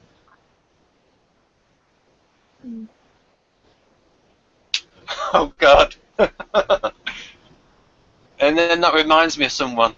That final sentence. And the ILI tend to take one system and criticise the rest. Well, it's not necessarily that they're being critical. They're just they're measuring, like their measuring process is sort of automatic, and they're able to quickly throw stuff out, so they don't have to consider it anymore, and they can focus on things that they think are more important, needs to be placed into the system somehow. If that makes any sense. I mean, That's a judging. That sounds like the judging attitude. Judging information, yeah, TI. They do ultimately, though, clarify things and get more stuff done than the INTP. But do the stuff they get done, is that probably thought through, or is it? Yeah, it's very thought through. Maybe. According to Socionica Britannica School, they are the type that creates the best, most sound systems. Oh. Yeah, I mean, ILIs, you mean? Yeah, I mean, David Kiersey Jr. himself, he said that because he worked with a lot of computer scientists, and he said that he thought INTJs, so NITEs, generally are more effective than INTPs, TINE, in terms of being the smartest type in that field of computing. When he was in that field. Yeah, because they don't feel like messing around with extra things. Like, it's like, no, so bored of this, just throw that away. Yeah, like I said, he said he had all of these ideas for the internet and all of these things in the past, but he never executed them. So in terms of production, NITE is probably more productive in implementing than the TINE. They are pragmatic types. Yeah, so the NITE type, because of the TE, they have more of an extroverted, hands-on approach to the world, with the and the TI both being about information. And also, NETI, being more about information than NITE. Yeah, and also he actually put that, and of course, now that Victor has officially typed David Mark Kiersey as LII, which is great, isn't it? Yeah, and he was the basis of his of David West Kiersey's INTP profile. So it's based on the same person, those two profiles, or rather, you know what I mean. There's lots of matching there, and so I did. So I looked at I have the profile of it, and he actually said something like, the INTP needs an efficient support staff. That would be good. An efficient support staff. Is that one in there? Yeah, because you get stuck perceiving all the time. We're just sucking in impressions like a swamp. You know, it never gets enough. You just suck in all the information, and your head is like overloaded. And somebody has to come in and structurize and get things out and produce something out of all these ideas. And you know, I forgot the word in English. Sorry. Like with the slides, I had a lot of help with Scott Cowick. He was able to give me like a template so I could do like the Model G things. Yeah. Also, Karina's helped a lot with typing stuff up. A bit, not a lot. But there's a lot to type up. That Kiersey hangout was like 4 hours. Oh yeah, it was. A good one for you to type up, Karina, would be like when we first interviewed Dario in January, because like it was all the stuff about Model G. Yeah, that's a good idea. I need to get mine out of the way, and it's like, because I'm doing it for myself, I'm less motivated. You see, that's the creative FE. Yeah. I'm doing it for myself, so it's like, the only good thing I'm getting out of this is to be able to tell people what type Gulenko typed me. But I'm like that too. If I'm doing it for myself, I'll probably never get done. Like if I'm going to clean the house and there's nobody around, I'm like, later. If there are some people coming over, then I'm like, oh god, yes. I get ready in half an hour. Yeah. You clean your house in 10 minutes more than you did the whole, last 2 weeks. But interestingly enough, though, Karina, you can see how that slightly contradicts the quadra values. Maybe. I don't think so. Sorry, in what way do you think it contradicts the quadra values? Well, if someone's not careful, and when they look at it, if they can tell the difference between, in terms of someone's actions, like they're doing stuff for other people, you could interpret that as all they value FE, but so you have to look at how exactly they value the FE. I don't think. What does FE have to do with doing stuff for other people? Like, in a way, it is, yeah, I want to get a reaction from other people, and Well, for me, I would see it more as an FI thing. When you look at the gamma types, it's like, these are my people, and they're going to be happy, and I want them to be happy. But it's more FI than it is FE, I think. right. But at the same time, it's... Some things don't apply to quadra, and I don't think that that specifically applies to quadra, really. Hey, sorry guys, I have to go now because my husband wants to come and go to sleep. Okay. I've been Bye. talking You can't about sleep now. Yeah, it was really cool to be in this hangout. So thanks, Ben, and thanks. Okay. It was nice to talk to See you, you. and have a good night. Yeah, I'm sure we're gonna meet again in some. I would have felt terrible if I'd have forgotten to invite Hannah. No, don't worry, I would have, you know, acted. Yeah. Okay, so good night, and I mean, or good day, whatever. Yes. Good night. Yes. Good Bye. night. Bye. Yep. Bye-bye. So you were saying there about the, because I do have that profile. Let's see if I'm in the right folder. Yeah, I'm looking for the, because we've talked a lot about FE in the ESFP. When I did the video with Jeff, here it is. Because Kiersey did notice a lot of things that we would ascribe to FE. So this is from his profile. So where he says, love working with people and are outstanding at public relations. So Pleasing others as a performer. Could that, Yeah, go on. could the pleasing others, could that be more indicative of SE, as in I need to apply some form of control of other people, and I need to have some, I forgot the word I was trying to use, influence, which is SE at times. It's either FE or SE, depending on what the type is. Well, we'll have a look. But yeah, but this is so again, this is what INTPs do. Is like they'll look at. So I saw Victor's model. It'll come up in a moment. I've clicked on the square. So he's got SEFE here, and then when I looked at the Kiersey profile, I noticed, oh, look at all these things that sound like extroverted feeling, that sound similar to this profile. Oh. Ben, I just have to say something. When I took this test at personality types, I scored almost equally ISFP as INFP, with extrovert feeling and introvert feeling being the highest functions. So it seems to me that you can develop both types of, you know, a lot of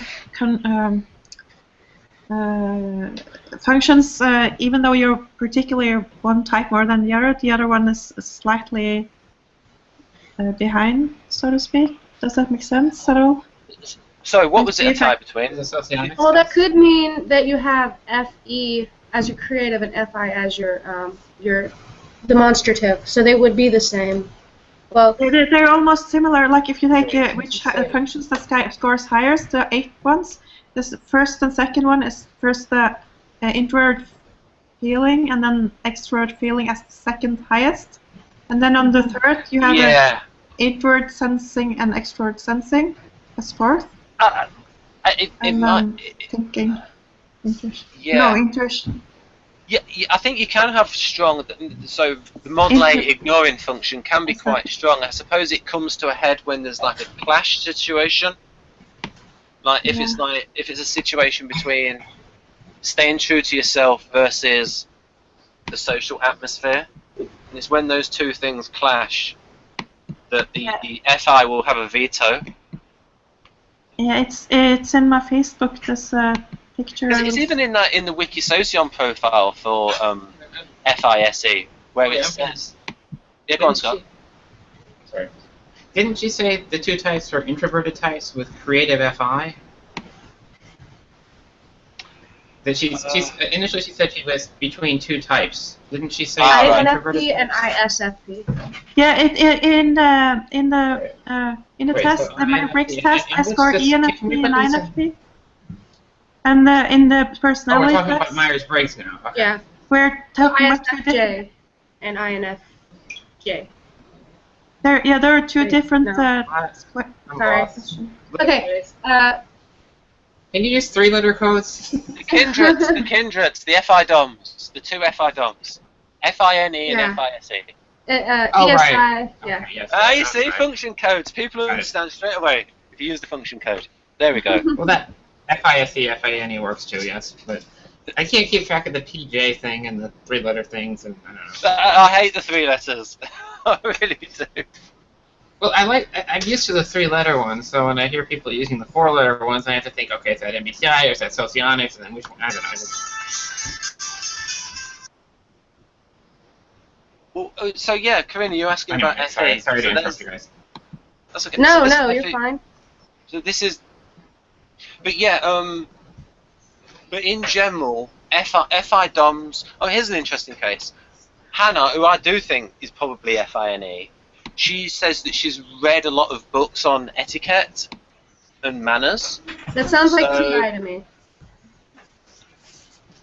At least in Socionics, that's more like weak TI and values. Yeah, you see, I think Hannah's like a 6-wing 5, and because of the things that she's studied, she's sort of like developed things that we would associate with TI because she studied theology and philosophy, critical thinking. So, which is usually associated with TI, yeah. Yeah. But I have to. I just have to say that, and that I have role, changed though. them. TI role function, Yeah, that role function can be improved quite a bit with age. You've got to constantly train it. You've got to constantly train it. Can you guys hear music on my end? Yeah. Okay. Just a little bit. It's not bad. It's not bad. So Scott, what did you want to say? I don't think I had anything to say. He's just saying that could possibly be the TI role function.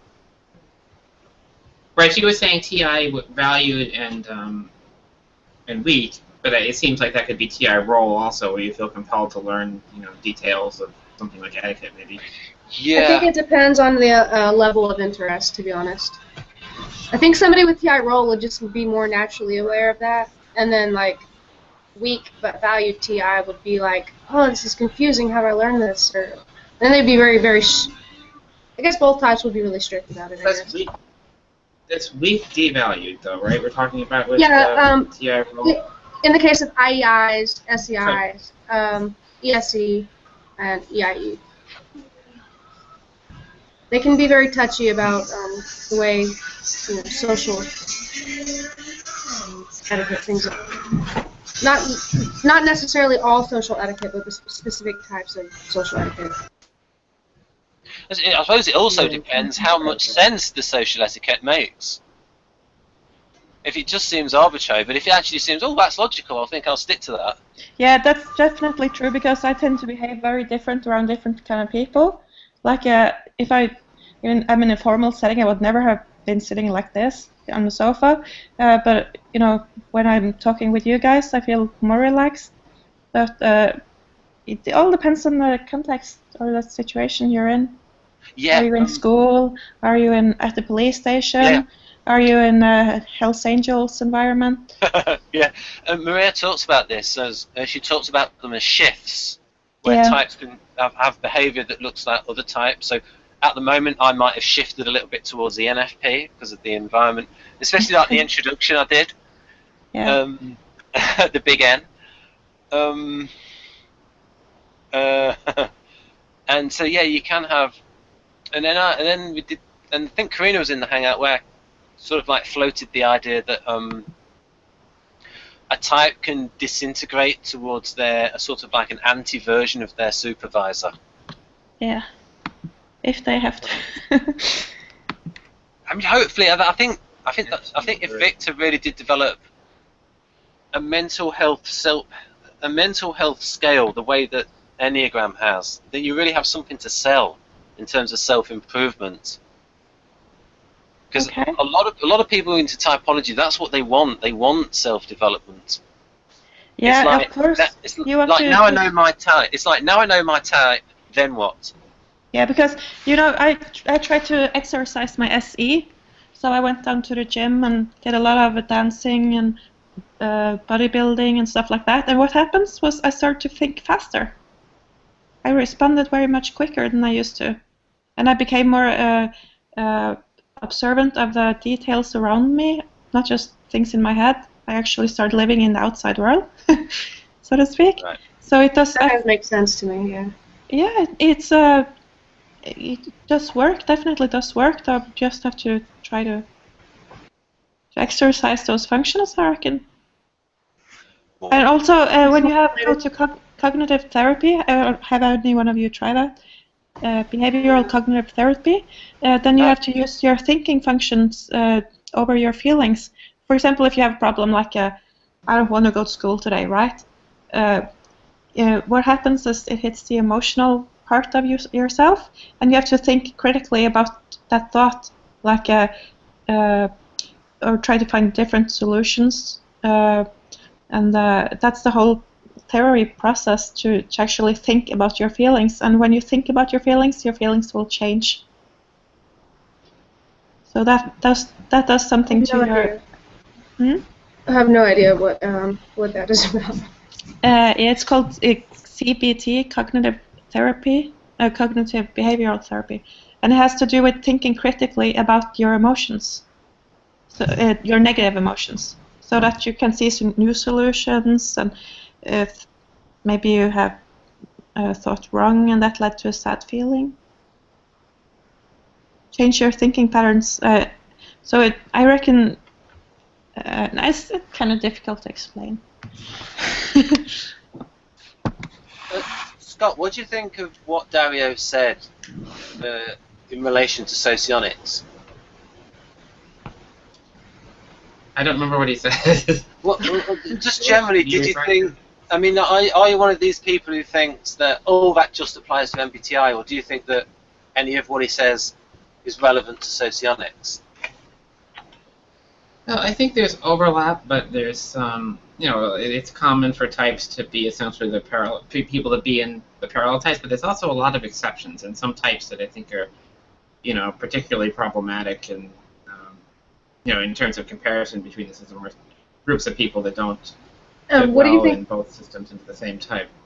Do you think the ISFP is one of those types that particularly has problems? ISFP and MBTI, The like ISFP, that's the ESI.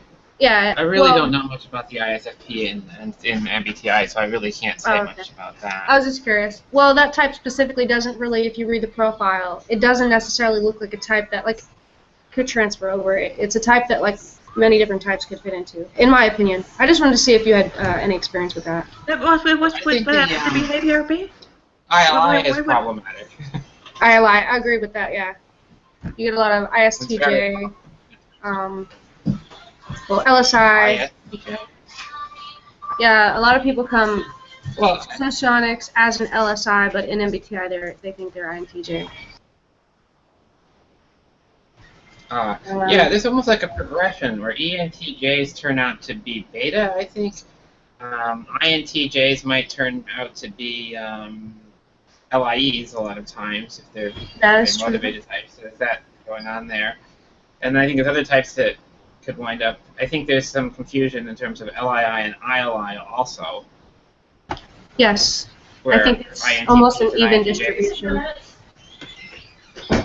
Of INTPs into the two, you mean? Yeah. Between LII and ILI, is that what you're saying? Yeah, LII and ILIs in INTP and INTJ in MBTI.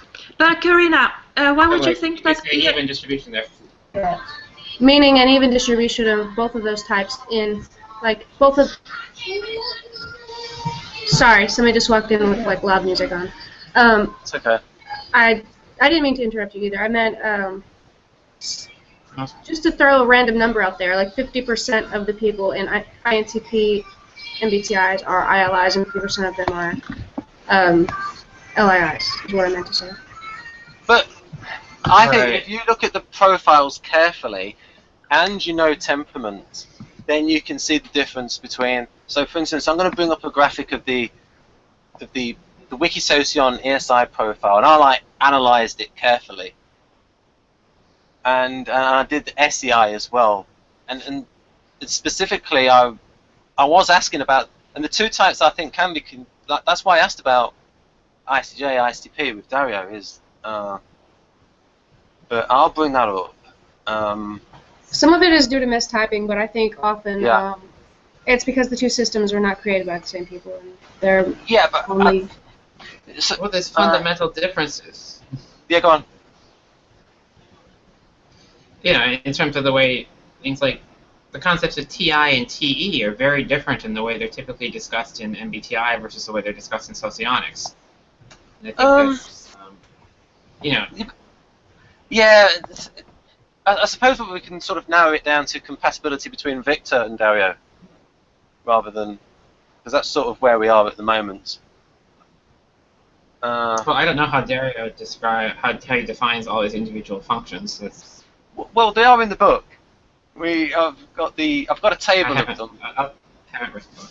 He But does, I mean, yeah. In fact, Scott, you get an idea of how he Well, defines then- things. If you go to the keys to cognition test, and we could do a hangout video together where we go through his questions, because it actually has the strength on each of the scales. Huh. It's good. Right, I'm trying to find the. Okay, so basically what you're saying here Here, go on. is that traditional MBTI is different from Dario, and Dario is more similar to Socionics. Is that what we're saying here? No, it's just that when we're talking about MBTI, we tend to think about all the internets, all the websites out there that where you got people talking about it. Whereas if we talk about Dario and like what the official MBTI says, and we might as well, because we have him and we can talk to him, if we compare Victor and Dario and stick to that, and I've seen Dario's definitions, and I've got slides of them, but yeah, I mean, there's this is why I wanted to do the SI hangout, because that's the biggest difference between the two systems, is in the difference, and the next one, I hope we can do SE, and but for the intuiting ones, and Victor said in hangout number 7 that the definitions are very similar, except that Dario doesn't use the function signs, and so, and then he talked about how Linda Behrens uses TI minus. I'm trying to find it. The Model A. There we go. Wikisocion profiles. Oh, wait a minute. Visual aids. That's it. I put it in the scans. Is that it? Oh yeah. Is that it? Oh, that's not right. That's it. Scans of marked up Wikisocion profiles. There it is. Yeah, I think it was very obvious that that the ESI is FISE. Because if you look at, if you know temperament, if you know the Kiersey temperaments, you know what to look for.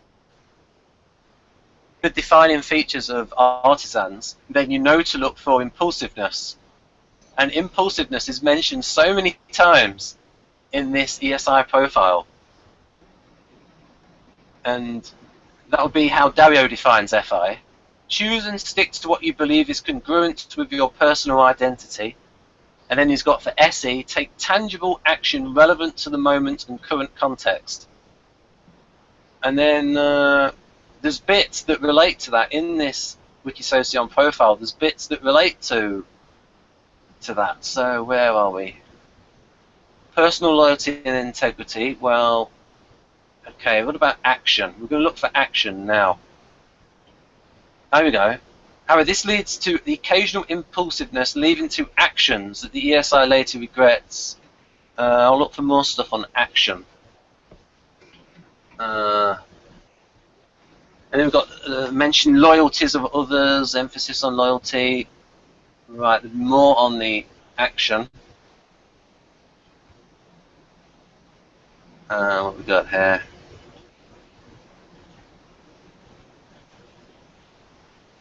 Right, practical reality. We got here. It's not right. When to act on it. Where? more on, here we go, introverted intuition.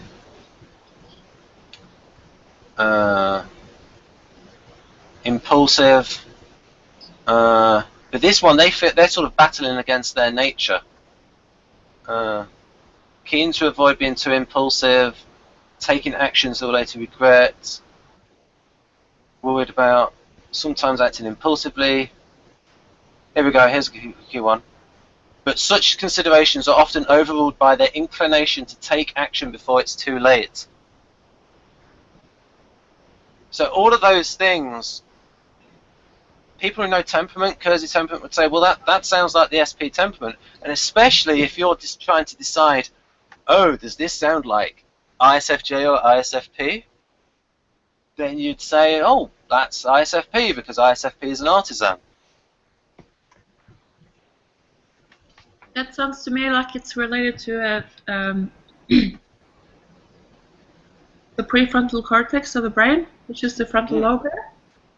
And that's also connected to ADHD and antisocial behavior. Yep.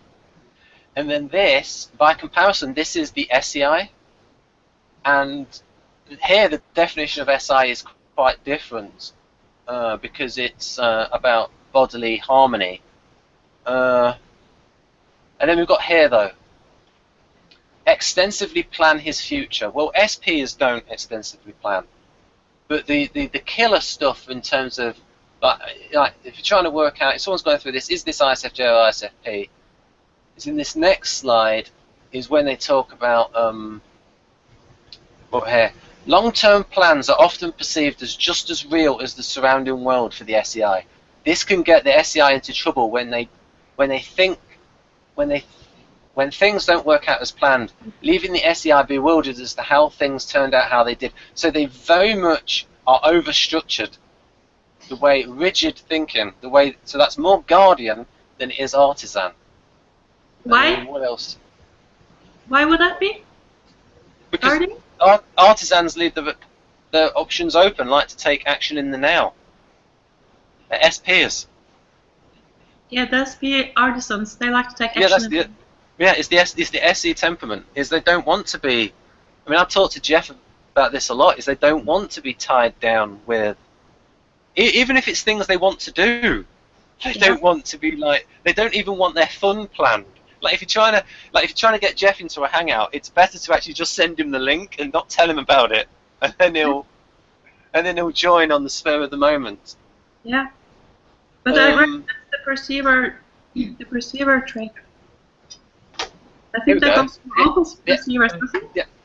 Yeah. Here's a key thing. Yeah. Now, when we went over ESI and it said about how impulsive they are and then they regret taking action, and then when you look at the SEI, it says SEIs usually believe in taking action only when it is prudent for them, and that's a very guardian mentality of a security seeker. Mm-hmm. So, if you know the Kiersey temperaments and you know what to look for, then you can. Then it becomes easier because you have that lens. And of course, what doesn't help you so much is if you're trying to tell the difference between INFP and INFJ, then obviously then you can look at quadras to tell the difference. Because I don't know too much about the quadras. Well, the only thing that Kiersey can help you with in that situation is to look to see if someone is more directive or informing. Where he thinks the NIFE is more directive than the FINE, but that's the only bit that, although his actual profiles shows quite a big difference between FINE and NIFE. Like there's a huge emphasis on ethics for the healer idealist, and he actually mentions like extrasensory perception and precognition for the NIFE. In that profile. Mm-hmm. So, he does in the he mentions it. All the different styles have their own useful functions, and they're all like in the ecosystem that we talked about earlier. I think all have their usefulness for some part of in their life. Sorry. So basically, so he observed like intuition of time things in the INFJ that he calls the counselor idealist, and what we would call NI, he called it's this paragraph here. In evaluating things and making no, that's healers. I got the wrong one. That's INFP. This is it. This is it.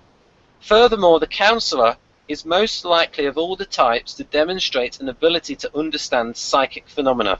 What is known as ESP, he didn't actually put it, but it means extrasensory perception, may well be exceptional intuitive ability in both its forms, projection and introjection. Such supernormal intuition is found frequently in INFJs and can extend to people, things, and often events, taking the form of visions, episodes of foreknowledge, premonitions, auditory and visual images of things to come, as well as an uncanny communications with certain individuals at a distance. So he's like really gone into, and in terms of ethics, I get the impression that Kiersey viewed the INFJs as somebody who could look at more various sides to an issue.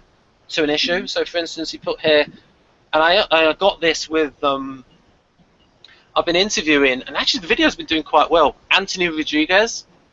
He's an INFJ counsellor, like he literally is a counsellor, and he counsels delinquents, and he's also a DJ. And it says here they work intensely with those close to them, quietly exerting their influence behind the scenes with their families, friends, colleagues.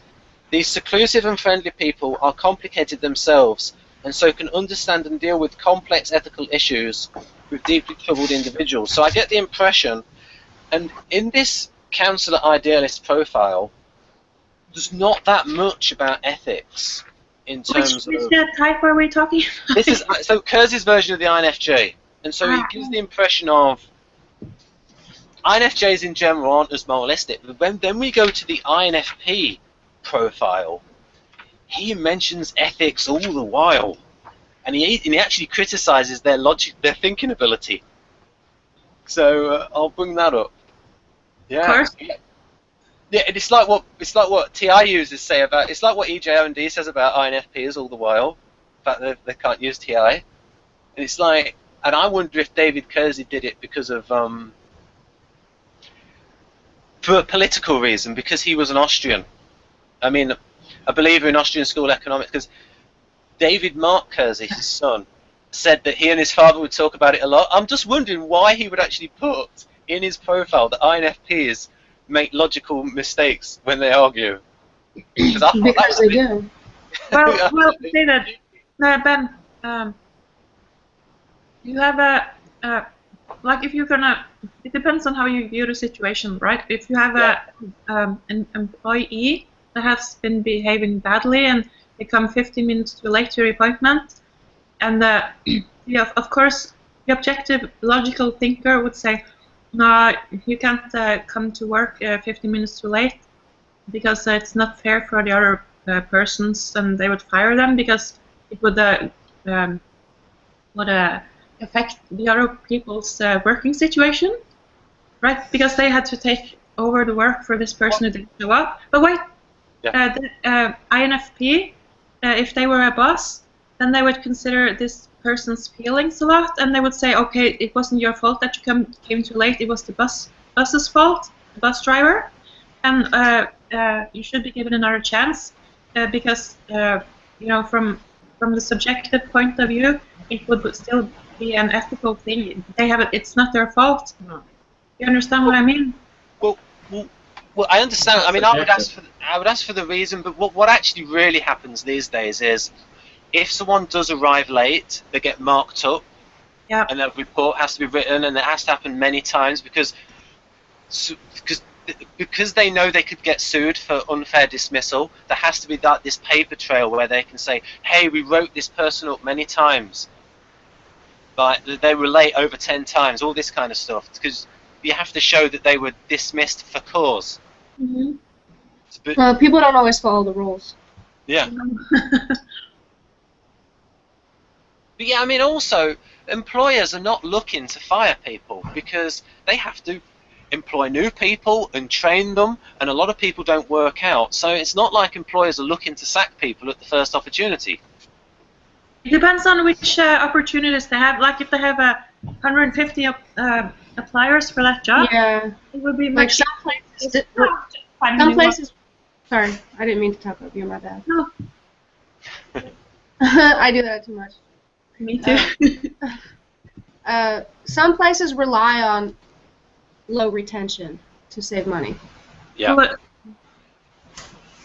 What is retention? The ability to keep workers and not hire new people. They basically want people to leave so they can keep salaries low. And keep hiring new people that don't know anything so they don't have to pay them extra for doing well. Right. Yeah, so people working in fields, crop pickers, that sort of thing. No, there are many different types of jobs that need low retention. McDonald's, for example. Yeah. Yeah. But Call centers. yeah, but every time you have a new person, you got to train them up. Yeah, but they don't pay them more to train them. They just kind of throw them in there. And often people who are getting trained are getting paid less. It's like you got to work there for 60 days before you... Go ahead. I was just going to say that they're evaluating the additional salary they would have to pay someone who worked there a few years. You know, they'd have to give them raises, and their salary would at least gradually go up somewhat, versus what they could pay a new person. And it's getting to the point that it's relatively... Yeah, it's just in a lot of places. They would also have to pay into unemployment after 60 days. Ah, yeah. You see, but generally, as an employer, you would want somebody, you know they're reliable, you know they can do the job, they know they're really efficient, you know they're really good at it. Yeah, but how many people are there that are really like that, though? Like, of the general population that's applying to a low-income job, a very small percentage of those people are going to meet that criteria. Yeah, but people do get better over time, though. Yeah, but the people who are the bosses are sort of, they're also working for a very small amount of money. You know what I mean? Yeah, Jeff could talk a lot about this because he works in the restaurant. We won't say where because he signed an agreement, so he can't say where he works, but he works in a restaurant in a large franchise. We'll say a large franchise. Say no more then. They made him sign an agreement that he can't state where he works? Yes, that's right. Because it's a social media agreement. I won't say who with, but it's a social media. So it's a big franchise. It's so people don't go on the internet saying stuff about what happens at work. Yeah. See, he's not just like an entry-level employee, though. He's a higher up doing. Yeah, he worked his way up. Coordination things. Yeah, he worked his way up. I mean, he said he works in an office. A person working at an entry-level position would not need to sign that type of agreement in this franchise. But valid points. They're valid points. And that's why we have unions. Mm-hmm. I'm not against unions. You're not against unions? No, I'm not. But... That's interesting. But... some arguments that are used against antitrust could also be used against unions. If you're saying there's just one union that's monopolising the price of labour, then you could use the same argument to bring an antitrust case against them. Because I do believe in antitrust. Because there's a lot of libertarians that don't believe in antitrust, whereas I do. Yeah, I know that's an interesting point. Yeah. Yeah. So for instance, Apple bought the computer company PA Semi, and they were making a computer chip for a new line of Amigas, and Apple wanted to buy that company and shut them down, which would mean that the new Amiga computer wouldn't come out. And it was only because the American government said, no, you can't do that, Apple, because we've got an order from PA Semi for these special microprocessors. So you do get anti-competitive behavior. So that's the difference between being pro-market and pro-business. It's better to be pro-market where you want to maximum competition. Yeah, that's interesting. What was that sound? That's a substantial... It's train. Okay. Where's the train? Oh, she lives under a railway arch, don't you, Karina?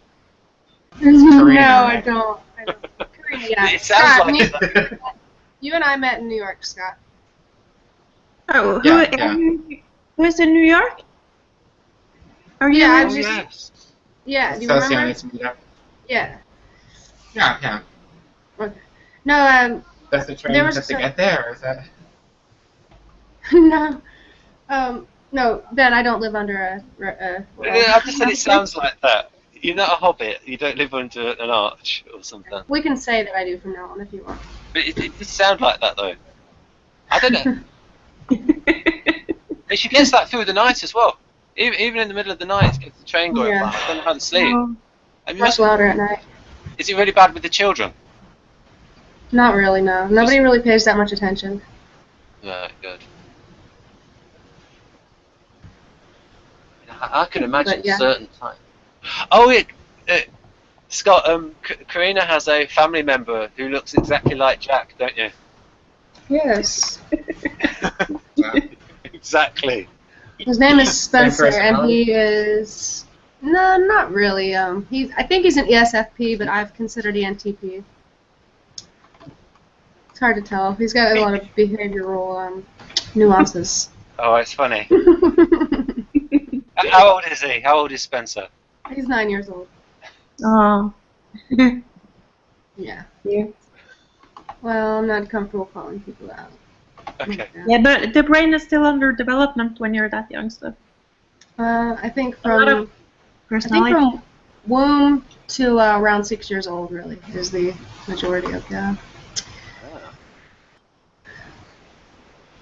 Right, so I only call people out who are big enough and tough enough to take care of themselves. Alright. Well,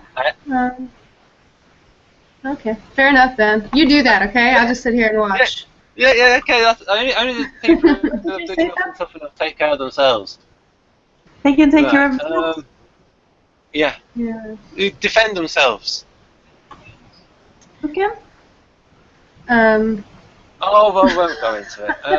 Right, so this is the because it would me. I have my limits. I just do these little jabs every now and then. Oh, God. So this INFP profile is so NF. So you got mending those divisions that plays one's private life and one's relations. So I did like the first paragraph with Hannah last week, and then again what we've got here. This is so NF. Oneness, peace to the world, a favourite cause. So it's like, and this sort of stuff wasn't in the INFJ profile. Is that really? Because I think SFs can be quite a bit like that also.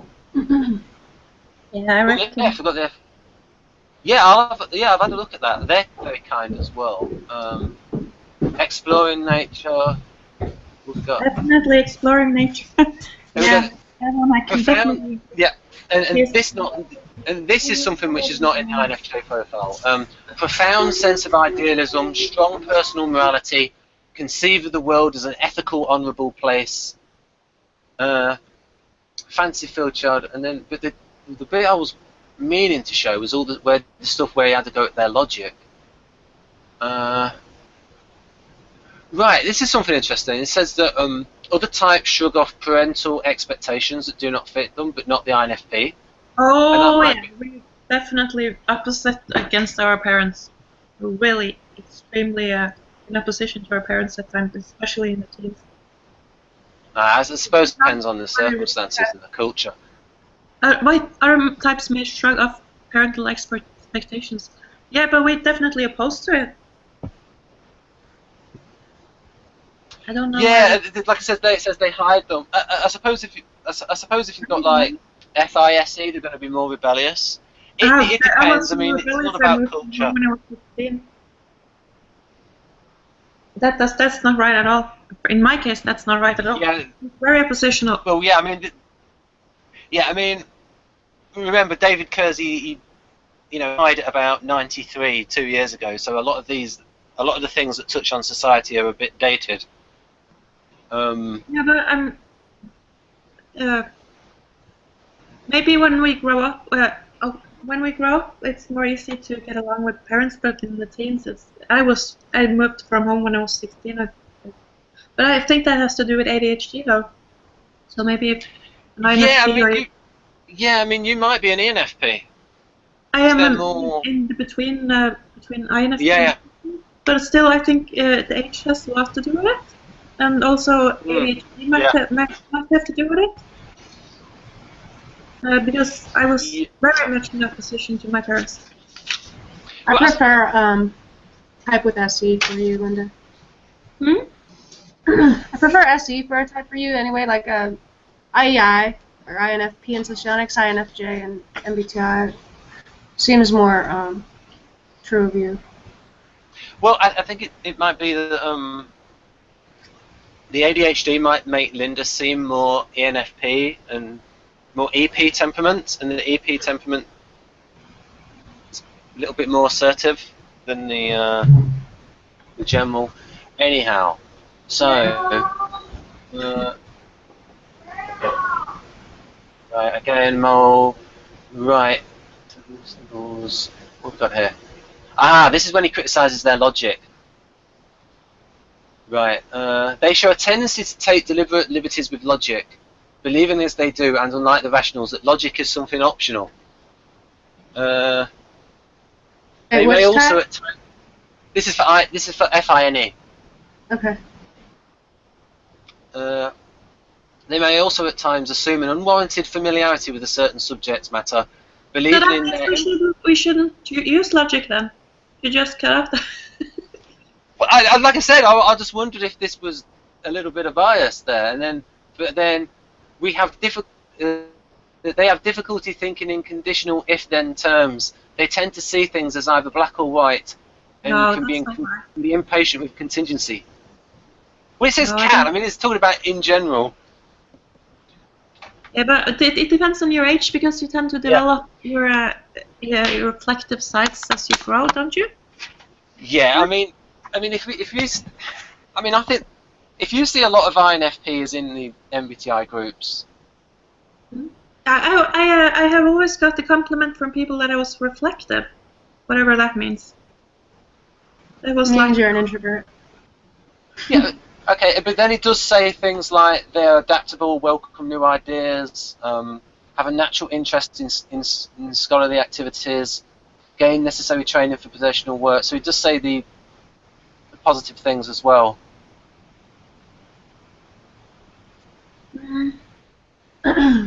Yeah, I understand that you could be any of these things on any scale, regardless of what type you are. This is just when you throw all these people who are this type together and you mix them up, it's like the most likely to be this way, but you don't have to be this way. Yeah, I reckon. Yeah. For example, I mean, yeah, go on. Missionary. I'm not a Christian type. Yeah. I'm agnostic, and I would not do missionary because I would think that would be wrong from my ethical point of view to force religion on other people. It will be very unlike myself. You understand what I mean? So maybe if a person was an INFP and he was very religious, religiously engaged, and really believed in what they were doing, maybe it would have been different. But for me, I'm not religious, I'm not Christian. I am religious in my own way, but I'm not a Christian. So to me, that would be very unethical to be a missionary. Okay. What about, say, you have ethical beliefs? Do you try to press them on other people? No, but I will state them if people ask me directly. Oh, okay. There are plenty of INFPs on the Facebook groups that always posting political stuff. Right. We go here. Which kind of politics are they defending? Just out of So in general, the NI lead types, the NI dominants, will be more indirect. I don't really know how the INFPs are though. Well, I think they more take things in. They're less. I mean, because they're perceivers. They're less. They don't judge as much. I don't think the NI doms. They take more in. Even when they are judging, often they'll want to say something, but they won't. Yeah. Yeah. Also, they fit in more, don't they? The INFJs. They're more because that FE, because of the auxiliary FE. Yeah, when they want to. Yeah. Right. Oh yeah. I put stuff here about the problem with SE. because I was sort of comparing it to the Model G profile. So how they can be under stress. So even at the best of times, they seem fearful of too much marital bliss, afraid that current happiness may have to be paid for with later sacrifices. The devil is sure to get his due if one experiences too freely of happiness, or for that matter of success, or Is that beauty, or ISFP? wealth, or knowledge. Is that ISFP? No, this is for INFP, but I sort of related it to FI plus NI minus. Okay. In Victor's profile, he has the FINE as having like a negative version of the future. Okay. And Yeah, but Victor sees them using it with FI in terms of the FINE, so that's the healer idealist, thinks about the effect of what they say and do on other people, whereas FISE, the composer artisan, acts more in the moment in terms of they will express exactly how they feel and what their convictions are, and not think as much about the effect on their relationships. So Hey, you know those questions on like the MBTI test? They ask, you do not like surprises, or do you like surprises? Like, what if nothing is very surprising? How do you answer that? and then this final bit, this is a bit sort of, to me, this sort of fits them liking in the STJ when it says here about INFPs, in their routines of daily living, INFPs tend to be flexible, even compliant with their mates' ideas of discipline. So this profile would go well with an ESTJ. And No, I'm sorry, ESTJs. No offense, you have your beautiful things and functions and everything, but strict rules are very difficult to live in with, at least for me as an INFP. See, she sounds TE polar now. Sorry? Yeah, you sound more like the INFJ right now. Yeah, I think it's very difficult to live with people who are very dominating and trying to impose rules or me, because I tend to get very, I want to do my thing right now, and I don't want people to structure my day in a particular manner and don't give me freedom to do stuff that I want to do right now. Do you understand what I mean? And I also think that I don't know where to start. But, oh my gosh. It's just, I need a lot of space to do my own thing. Like, if I want to do art right now, I would like to do it while I have the inspiration, and not later when, because it's hard to explain it. Yeah, you're just explaining an irrational type. You want to do things when you feel like doing them. Oh yeah, I mean, so I would say that Linda has almost artisan level, SE-DOM level appreciation for freedom because of the ADHD, or correlated with that. Yeah, I get like a sudden insights or sudden inspiration, and I want to create something artistic out of that inspiration right now. I don't want to wait, because then the whole inspiration will be gone. Yeah. And I get like a vision or something that I want to produce or do something about, and I can't do that if I have very strict rules, and sometimes I get really bored easily. Or just strict rules does not go very well with me. I tend to. Well, if you are an ENF, I mean, so for instance, what would it be? I think so if you're ENFP, I think ESTJ would be your activity partner. And I think it's more likely that they're conflictors. I think it's more likely that they're conflictors. Yeah, I reckon. Oh. I'm sorry to say it. I like maybe when someone has but to play along in the long run, it might give some challenges. And like they like things very neat and clean and detailed, right? Yeah. And I tend to be a bit don't see all the details, and I like everything neat, punctual. I am a bit late sometimes to appointments, and I don't understand how they made that conclusion. I mean, what's the conclusion based on? What is it?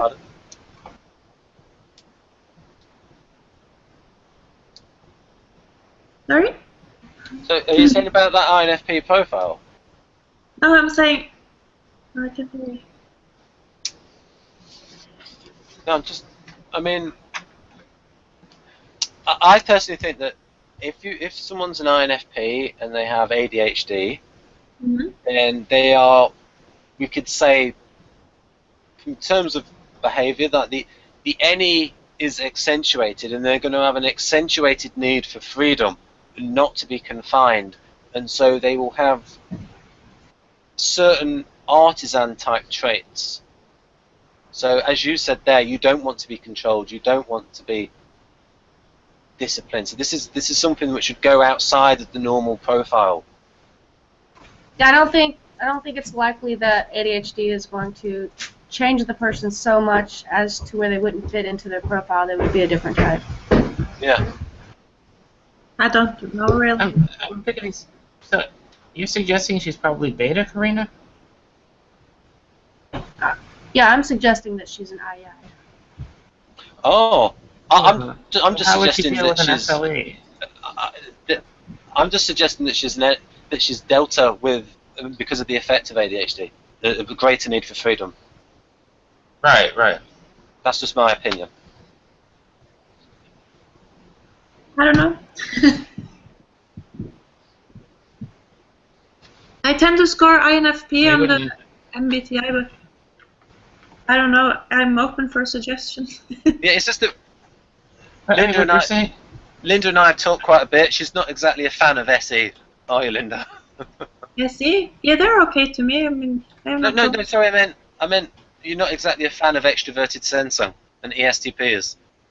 No, I like ESTPs. Oh, you do like ESTPs? Yeah, she's saying she doesn't like ESTJs. I don't like the strict rules that SJ sometimes can impose.